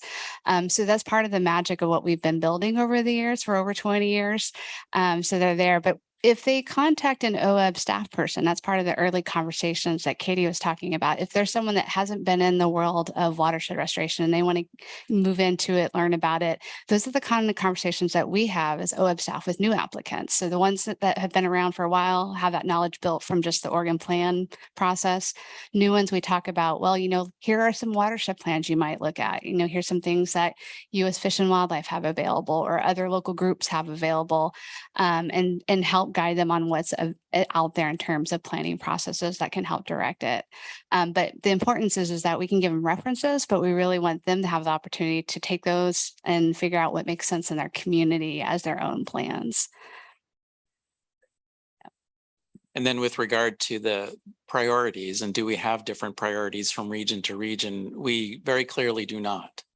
And that's intentional because we want to be funding the best projects for the dollar. And if you're to look at the investments over time, region by region, you'll see that over the long sweep of time, it equalizes. But in an individual award cycle, you may see some difference from region to region.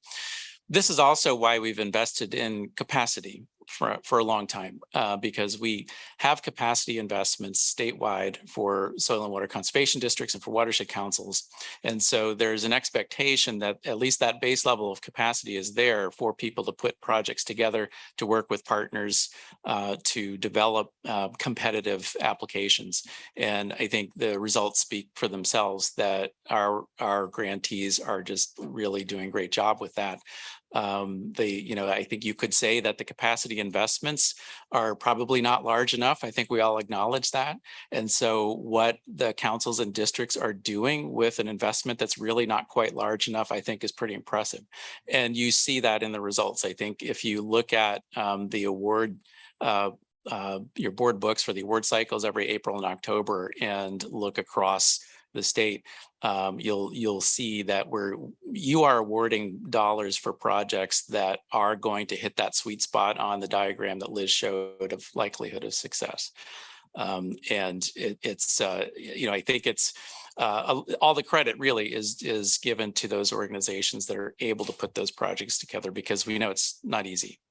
And we think that the program stands for itself in not having a need to direct allocations, for example, regionally.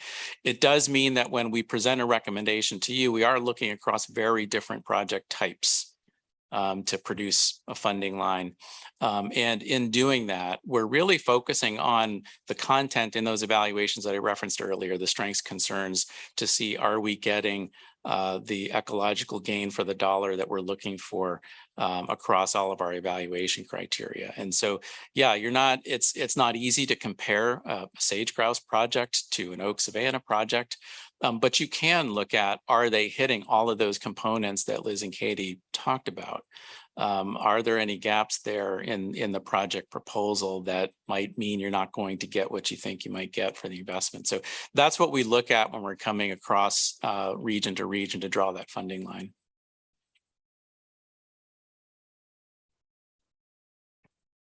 Liza Jane for the record.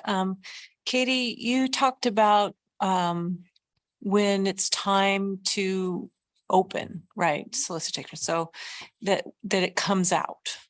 And I'm always concerned about what can happen with, as an example, if I hang out with cows all day, every day, I can assume that everybody knows everything about cows. So, and then these barriers we have to traditionally underserved, how does it come out? How do we, I know we're working on it all the time, but how are we getting it done? So Katie Duzick, for the record, our solicitations are advertised through our Gov Delivery email service. So it's I know.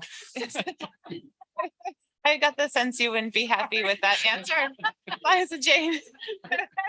We broadcast them to as many people as we can, but it is via email. And then I don't know, Eric, if are there other ways that we advertise our solicitations? I also broadcast it locally to everybody that I know. I make sure that all of the folks I work with in the North Coast community are aware of our solicitations. And at least for open solicitation, we've been on such a regular schedule for so long that many people are very familiar with the every 6 months approach. So they know it's kind of always coming. So.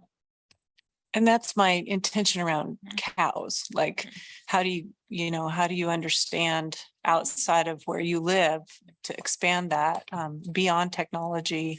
And so I hope we can, include other languages, still use paper occasionally, brochures, every effort we can. So we make sure we're getting the word out beyond. Thanks. There's a question from Steve. Oh, did you have another comment I on was going that? to just to add to Katie's, Liz read on, so, and we also have it on the website when you land. But the other thing I just want to build on with Katie is I think each of the region program representatives have their own email lists, because we have so many contacts and we are sending reminders, helpful hints to our community. And as I mentioned about review teams being kind of that embodies the Oregon plan, your staff does too. We have region program reps in each place of the state, so they're place-based, knows the communities are in the field, so that we can have contact and say, hey, there is a solicitation coming up, and have those communications directly. Stephen, you have One more comment on that from Kobe. And an example of what Liz just said, and in my region, I make sure every time the Gov Delivery email comes out, I forward it to my grantee email list as well as my review team email list. So I'm hitting both sides of that, the applicant and the reviewer equation. So I think the word gets spread pretty far and wide in the 5 counties that I focus in. And I think everybody else does the same thing around their regions. Yeah, I thank you, Kobe, and I'm aware that each region rep, you participate in a lot of meetings and groups and connecting in part of your job, which is really valuable to get the word out. But I'm continually surprised how many people I bump into that have never heard of OWEB. So, and that's always the case. You just keep working on it. Okay, Stephen, and then Chris, and then Jamie. Well, as the longest serving member of the board, I want to say that presentation was thoroughly interesting, informative, refreshing, and well done. So I congratulate you guys on that, and I think you ought to spread the word on it. Maybe even make your own little YouTube of it, so you can get it to people who individually want to watch it. I wonder if it's worth making another slide. Now, maybe the slide's not for the general public, but particularly for the board, and a slide that would represent what the board's role in this process is. The way it looks now, it looks like we have the final say on who gets funded or not, but the board really has a lot more input into this process at all stages. The board does set priorities, particularly for the long-term investments. It also continually reviews and approves and sanctions the process itself. It sets up the budgets so that how much money, it approves the budgets in terms of how much money goes into the various categories of solicitation grants. And I think that sort of would close the loop or close the circle in a sense on where board has input into this process. It's not just at the end making the final decision on who gets funded. That might be something for at least new board members and that to realize their continual role and probably most stages in this process. That's all I have. Thank you. Chris. For the record, Chris Allen. Stephen, I thought that was a great comment. I appreciate that. Liz and Katie and the other RPRs, I thought that was a great presentation for new board member. Appreciate it. This question is fairly kind of high level, but in looking at that presentation, it looks like over time, OWEB's funding has become more diversified than it was when it was GWEB. And recently, the addition of more funds through general funds, through other sources related to fire recovery and drought, et cetera. But it looks like over time, the number of proposals funded versus those received is still staying relatively the same. It did look like there was a spike, 17, 18, 19. But is that just because maybe the budget isn't increasing, or the amount of money for grants isn't increasing the way it might appear initially, say to me? Or is it there are just many more proposals coming in with the other sources of funding that's available?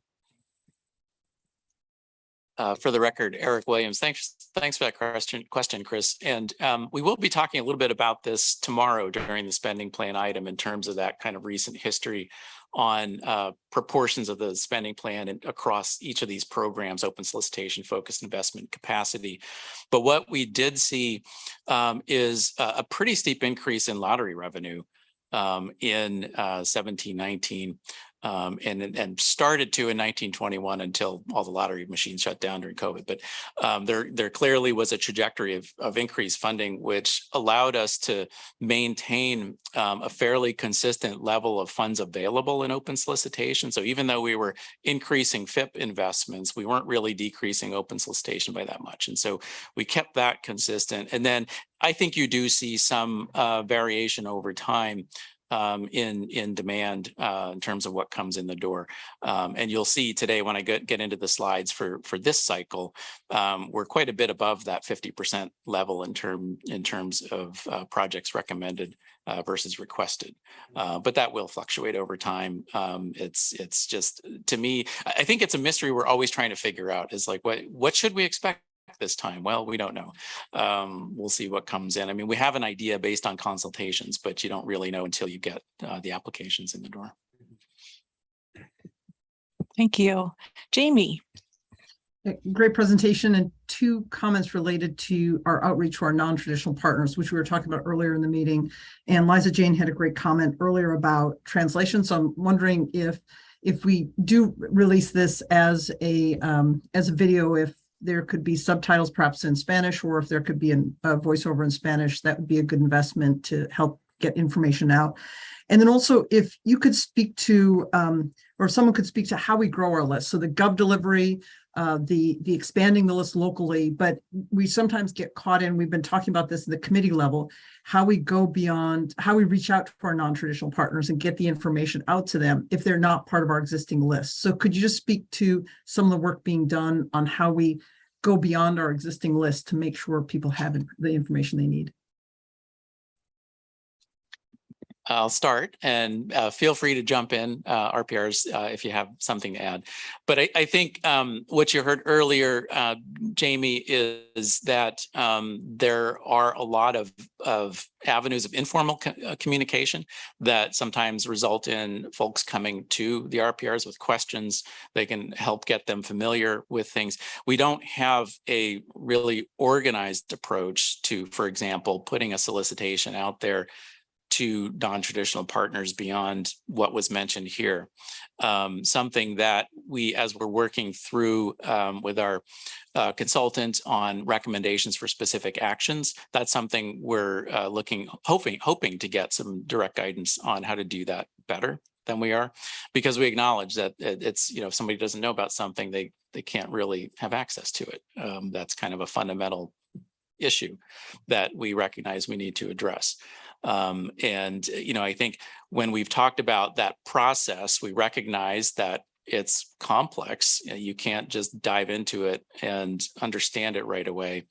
And so we do as much as we can to position ourselves to help those folks figure out those steps, connect them with partners that can help them if there's a technical need or something like that. But we know we need to do more on that. For the record, Lisa Sharp-Law Hansen. I just want to add, I know Liza Jane loves Gov delivery, but at every turn, when we're visiting with people, we're talking about Gov delivery being our mechanism and encouraging people to sign up, because it really is the mechanism now that the state uses to get information out. And so in all of my conversations with new partners, et cetera, I'm always encouraging them to go in and sign up, and then they have it's there if people want it. And Liz read on a little bird just whispered in my ear that we also have moved to advertising on social media. There we go. No .gov. Mark has a hand up as well. Mark, where are you? Thank you, Eric. For the record, Mark Wren, member Region 2 RPR. I just also wanted to say this really underscores the importance of the board's investment in watershed council capacity, soil water conservation district capacity, stakeholder engagement grants, and even some types of technical assistance, because the councils and the districts and our other partners really are where the rubber hits the road. This is where they connect with the landowners that are in the field with their cows. They connect with the multicultural diversity and other groups that we're not really so good at reaching out in some of our large broadcasting. So all the investments that the board makes in those activities pay off in dividends, because those are the groups that connect directly with those groups that we want to connect with. So thank you. Thank you, Mark. That's good truth. Question? More? Question? Me? You have a question. Barbara. Barbara Boyer. So great presentation. Thank you. My takeaway today from that presentation is I was shocked that 50% of the applications do not get funded. That is my kind of takeaway today. That was shocking. So I have a couple of questions. What happens, or what's the percentage of reapply? Eric Williams for the record. I don't know if we have hard numbers on that, but we do note that when we do get a resubmittal, and of course our RPRs work with folks that aren't funded if they desire to apply again on what they need to do to improve the application. And we hope that most of that content is contained in the evaluations you have in front of you. But I think it's probably a lot more than half would be my guess. Reapply and sometimes even reapply a third time until they are successful in obtaining funds. And we appreciate that persistence, because we know it's not easy and it takes a lot of work on the applicant's behalf. So again, all credit to the applicants for engaging in that process. And I just wonder if it, just having that particular fact out there, if it would help in receiving additional funding from some different pool, knowing that there's that many projects out there that could be getting done. So thanks. Very good. Thank you. I learned a lot. And that was really valuable time spent. So I don't think we have any other questions on that part, so we can move forward with the solicitations. Thank you. Right. And the Katie and Liz show will be available wherever you download your podcasts. Hopefully, maybe someday. You guys have to work on that. And April, if we could have the open solicitation presentation up, we'll go through. What I'm going to do is give you a much hopefully briefer introduction to the cycle than I normally would, because Liz and Katie covered some of the things that I normally talk about in the intro. And then for those new board members or those who haven't been through an open solicitation cycle, what we try to do is take that information that you have in your packet, recognizing that there's well over 100 applications in here, and try to distill that in a format that helps you understand why the projects that are recommended for funding are recommended based on the evaluation criteria that we have. One moment, please.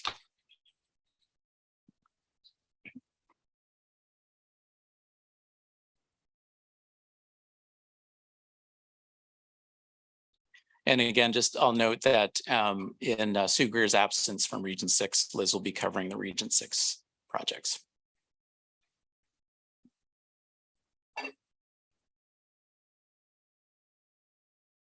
All right, thank you, April. Okay. I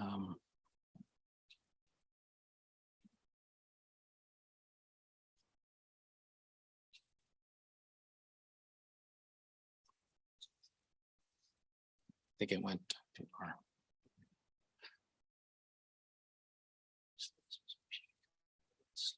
Okay.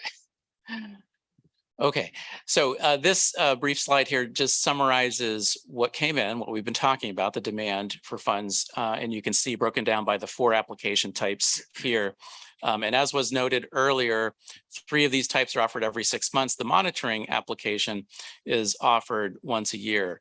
And I want to recognize Ken Fetcho for his work coordinating the Oregon Plan monitoring team. And when you look at the monitoring evaluations in your package, you'll see there's 2 sets of review comments.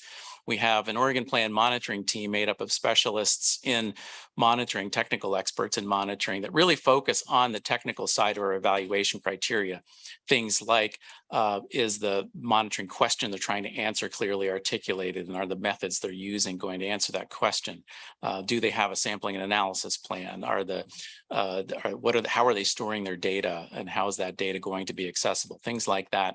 And the regional review teams also look at those monitoring applications to answer questions like, what is the need for this monitoring in this location? Is this going to help us implement restoration in the future or learn from past restoration? So big thank you to Ken for organizing that, because that's also a lot of work that goes into the open solicitation cycle once a year. So you can see 117 applications came in requesting a little over $18 million. And this slide tells you what we have in the spending plan on the first column, what we've awarded previously. So we're in the 3rd cycle out of 4 in the biennium. And so the 3rd column it shows you the recommended dollar amounts here, and then the remaining spending plan balance for the next cycle. And just a note here that in 2 slides from now, I'm going to make a correction to the figures in the staff recommendation. But just as a ballpark, you can see here the award recommendations are really close to 2/3 of what was requested, 12 million compared to 18 million. And the staff recommendations by type, 83 recommended, again, about 12 million, but I'm going to adjust that slightly in this next slide after I talk about sage grouse. We do report to you on our progress toward an agreement that was made in 2015 on sage grouse.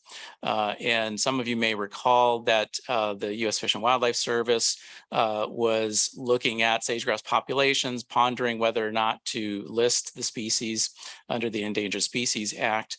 And there were a lot of conversations spawned from that that led to a lot of focus and resources being put into improving habitat for sage grouse. The bird was not listed at the time, and a system of review of progress is set up to look at that every 5 years. So as part of OWEB's commitment to this, we committed back in 2015 to spend at least $10 million by 2025 on sage grouse habitat projects. And you can see here that there are 8 sage grouse projects among the recommended projects for this cycle. That's more than we've had in the past. And one of the big reasons for that is the Sage Grouse Focused Investment Partnership covering Harney, Malheur, and Lake counties has completed their work under the first FIP. They were one of the first cohorts in the FIP program. And so those projects are now coming back into open solicitation. So that's why we've got more this time. And you can see we're well past our $10 million commitment. And our plan is to keep right on going. And so here you'll see a correction that I want to note for you, and this does relate to the FIP. As you may recall, at the last meeting, you made awards for new FIP partnerships. We do have in our administrative rules a rule called the FIP Open Solicitation Overlap Rule that says once a FIP is awarded, projects that are in those geographies that are accomplishing the same actions cannot be awarded under open solicitation. And so we have a few of those in this batch of recommended projects. There are 5 of them, 3 in Region 1, 3 in Region 2. The Region 2 figure was correct in the previous slide. The Region 1 figure was incorrect, and I apologize for that. And the adjustment there is in the restoration column for Region 1. that figure is about $537,000 lower because those two projects, there are two restoration projects that are going to be funded under the Siuslaw FIP. And so they're pulled out of open solicitation. And then the technical assistance dollar figure there was also reduced. There's one technical assistance project that will also be part of the Siuslaw FIP. And so you can see the revised total down at the lower right corner is $11.5 million in recommended projects. And in your board motion packet, the specific project numbers that are pulled out of the recommended awards are noted in that draft board motion. And those project numbers are in Region 1, 1015, 1016, 1020, and in Region 2, 2024 and 2030.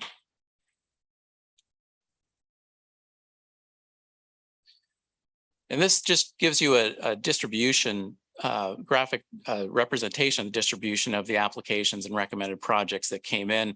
I would say this is fairly typical in terms of the spread around the state. And we do keep track of metrics. You've heard metrics reported in the past. It's been talked about a little bit today. And on this slide, you can see from the restoration projects, once completed, pretty impressive set of metrics showing the improved habitat that will result, 20 stream miles treated, 730 habitat structures installed, 22 miles of streams open to fish passage, 18 barriers addressed, 24 acres of wetlands restored, 48,000 acres of upland treated, and water quality improvements with 29 water and spring developments, 233 acres of riparian land treated, 7 miles of stream fenced, 14 structures addressed in estuaries. So a good spread across habitat types, showing the improvements that'll be made with this investment. And those are tracked, as was mentioned earlier by Katie and Liz, on the back end of the project. So we get documentation of what actually happened once those projects are completed. The technical assistance applications, you can see the metrics here. Pretty broad spread of area treated, including over 2 million acres of land assessed to look for restoration opportunities. And this slide, in the last couple of presentations, based on questions from the board and interest from the board around tribal participation in open solicitation grants, we've been taking a look at tribal participation a little more closely, because it's not always clear just from who the applicant is, whether tribes have an important role in a project or not. And you can see how tribes participate in these projects represented by these applications in a number of different ways. And so the RPRs went through the applications looking for these roles to figure out how tribal involvement is impacting these applications. And you can see 18% of them have tribal participation in one of these forms. And this is similar to the last couple of times. We're seeing that when tribes are involved in a project, the success rate is higher. If you look at all applications, the success rate is 74%. Excuse me, applications with tribal involvement, that increases to 84%. And at this point, we're going to run through each of the regions, not in numerical order, to give you a window into how these projects that are recommended before you today relate to our criteria and our administrative rules, and we're going to take them by project type. So go ahead, Kobe, with Region 5. Eric, thank you. Nice introduction. Board co-chairs, board members, for the record, I'm Kobe Menton, OWEB's Region 5 program representative. Today, I'll be talking about OWEB stakeholder engagement grant offering and how this work leads to OWEB eligible restoration and acquisition. This map is of the 6 OWEB regions, and Region 5, OWEB's East region, includes Baker, Union, Wallowa, Malheur, and Harney counties.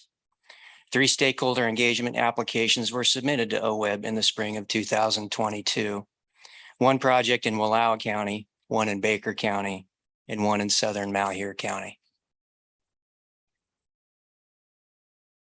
This slide is taken from the OWEB website. Stakeholder engagement, as mentioned earlier in this presentation, is offered twice per year. In open solicitation with applications due in the spring and fall, and this schedule is the same as the other open solicitation grant offerings. Stakeholder engagement is the initial work to communicate with and engage landowners, organizations, agencies, and communities about restoration or acquisition work in a specific geography that addresses specific restoration or conservation needs. Stakeholder engagement work occurs in many forms, including informal meetings, getting the word out with newsletters or direct mailings, one-on-one conversations with landowners and land managers, to name a few. The aim of the stakeholder engagement effort is to gain momentum and develop partnerships to implement eligible OWEB restoration work in a specific geography that addresses identified restoration needs. Stakeholder engagement grants are in place to facilitate efficient and sequential restoration and acquisition work. All three stakeholder engagement applications are recommended by the Region 5 Technical Review Team, and all three are recommended for funding by OWEB staff. Starting with project number 222-5051, Wallowa County Rangeland Enhancement. As shown on the left side map, the project focuses on bunchgrass prairie habitat east of Wallowa Valley. The primary threat to native bunchgrass prairie vegetation is invasive annual grasses, specifically Medusa head and ventonata. Wallowa Resources and partners have treated invasive vegetation in this area for the past two decades using chemical controls. While success is evident, past work has primarily focused on symptoms rather than long-term solutions. Guided by a recently completed strategic action plan, the partnership will engage landowners in the core area as seen on the right side map inside the black outline. The work will include presentations to ranchers, one-on-one consultations, rangeland inventory and assessment, the development of range management plans, and prioritized conservation actions for each property, all intended to address the cause of invasive annual grass spread in the area. Moving to 222-5051, Powder Basin Stakeholder Engagement. The Powder Basin Watershed Council and partners propose to engage private landowners and land managers to develop three project types, including beaver restoration and mitigation, irrigation system modernization, and fish passage improvement in Baker County. The work areas for this project is the Upper Burnt River on the lower left, the Upper Powder River shown on the upper left, and the Pine Valley near halfway on the upper right of the map. The work aims to result in restoration work that will increase the residents' time of water in Baker County watersheds, improve irrigation water management to increase in-stream flow, and eliminate fish passage barriers, allowing fish access to higher elevations and cooler stream temperatures, all of which will lead to improved watershed resiliency. Engagement methods proposed include one-on-one communication, the Powder Basin Watershed Council newsletter, direct mailings, and in-the-field workshops. The third stakeholder engagement project in Region 5 is the Owyhee Upland Vegetation Management, project number 222-5050. Work proposed in this application is to engage stakeholders in southern Malheur County in the Oregon portion of the Owyhee watershed with a focus on noxious weed and invasive species management. The aim of this work is to coordinate weed management efforts across multiple land ownerships and initiating early detection and rapid response actions to invasive species and noxious weed establishment. A variety of methods will be implemented to support this effort and include coordination across public and private land ownerships, training for staff and stakeholders to implement the most effective vegetation management methods, and the development of integrated weed management plans with private landowners and land managers. The Owyhee Upland Vegetation Management Project has been active for the past 10 years and encompasses 4 million acres across private, state, and federal land ownerships, and the target audience includes 35 private landowners. 5 state agencies, 3 federal agencies, 4 county organizations, and several NGOs and private entities. This is a pretty consistent slide for me in presentations because I think this is very important. Partners. Stakeholder engagement projects are comprised of a variety of partners, including private landowners and public land managers, local, state, and federal agencies, tribes, and natural resource conservation organizations such as watershed councils. The list of partners in this slide is not all inclusive, with many organizations engaged based on geography, jurisdiction, and work area focus. Before the board for consideration today are 3 stakeholder engagement projects submitted in Region 5. If approved, these projects will engage residents in Wallowa, Baker, and Malheur counties in the following ways. The Wallowa County Rangeland Enhancement Stakeholder Engagement Project, with the help of 10 natural resource and conservation partners, will engage up to 40 properties in the Leap and Lower Zumwalt areas in Wallowa County.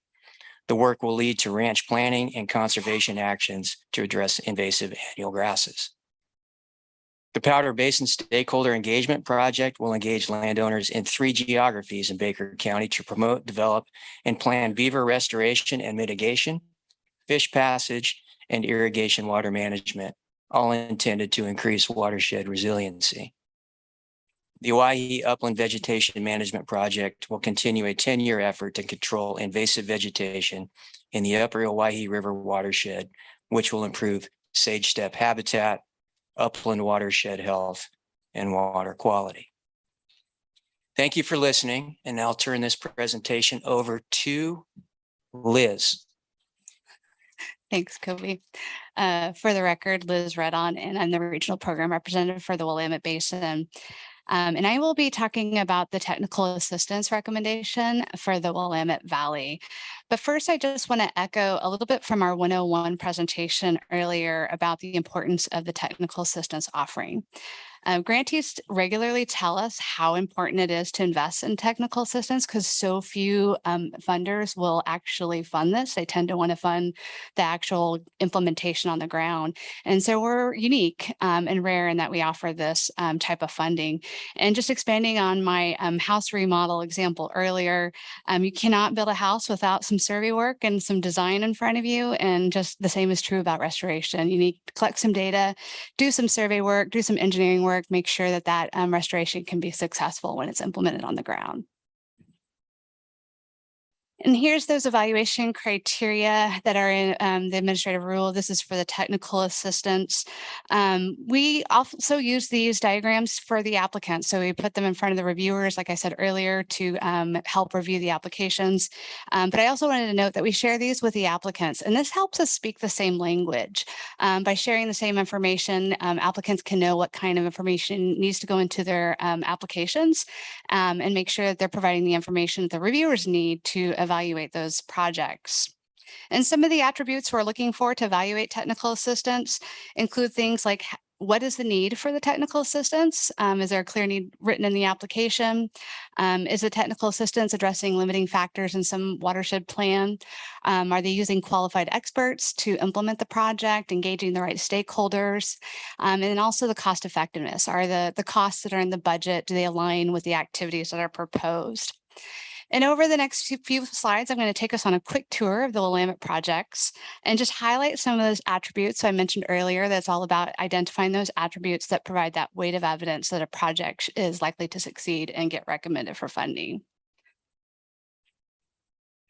So first off, we are in the Mid-Willamette, and this is the Mid-Willamette River Valley Connections. And this is a partnership of the Lucky Mute, Marys River, Calapooya, and South Santiam watershed councils. And they will work together to pursue implementation funding through the federal infrastructure funding bill, and also other state and federal fund sources. And they will be working together to complete priority watershed restoration that is focused on addressing limiting factors for the recovery of upper Willamette River Chinook salmon and winter steelhead, as well as other native fish species.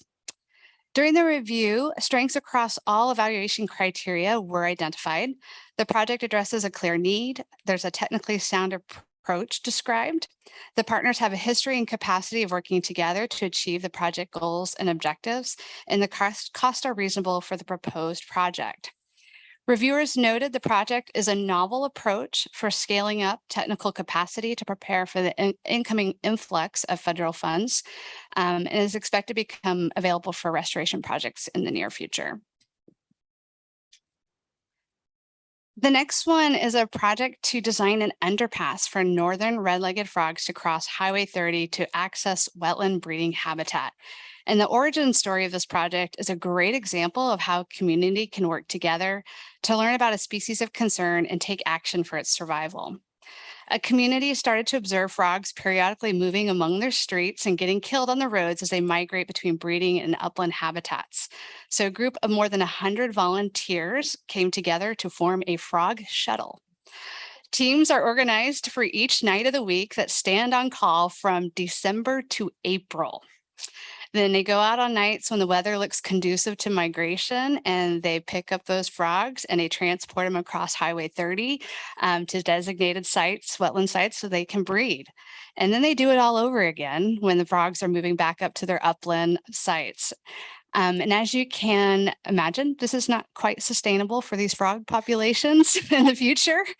So it would be really great to give them some passage through Highway 30 there. And also, as you can imagine, trying to put an underpass on a highway is not a simple thing to do. So that's why they're asking for technical assistance to help with this design.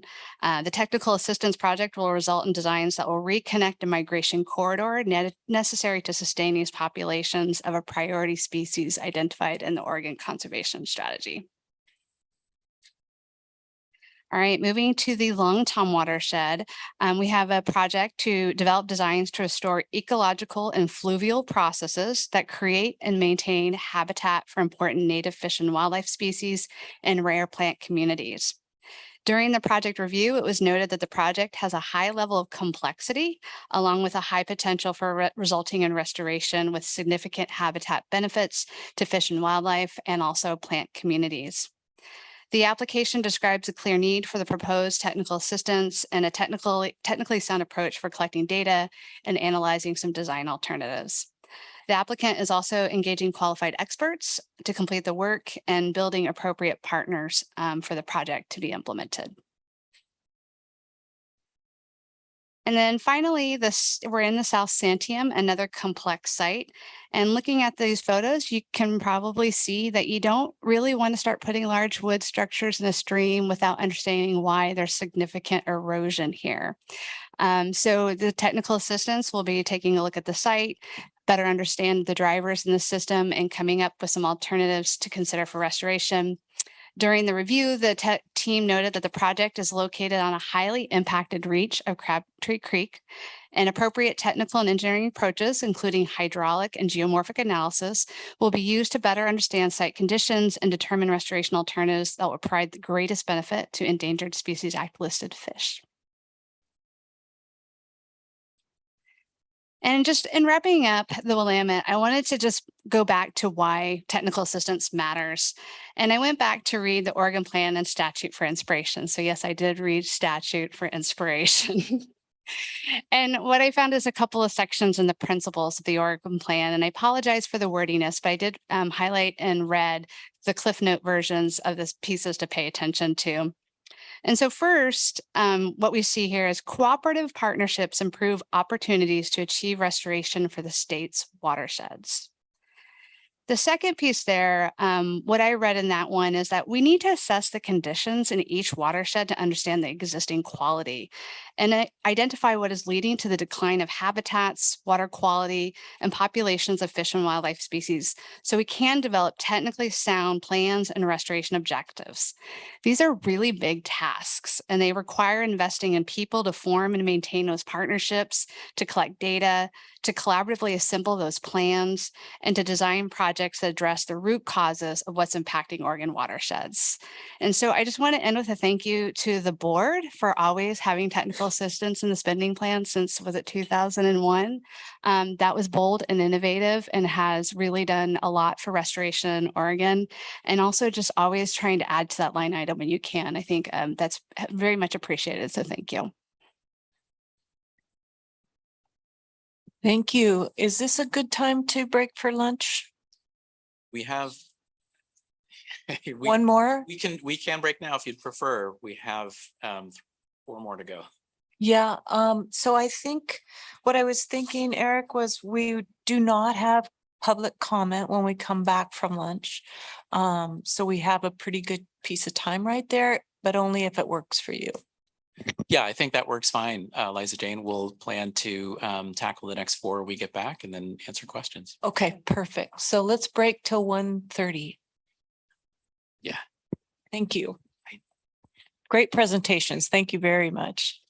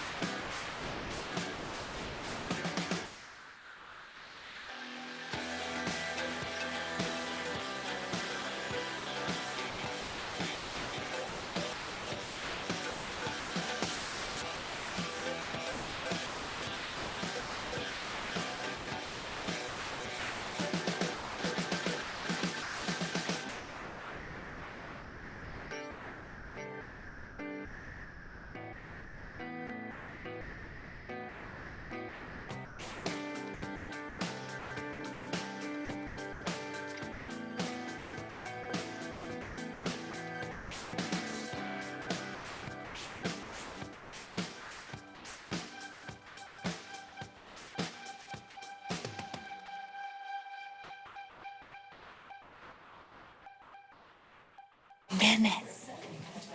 Nope. Nope.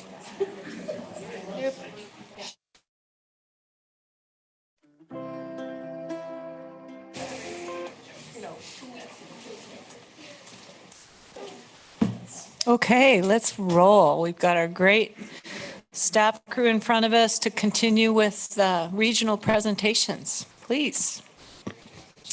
Thank you, co-chairs, members of the board. This is a continuation of the presentation for item F, Open Solicitation Awards. And we've covered 2 regions so far, regions 5 and 3. And now we're going to go to Southwest Oregon, turn it over to Mark Grenbemmer for region 2. Thank you, Eric. Good afternoon, co-chairs and board members. For the record, Mark Grenbemmer, Region 2 Program Representative. The Southwest region includes Jackson, Josephine, Coos, Curry, and Douglas County. Within that geographic area, there are 12 watershed councils that OWEB funds, as well as 7 soil and water conservation districts. Today, I'll be highlighting project number 222-2034, also known as the Lower Coquille Tide Gate and Fish Passage Monitoring Expansion, submitted by the Coquille Watershed Association. I'm hoping from this presentation that you'll have a better understanding of the project and the process and rigor applied to the review of a monitoring application. The photo you're looking at is of a seining operation happening in the Winter Lake area near Coquille. This is being done to support juvenile salmon monitoring. I'd like to thank Julie Huff with the Coquille Watershed Association for providing me with all the photo visuals and maps in this presentation. And I would like to thank Linda Replinger for making the entire presentation look so awesome. And I'd be remiss if I didn't give my grandson Hayden a shout out for corralling the dogs during this time. I'm hoping, go ahead and go to the next slide.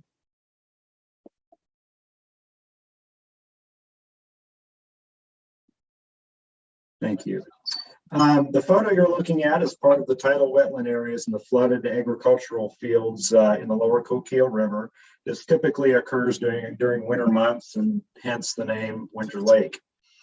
Estuaries and associated tidal wetlands are unique and important natural environments. They contain a wide range of habitats and ecosystems that support a diversity of species, fish, shellfish, aquatic plants, and animals, and also provide vital nesting, breeding, rearing, and feeding habitats for many species, including ESA-listed coho salmon.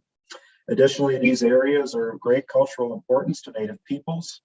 The restoration of floodplain tidal wetlands is a top priority for coho recovery in federal and state and local action plans. The Coquille Valley historically had an estimated 17,425 acres of this estuarine wetland habitat, and by 1992, only about 373 acres of this historic habitat remained. The conversion of tidal wetlands severely decreased habitat values and fish access to critical off-channel overwintering habitat, resulting in a decline in coastal coho salmon. So next slide, please.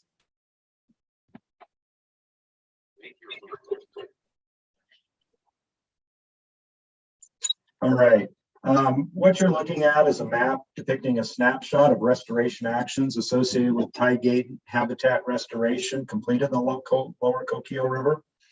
It's not an exhaustive depiction, and due to the size, the upper and lower areas were excluded. The visual includes kind of a description of the project, including the ask from OWEB, as well as the contributions and project partners. The project builds on and continues monitoring work that is currently underway and has been supported by OWEB and project partners. The Lower Coquille Tide Gate Fish Passage Monitoring Project leverages the close proximity of both 3 tide-gated projects that were upgraded, as well as tidal habitat restoration projects within the area. The request before you today will continue and expand the current life cycle monitoring project by an additional 2 years. Next slide, please.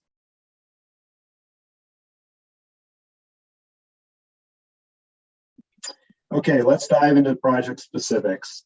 Before that, though, the photos you're looking at show some of the work associated with data collection on species captured in seines, and some of the work that's done to collect data prior to releasing the species. So there's a lamprey and a coho. The overarching project goal is to work collaboratively to examine not only the functionality of individual tide gate projects, but how they compound uplift, promotes recovery of Oregon or of ESA listed coho, as well as Coquille Fall Chinook populations. The Coquille Watershed Association has been involved in the implementation of several projects in the Coquille River Tidal Zone to improve fish passage and habitat. Combined, these project sites include 3 new tide gates, 11.5 miles of tidal channel restoration, over 50 acres of riparian planting, and 1.5 miles of livestock exclusion fencing on working ranches. These projects were designed to be compatible with continued agricultural production, and their location on the freshwater marine ecotone makes them well situated to examine the cumulative benefits provided to overwintering juvenile coho and Chinook salmon. The secondary goal of the project builds upon the monitoring completed in the freshwater estuary in examining the migration from the freshwater estuary into saltwater estuary areas, identifying how and when juvenile salmon access the non-gated habitat in the saltwater estuary, specifically in the restored Nileston, also known as abandoned marsh habitat, will further aid in directing restoration priorities and practices. The foundation of the monitoring relies on intensive fish sampling strategies and the passive integrated transponder or PIT technology to track individual coho and Chinook movement throughout the estuary.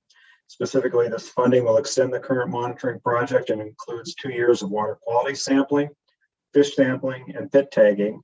In addition, it would fund an additional PIT antenna at the abandoned marsh and the operation of the 8 existing PIT antennas. The data collected from the project will help design current and future projects and support modeling efforts. Next slide, please. Okay, you guys are getting real familiar with our bubble diagrams. This will probably sound kind of familiar from what Liz and Katie presented earlier. This illustration is the monitoring criteria bubble diagram. Monitoring application is slightly different in review than from other open solicitation applications because the review actually involves 2 expert review teams, the Oregon Plan Monitoring Team and the Regional Review Team. Please note on the slide, you'll see some shading and some heavier bolded areas. These identify those areas which each team focuses on during the review. OWEB will only consider monitoring projects that implement actions that gather and analyze data to describe current watershed conditions, establish trends about watershed conditions, or evaluate the specific effects of a restoration or acquisition projects. After grant applications are submitted to OWEB, the Oregon Plan Monitoring Team reviews the applications and meets to evaluate the application based on rule established criteria, looking at certainty of success and benefit to the Oregon Plan for salmon watersheds. A summary of those strengths and concerns and recommendations is provided to the regional review teams for consideration. After the Oregon Plan Monitoring Team meets, the regional review teams read through the applications and meet to evaluate those applications, again, based on the criteria and administrative rule and illustrated in this visual. They do recommend one of the following for each grant after review. That would be a fund with conditions, a do not fund, or potentially a defer to staff or board with an explanation of why there's a policy or budget issue that would need to be addressed. Review teams prioritize projects recommended for funding based on how well the project meets and the criteria established in the rule, including proposal clarity, technical soundness, capacity of the applicant, and cost effectiveness. And lastly, the certainty of the project being completed successfully. OWEB staff then summarize the Oregon Plan monitoring comments and the regional review team comments and evaluations and recommend the projects for funding to the board. Staff post evaluations and staff recommendations online. And then lastly, you, the OWEB board, awards the grants. I think you guys have the funnest job in this. Next slide, please. So again, this is a picture of another type of seining technique that's going on in the Coquille. In your board book are copies of all the evaluations, and so I'm not going to go through each of the Oregon Plan Monitoring Team or review team comments. I'd rather focus on the application of applying to the evaluation criteria. The monitoring application has very robust questions and is specifically designed to extract information from the applicant that allows reviewers to evaluate the project according to the criteria established in rule. Reviewers look at each criteria and its corresponding sub-criteria as illustrated in the previous bubble diagram. A review sheet is used by reviewers that walks through the application questions and aids reviewers in comparing the application to the evaluation criteria. The Lower Coquille Tidegate and Fish Passage Monitoring Expansion Project submitted first and foremost was in a clear, succinctly detailed and thoughtful application. They provided the results from previous project work. They clearly explained the need for continuing and expanding the project work and described in detail the project objectives, monitoring protocols, and data analysis.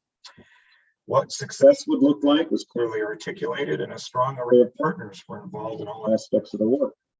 The monitoring approaches described were technically sound and appropriate for achieving the results desired, and the project follows a sampling and analysis plan and utilized QA/QC protocols that are current and recognized as standards for the work activities.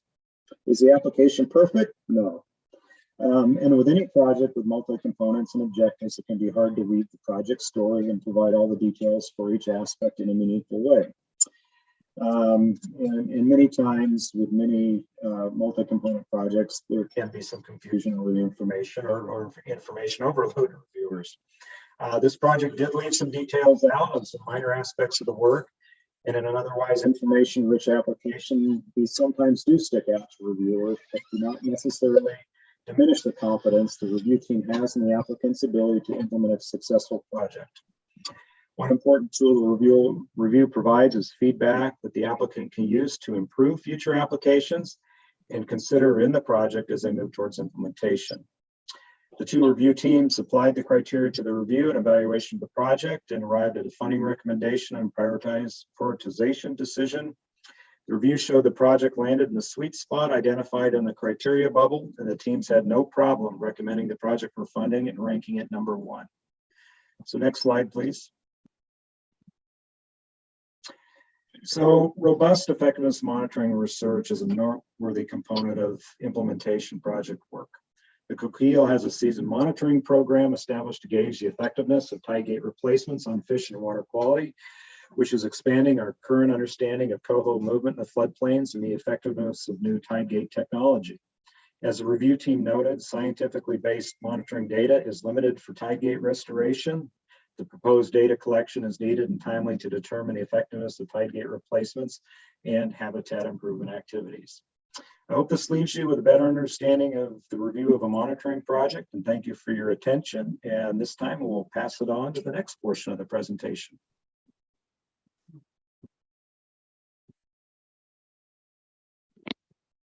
All right.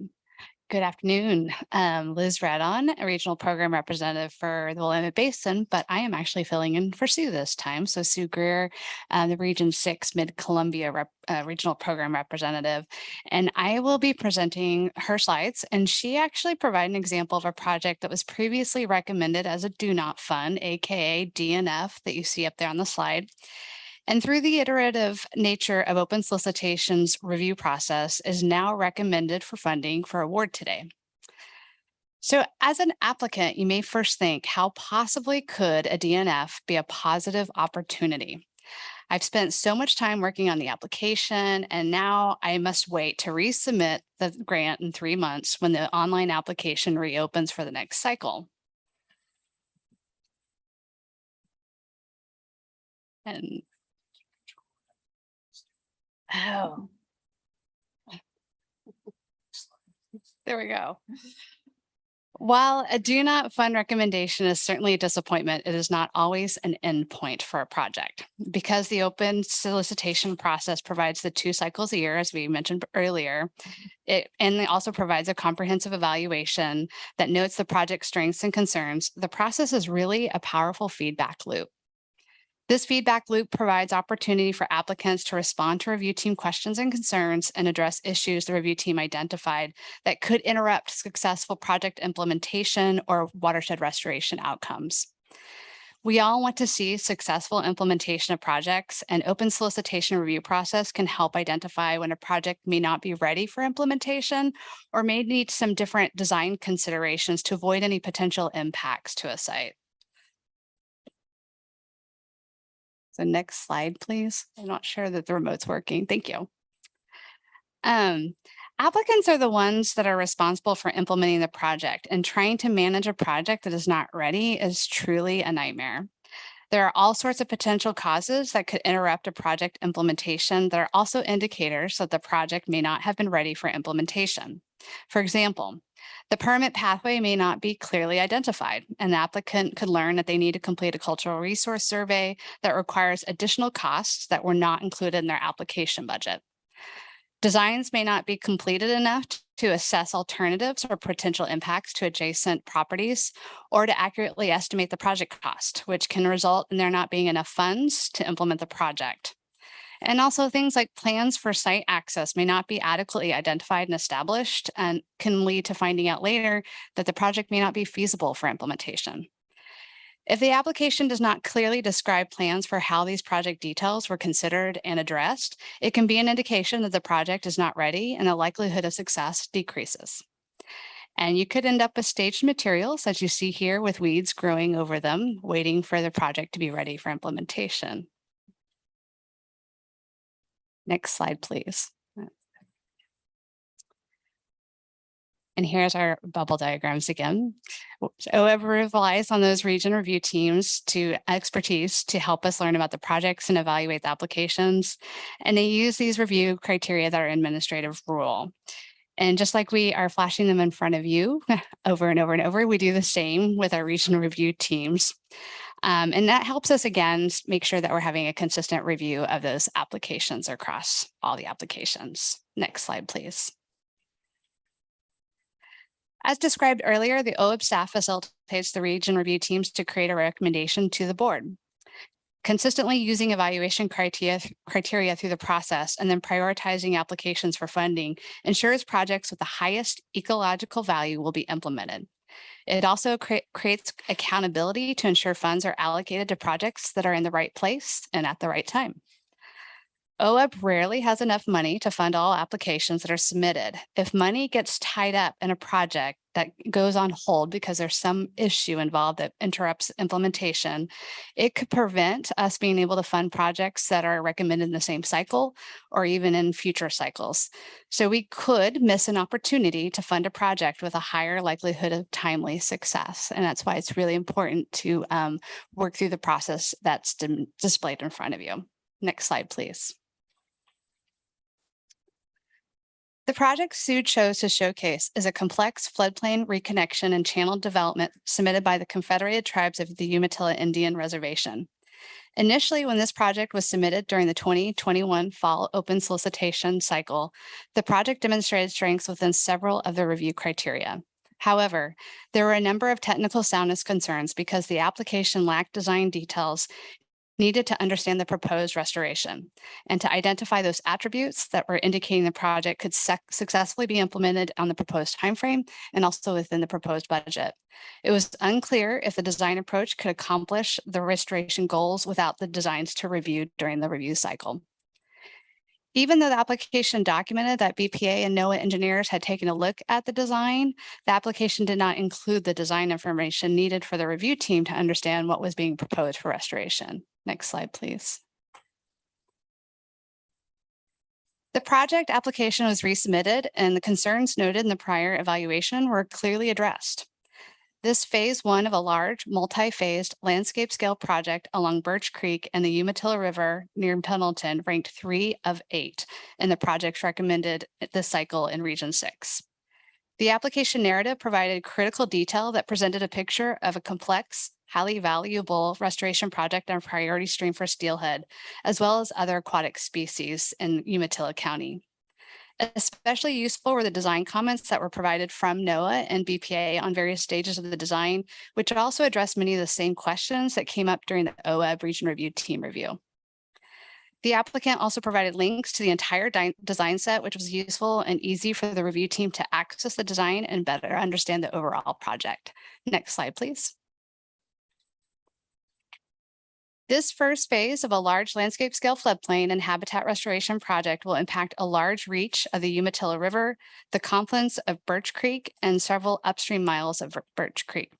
The overall proposal includes a diversity of components, including a conservation easement that will protect habitat and restoration investments on a large property into perpetuity, moving a nearby confined animal feeding operation out of the flood zone, and re-engaging both the Umatilla River and Birch Creek floodplain, which will add channel sinuosity and improve habitat for all life stages of aquatic, wetland, and terrestrial species. Next slide, please. And I think that moves us to our next person. Thank you, Liz.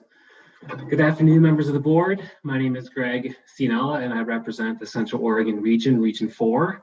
And as the slide alludes, we're going to talk about stream flow restoration in the Deschutes Basin.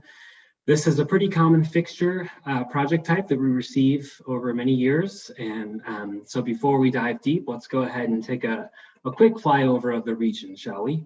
Next slide, please. Okay, here's our region map. We are east of the Cascades. We stretch from the Columbia River down to the border of California. We have whole watersheds of the Hood, Deschutes, and Upper Klamath rivers, and then including the dry lakes, basins in Lake County. Over 4 ecoregions span the region, so it's a pretty vast area and ecologically very diverse. Next slide, please. Okay, let's dig deep into stream flow restoration in the Deschutes. So my intent with this presentation is to provide you a geographical overview of the work, to give you the whys and hows of stream flow restoration, to go over the accomplishments that open solicitation has been a part of for over 20 years, and then to review some projects before you today for funding. So I have a few water bodies called out here on the map. Tumalo Creek, which comes out of the Cascades and hits the Deschutes River below Bend. For the intents and purposes of stream flow restoration, we're going to consider Tumalo Creek and Crescent Lake connected because the Tumalo Irrigation District has surface water rights to both water bodies. That'll make a little bit more sense in a little bit.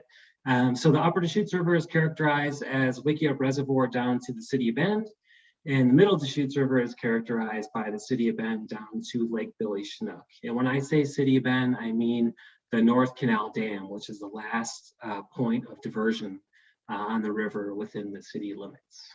Next slide, please.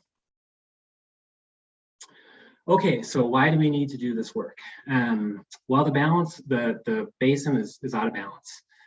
Most of the streams are over allocated, which means that irrigation districts can legally divert streams dry. And they did just that on Tumalo Creek, Waichus Creek, and really close to the Deschutes up until the mid-90s. And our geology here underlying is porous basalt. And so half the water that gets diverted doesn't even make it to the place of use. Think about that. That is a huge issue that we need to solve. And you'll hear in the next slide, that is going to be our biggest opportunity. Of course, with these low flow conditions, we have degraded stream temperatures, degraded habitat. And then in 2015, the Oregon spotted frog was listed as an endangered species, threatened.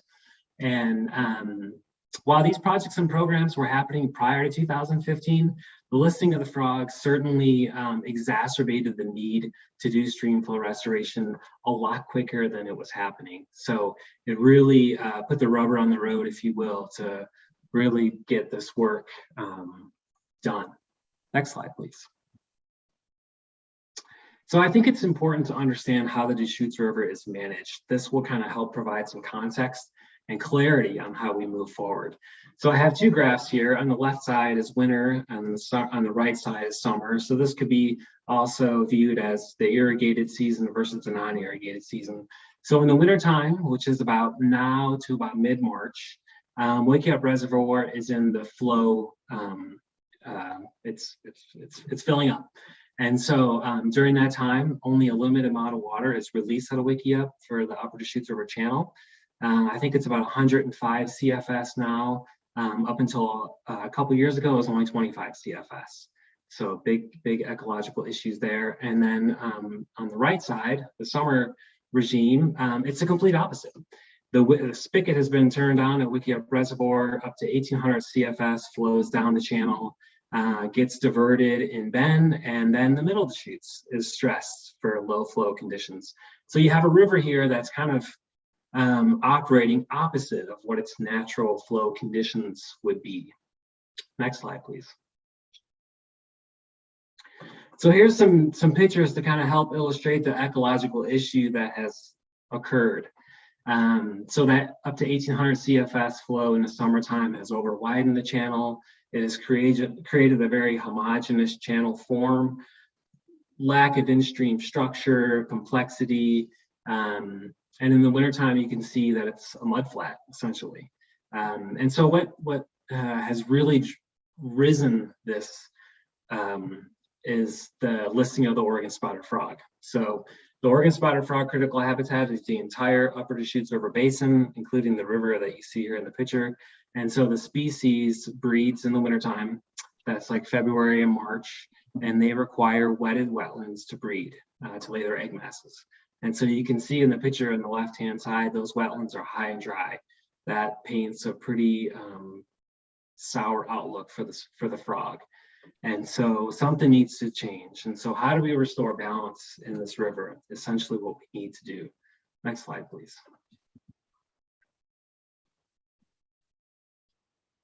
Okay, so part of that restoring balance, OWEB's role primarily in stream flow restoration has been helping fund projects that convert open canal to pipe. And so how this happens is the irrigation districts will develop watershed plans for their entire district. And as part of these watershed plans, they will develop seepage analysis over all their canals. And so on any given canal, from any given point A to point B, they know how much water is being lost. So for example, if they have a 6,000 foot stretch of canal, they know that they lose, let's just say 3 CFS. They then can write an application to OWEB and say, we would like your assistance to help pipe this 6,000 foot of canal. And in return, we're going to take that 3 CFS that is being saved and convert that to a permanently protected in-stream water right with the same priority date as the water right being used to divert flow out of the river. And so they use Oregon's allocation of conserved water program to kind of facilitate and orchestrate that process. I think it's important to acknowledge that OWEB's rule around water conservation means that only an eligible project has to demonstrate a measurable in-stream benefit. And so that certificated in-stream water right is just that. Next slide, please. So let's talk about some successes over time. OWEB's been engaging with Tumalo Irrigation District for over 20 years. So Tumalo used to divert Tumalo Creek dry. So we've been able to help them restore between 21 and 27 CFS that flows past their diversion during the irrigation season. So you have 21 and 27 CFS just based on the season. So in the spring and early summer, you have more natural flow. So that number is more. And then in the kind of late summer, early fall, you have less natural flow. So that number is a little bit lower. That's kind of why you see that variability. And so most of this has been done through water conservation, which is essentially piping in this case. I think it's also important to acknowledge that OWEB helped fund fish passage at the diversion, which is 2.5 miles up from the confluence of the Deschutes. So now you have full volitional passage from the mouth of the Deschutes all the way to Tumalo Falls, which is about 10, 12 miles. And then Tumalo Creek is a cold water refuge area. So you have that restored flow that's hitting the Deschutes River in the summertime that we know is already stressed. That provides a pretty significant boost in water quality on the Deschutes. Next slide, please. Okay, how is Crescent Lake connected to Tumalo Creek? TID owns storage rights to Crescent Lake. And so up until the frog was listed, they would release around 5 CFS into Crescent Creek. There was nothing protected here. This was really just a handshake agreement that the district would release that amount. On good years, they would maybe release 5 or 6. On bad years, they might release less. And so because of all the conservation work they've been able to do on their district by piping, they're able to then transfer some of that in-stream water as permanently protected releases into Crescent Creek out of Crescent Lake. So a little over 11 CFS is now permanently protected. This is huge because Crescent Creek is critical habitat for the Oregon spotted frog. Next slide, please. And one of the bigger success stories here is the Middle Deschutes River. So about 100 CFS has been restored to the river below Bend, and about a half of that has been done through piping projects that OWEB has helped fund over time. There's a few grants that we issued the Deschutes River Conservancy, and they worked with Swally and Central Oregon irrigation districts to kind of facilitate that process and get that water conserved in stream. That may seem like a lot, but ODF&W's desired flow condition below Bend is 250 CFS. So while we've come a long way, we certainly have more to go. Next slide, please. Okay, a couple projects before you today for funding to kind of tie this all into the context. So we have a project submitted by Arnold Irrigation District. Arnold, you could look at the map on your screen and you can see that black dot kind of in the on the blue line, which is the Deschutes River. That's their point of diversion. They divert just south of Bend, kind of on the edge of the city in the forest. And so what's really cool about this project is they're going to divert, they're going to conserve 11 CFS through the piping project that OWEB hopefully will assist with. And so that 11 CFS is going to pass through a point of diversion. It's going to flow into the city of Bend, and that 11 CFS is going to get diverted by North Union Irrigation District. And in return, North Union Irrigation District is then going to release that 11 CFS in the wintertime to support the upper Deschutes River channel for critical habitat for the Oregon spotted frog. So North Unit is a junior water right holder in the basin. So in times of drought and early calls, they are definitely the first to get the hit. And so this is kind of North Unit also holds the majority of the storage rights on the Wickiup Reservoir. So kind of an innovative approach to conserve the water really where it's needed, which is in the upper Deschutes Basin. So just a really cool way of how these folks are collaborating and partnering together. Next slide, please. So we have another application by Tumalo Irrigation District. This project is going to fund about 2.24 CFS of protected in-stream flow. And I have on the slide split 50-50 between going back into Tumalo and Crescent Lake. And really what will happen is that the district will work with the U.S. Fish and Wildlife Service and work with ODF&W to determine kind of where that highest ecological need is, to determine what percentages to put on what water body.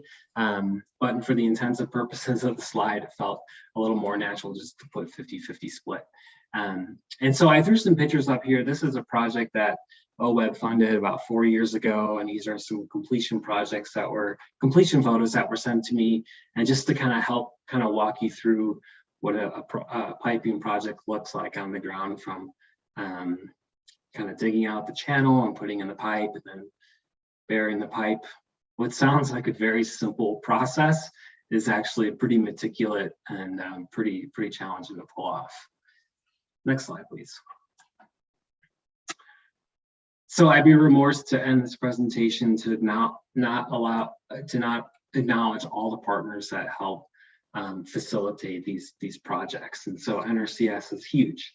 They have the PL 566 funding program, but let's not forget the on-farm efficiencies. That is, in my mind, almost equally important. You know, the districts with the piping projects, they can provide pressurized water, but then it's up to the private end users to hook up their system to that pressurized water, and most of them aren't set up for that, and so there's a little bit of work that needs to happen. And so NRCS programs to help fund that is huge. Of course, the state entities offering that non-federal match is huge. The Farmers Conservation Alliance, they helped all the irrigation districts in Central Oregon develop their watershed plans, And the watershed plans are a precursor to accessing BL 566 funds. So pretty key connection there. And of course, the Energy Trust of Oregon helped fund FCA to do that work. So that was a big lift. And then the Deschutes River Conservancy, they've been here since 1996. They are leaders in the basin. They do a ton of work behind the scenes. They helped me out with this presentation along with Tumalo Irrigation District. And frankly, I'm honored to tell these people's story. That's what I'm doing here today.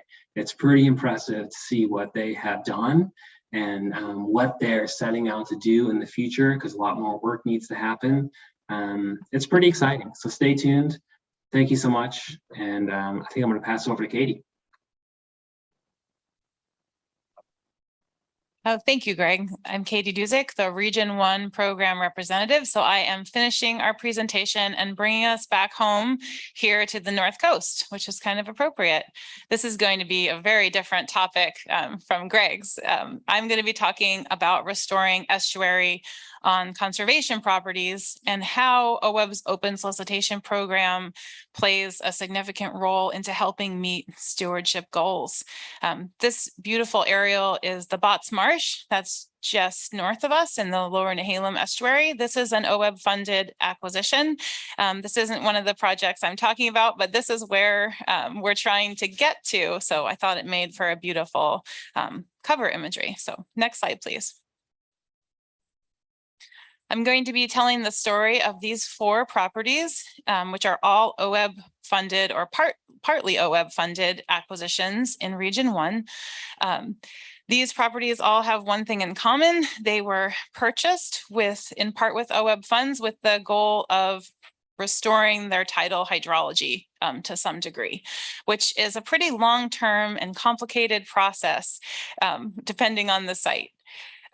These 4 properties are all being facilitated by land trusts, and I want to acknowledge the many strategic and active land trusts working in Region 1 on acquisitions: the North Coast Land Conservancy, the Columbia River Land Trust, the Lower Nehalem Community Trust, the Nature Conservancy, the Wetlands Conservancy, and the Mackenzie River Trust are all actively working on acquisitions with the goal of restoring estuary. And sometimes land change or land ownership change is a necessary first step to lay the foundations for doing this type of work. This is a pretty major ecosystem change, restoring tidal hydrology, and often the land ownership needs to change to allow that to happen and to meet the management goals. So next slide, please. So the first project I'm going to take you to is the Tillamook River Wetlands. And this is right in our neck of the woods right now. This is a site along the Tillamook River. It's a 73-acre property that was purchased in part with OWEB acquisition funds in 2021. And the property is currently mostly behind a levee, which is Burton Fraser Road. And I know some of you drove along Burton Fraser Road last night on our way out to the coast. That road is disconnecting this former agricultural land from the Tillamook River. The land was owned by a local gun club who worked with OWEB and partners to change ownership to the North Coast Land Conservancy. And this is an application from the Tillamook Estuaries Partnership. They have applied for stakeholder engagement funding. So sometimes you have to start where you are talking to neighbors. They've done some technical assistance work with OWEB funds. They've done a feasibility analysis, and they've also done some technical design work. They've got a preferred alternative. When they chose their preferred alternative, they realized this is going to take some stakeholder engagement work, because the best solution by far for both the county and this property is to move Burton Fraser Road to a different location, since it is currently frequently underwater during high tide events, which creates a community hazard, as well as cutting off all transportation along that corridor. So they would like stakeholder engagement funds to get out there and talk to the neighbors about what this would look like and build the community support for the restoration alternative. So next slide, please. So after you do the stakeholder engagement work necessary and you have their community support for the project, then a next step might be technical assistance work. And this is the next property I'll take you to, which also has a grant before you today. However, this project will be funded through the FIP, so it's not something you'll be making an award on, but I wanted to talk about the property since it has been the result of past OWEB technical assistance grants. The Siuslaw Watershed Council has done a feasibility analysis for this property, and they've identified the site constraints, and they have a pretty good idea about what it's going to take to move forward with restoration. This is a 247-acre property that was also purchased with part OWEB funding and part coastal wetlands funds, and the partners are currently working on the due diligence to close on the property. And so that feasibility study that we funded in 2018 really helped fuel that successful grant application to acquire the property, because it showed funders, OWEB included, that this was a feasible and approachable project. So next slide, please. So going all the way back up to Astoria on the Columbia River, we are here at South Tongue Point, and these folks are ready to move to restoration. This is an application by Crest, and they are looking at doing 14 acres of tidal channels here at South Tongue Point, which is an 82-acre site that was also purchased in part with OWEB and coastal wetlands funds. This project area is really unique because it is on the Clatsop Community College Mertz campus, which provides it with a really neat partnership with the local education community.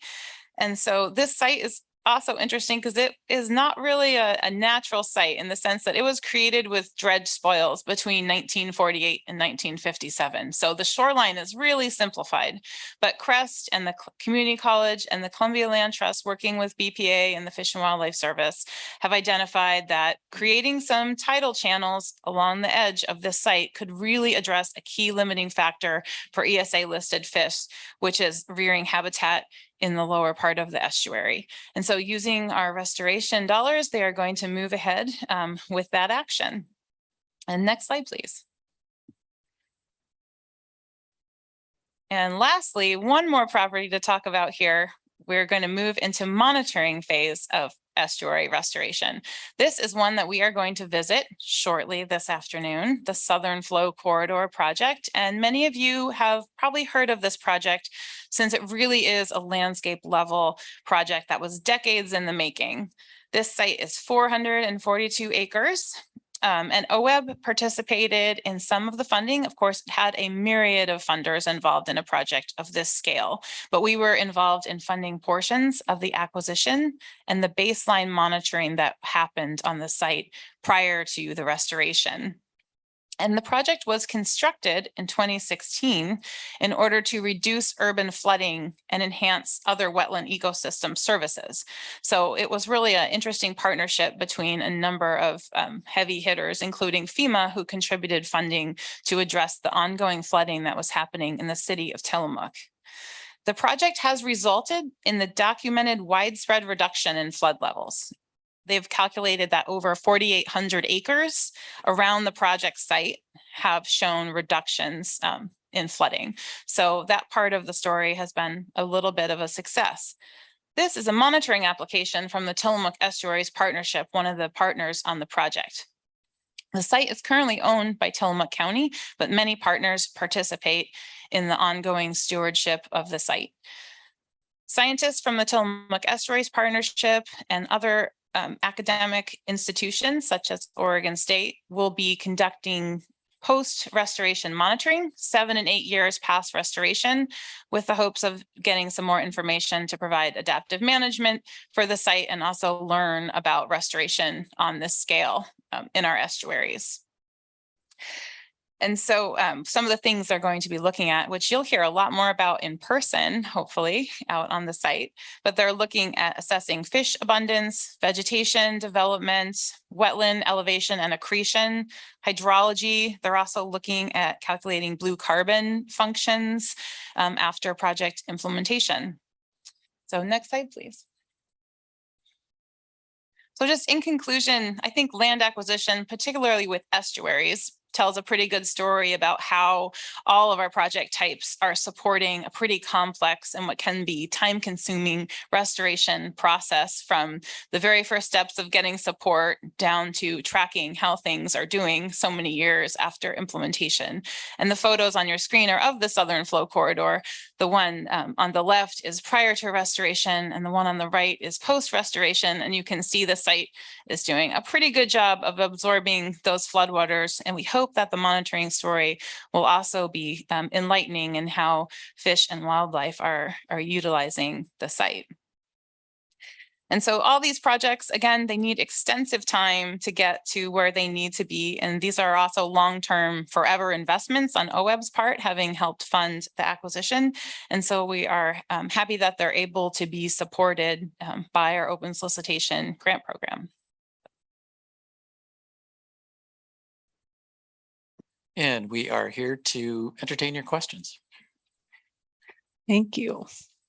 I think before, just want to acknowledge that we did have a section for public comment before we finished, and we didn't have any for right now. So that's why we moved right ahead into finishing this. Well, questions?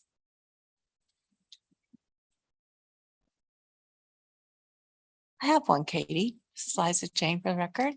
I heard you say that many times the land ownership needs to change in order to implement restoration work.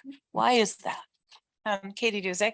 I suppose what I meant by that comment is that a lot of landowners may not want to manage a large restoration project, or they're managing land with different goals, and they may not want to take on the liability or different management strategy of a tidal restoration project.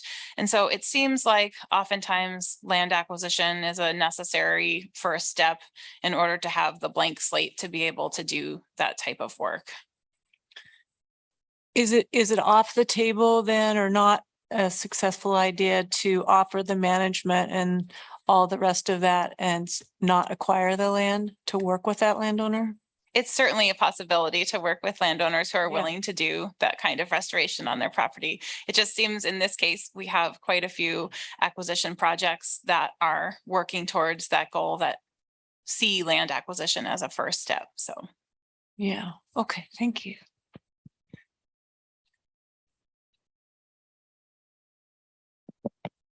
Question. Barbara. This is for Eric. Going back to the sage grouse part of the presentation. There was the Oahe sage grouse, and there was one for management and one for restoration. Are they the same piece of property?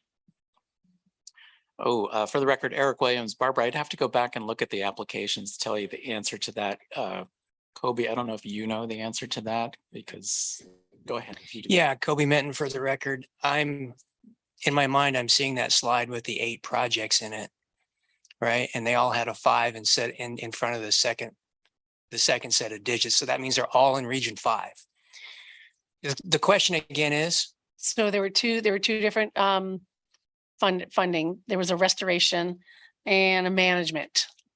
Or are they the same piece of property? Just curious. They are the same. And it's the Jordan Valley Cooperative Weed Management area. Mm-hmm. And that project was submitted to us as a restoration application last time, where they combined restoration work with stakeholder engagement. In the application, and hearkening back to the discussion earlier today about the power of a do not fund, that application last cycle was fairly light on detail. And one of our comments was it would be strengthened. The review team's comments was that it would be strengthened if it was split into 2 applications, one stakeholder engagement and one restoration. So yes, it is. We got the slide up, Owyhee Upland Vegetation Restoration 5038 and Owyhee Upland Vegetation Management 5050. Those are all from the Owyhee Watershed Council and managed by the Jordan Valley Cooperative Weed Management Area out of Jordan Valley.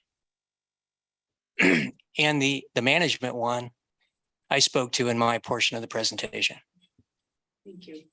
You're welcome. Good. Gary, you have a question. Gary Marshall for the record. Greg, this is a question for Greg. How much more piping is possible over there in Central Oregon, and how much more possible in-stream flow can we expect to see over time? Yeah, for the record, Greg Sinella. Great question, Gary, and it probably depends on what irrigation district you're working with. So in the Central Oregon area, there are 8 of them. Three Sisters irrigation is complete or very close to being complete. Tumla irrigation district that I talked about, I think they're around 50 or 60% complete. Central Oregon irrigation district probably has the most opportunity for piping. Arnold, this is their phase 1. So they have, I think, 3 phases total for their district. They're a pretty small district. I guess where I'm going with this is that there's a lot more piping to that needs to happen. And as the most water savings happens with the biggest ditches, right? Because you have the most seepage loss, and that's where that, return flows in streams. So in the case of Tumalo, they're pretty much done with all their big diameter piping. Most of their piping now are, I think, 30 to 24 inches and then below. So with those smaller laterals, you'll definitely see a lot less water being conserved, just the nature of how the water and the configuration of the canal is. So it's variable, but there's significant amount of work that still needs to occur. And piping is only one option. That's the one option I talked about because that's the primary role that OWEB gets involved with. But there's transfers, there's leases. The Deschutes River Conservancy has a water bank program. And so you're starting to see a little bit more of these kind of more innovative ways to conserve and move water around, frankly. Yeah, well, good, thanks. That was the second part of my question was that how close is the piping going to get to the targeted need for in-stream flows, and what other things are going to happen to make that occur? So what somebody told me was that in the Deschutes Basin, the water is there. It's a matter of reshuffling it so it works for all the irrigation districts. I don't think you can say that for most places in the state. The Upper Deschutes is blessed with plenty of springs. And so, yeah, I've been told the water is there. It's just a matter of reshuffling it to meet everybody's needs, which is a huge lift. Yeah, thanks, Greg. You bet.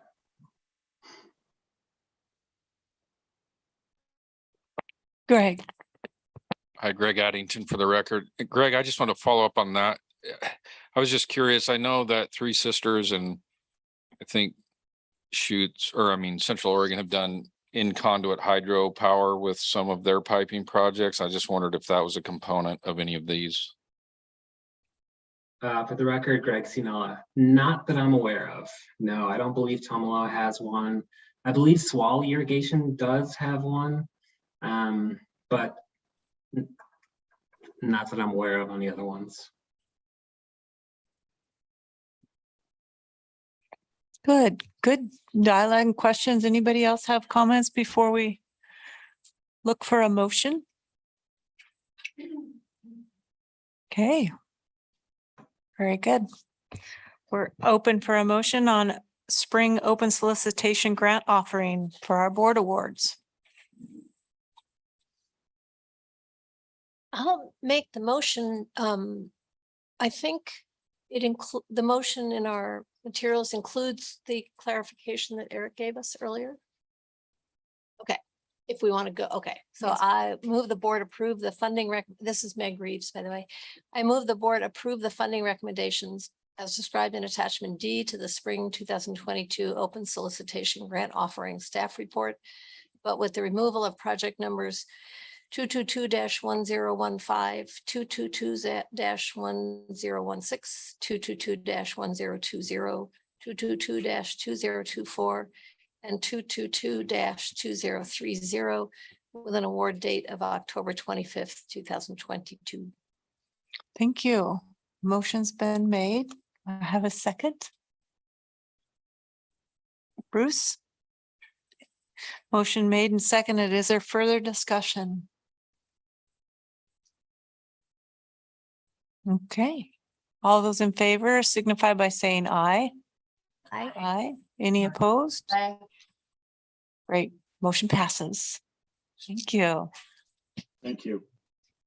Thank you for the presentations and all that work. Yeah.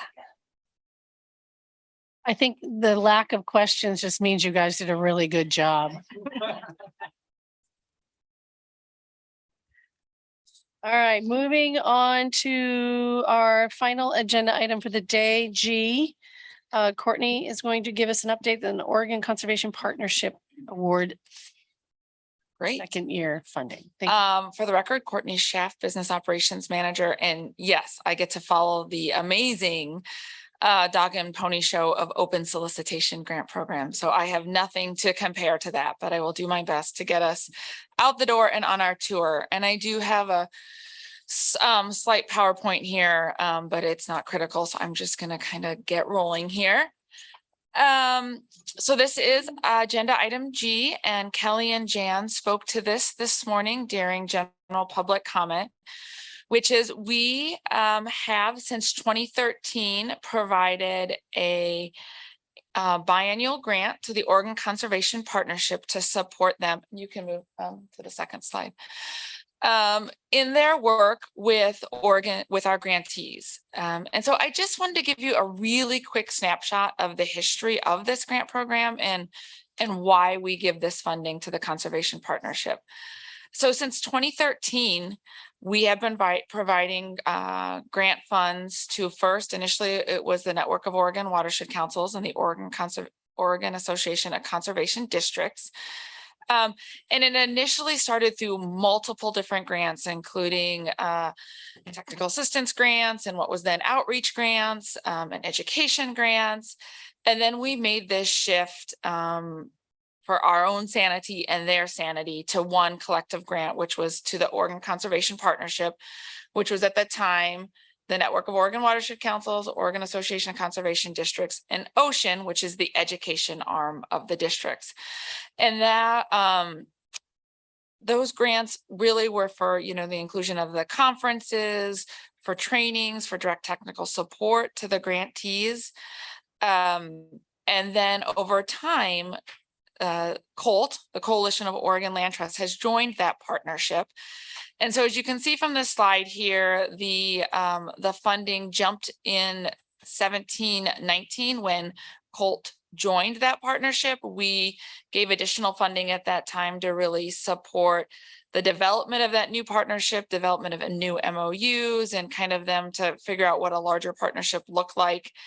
Then in 1921, we went back down to $425,000 for the award, which was really specific on, again, deliverables that they're delivering to help us really be an extra arm of things OWEB can't do. We can't provide trainings that grantees need. Sometimes they'll go in and facilitate meetings and help with transitions of executive directors, help, when there's financial or accounting issues, and they can be a neutral party to go in and provide that support. They can also deliver training, they do tours.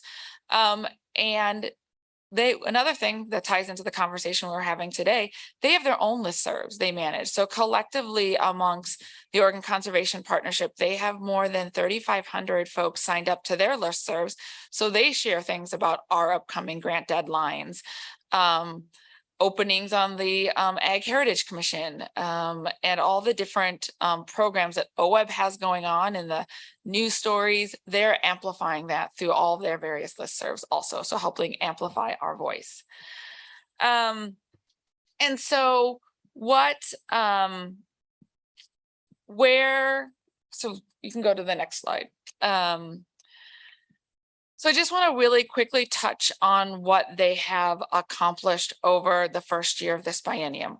And this is, again, just a snapshot of some of the work they do, which is the webinars, which has been a huge, one of the new deliverables the partnership has added over the last few biennia, which have been such a valuable resource for our grantees and also an avenue for OWEB as well as other state agencies to connect with a broader audience through these regularly scheduled webinars. And then the next slide. And the other thing that the Conservation Partnership has done a great job with is helping amplify these stories. They're getting earned media through a agreement they have with a communications firm, getting stories out there about the work that's being done by our grantees on the ground. So there's been over 21 earned media stories that have been facilitated by the Conservation Partnership in the first half of this biennium. So it is a little funky how we split this grant off. The board in its initial spending plan in July 2021 says how much money they intend to award to the Conservation Partnership for the biennium. And we award generally about half that amount in July 2021 when we adopt the spending plan, with the intent of coming back and giving you an update on the accomplishments of the partnership, and then asking you to award the remainder of the funds for the second half of the biennium in October of 2022. You can go to the next slide. So this is, what's next on their list of things to do. But what I wanted to touch on also is when we rebalanced the spending plan in July 2022, we did add $25,000 to that spending plan line item.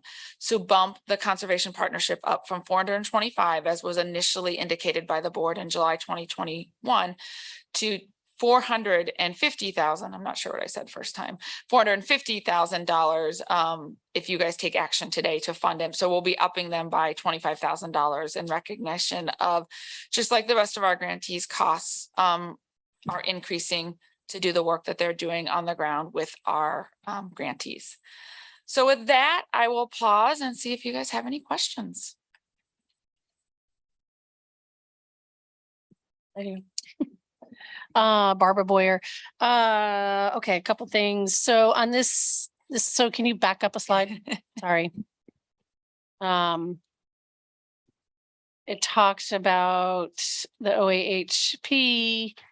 There you go. No, I think more back. The webinars. So this one, yes, the webinars. I'm just curious why that might not be on what's coming up next, because we're about up for a heavy lift. And I think because we're starting to implement the program. So I'm surprised that it's not on the what's next.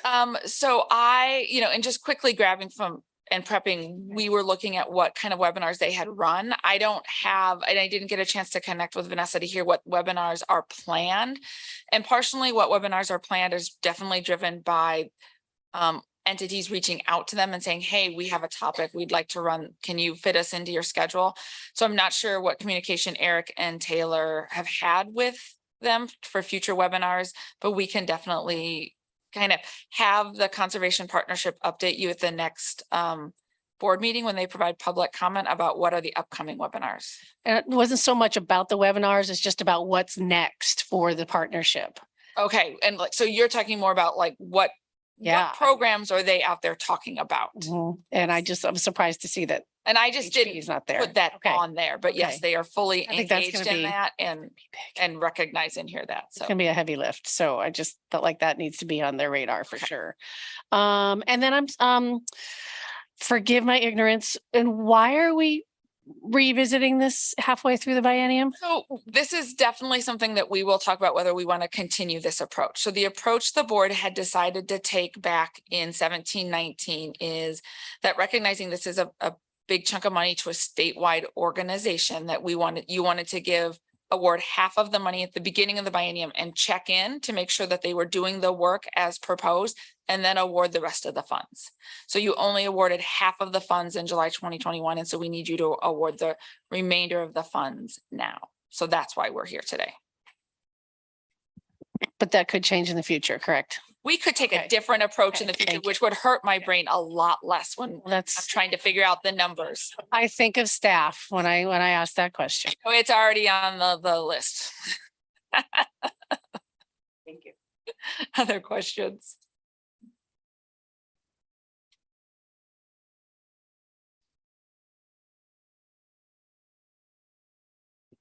Right. I don't see any from the screen, so I guess it's mine. Sorry. I am looking for a motion on this if there's no more questions or comments or discussion.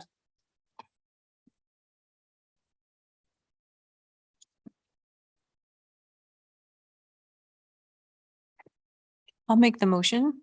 I move the board award an additional $225,000 to the Oregon Conservation Partnership and grant number 222-8006-19999. I'm happy to second that. This is Jamie. All right, it's been moved by Liza Jane, seconded by Jamie. Is there further discussion? Hearing none. All those in favor say aye. Aye. All those opposed, nay. All right, motion passes unanimously. Thank you. So now, Just a quick comment before my co-chair adjourns our meeting today. I wanted to thank Reagan and April again. You do this quiet, wonderful work of herding all the cats and it goes so smoothly. Again, it's the duck looking so wonderful on top of the water while underneath they're just paddling like heck, right? And I just want to appreciate it. You do a fantastic job. So thank you. so before we adjourn, is there some logistics we need to talk about? Anybody? Good afternoon, Eric Hartstein for the record. So I'll talk a little bit run of show this afternoon for the tour. So we will be departing here at 3 o'clock. So staff have 2 vans available for board members to join. Members of the public are also welcome to join, but everybody should be prepared for kind of poor weather. The wind is picking up and rain is definitely in the forecast for this afternoon. So we'll be going out to the Southern Flow Restoration Project, as Katie described a few minutes ago, and spend a little bit of time out there. Partners are waiting for us, or will be ready for us. We arrive at about 3:15. Then we'll go there to tour indoors at a native nursery that the partnership has developed. And that'll actually be right across from where we're going to be hosting the reception. So we'll be going from there to right across the street to the reception. I understand that this room will be locked, so you are welcome to leave your materials here. However, I don't know if they will be accessible later this evening. So if you want to have something available tonight, I would bring it with you on the tour. After we leave the reception, we'll be going to dinner. So the vans can stop back here for folks to pick up their vehicles if you want to take that to dinner. Okay. Right. There will be no access after we leave here. All right, thank you. And those of you, our board members that joined us via Square Faces, I also know it's an effort that you're making to do it that way, and appreciate your sacrifices and contributions. We'll miss you out in the rain because it is the best part, but hopefully soon you'll be joining us. So thank you. All right, today's meeting is adjourned. Thank you.